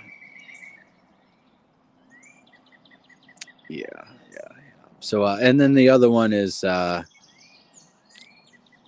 former drinker that we don't want there either, because all he does is cause disruption and is drunk all day, anyways.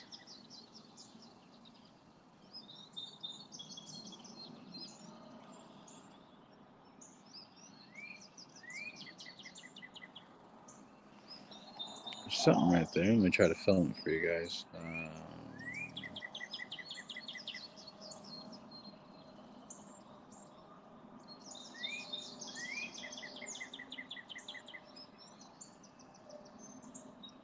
No, those are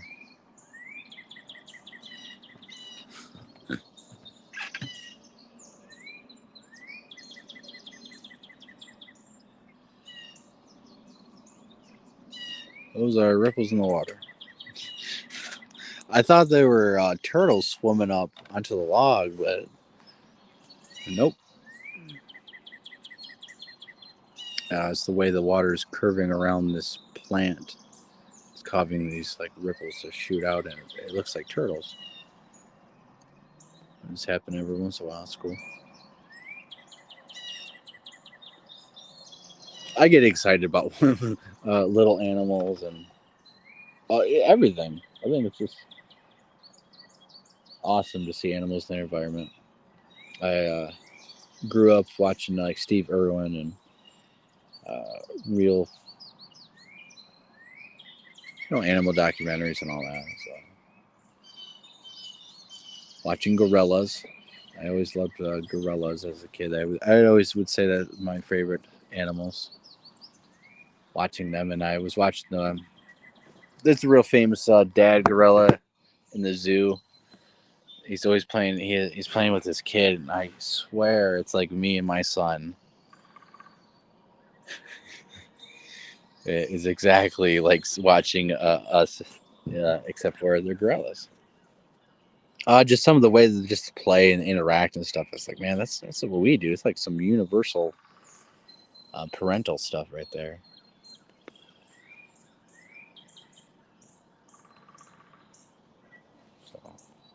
So, but I am going to be done though. I'm done talking, and we did 4 hours and 30 minutes, so that's not too bad being out here.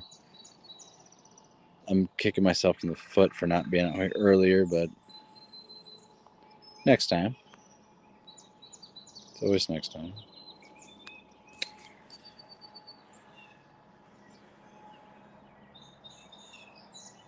Next time, we'll get out here. Be out here during the day.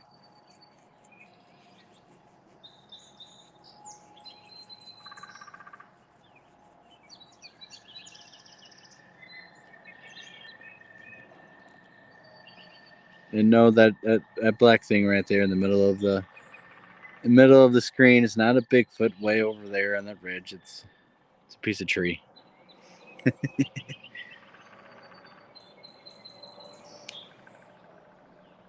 That right there. You see my unclipped fingernails?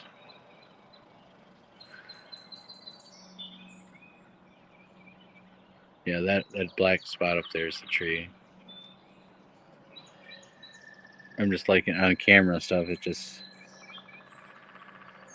that's why it's so easy to fake stuff. You know, you say, yeah, they see that up there on that ridge. It's a Bigfoot, and then shaky a little bit, and you know, yeah, stand over a little bit, and then it's gone. You guys can still see it though. That's why I laugh when people just fake shit. It's I'll probably I should take some pictures right here. I'll take some pictures probably right here, and then I'll find some Bigfoots up in here for you guys, off of pictures I take and post. I'll probably use that for the next live show we have inside. Paradelia pictures that I take, I guess. I could easily do that. I've been wanting to do that and stuff, so now it's getting nicer out with more green. I'm going to be doing that and seeing what kind of stuff that I can capture that's obviously fake pareidolia. I'm going to take pictures of stuff that I know there's nothing in there, obviously.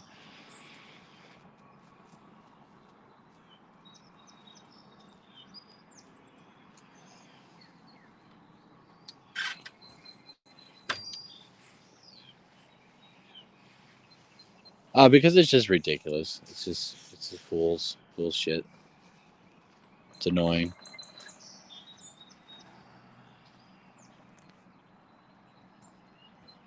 Yeah, Mutual of Omaha, Marlon Perkins.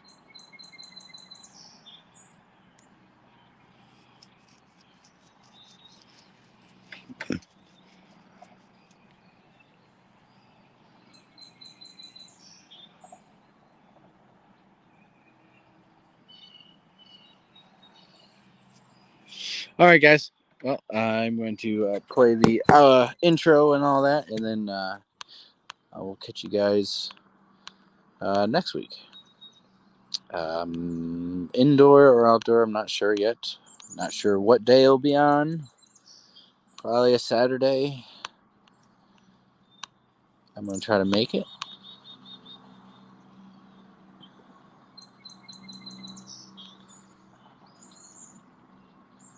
Until then, everyone have a good rest of your start and a good start to your day. And it's Sunday. Everyone have fun, relax, take it easy a little bit. Tell your loved ones how much you are grateful for them and show some gratitude. Be humble a little bit, help those in need. If you're able to, you should try. Uh, put a smile on your face and try to share it around. Try to brighten other people's days up. You never know what people are going through, and always be kind and courteous to others. And to those who, to those assholes are not and deserve, fucking give them hell.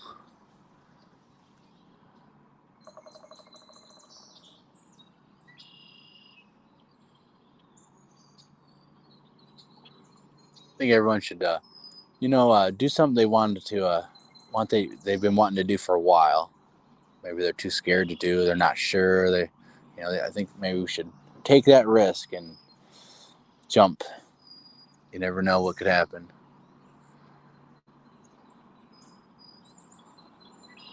I think it's a good fine day to take some risk and try to find some happiness in this world. So, everyone, take care. I wish you guys all well. I appreciate everyone, and we'll be back next time.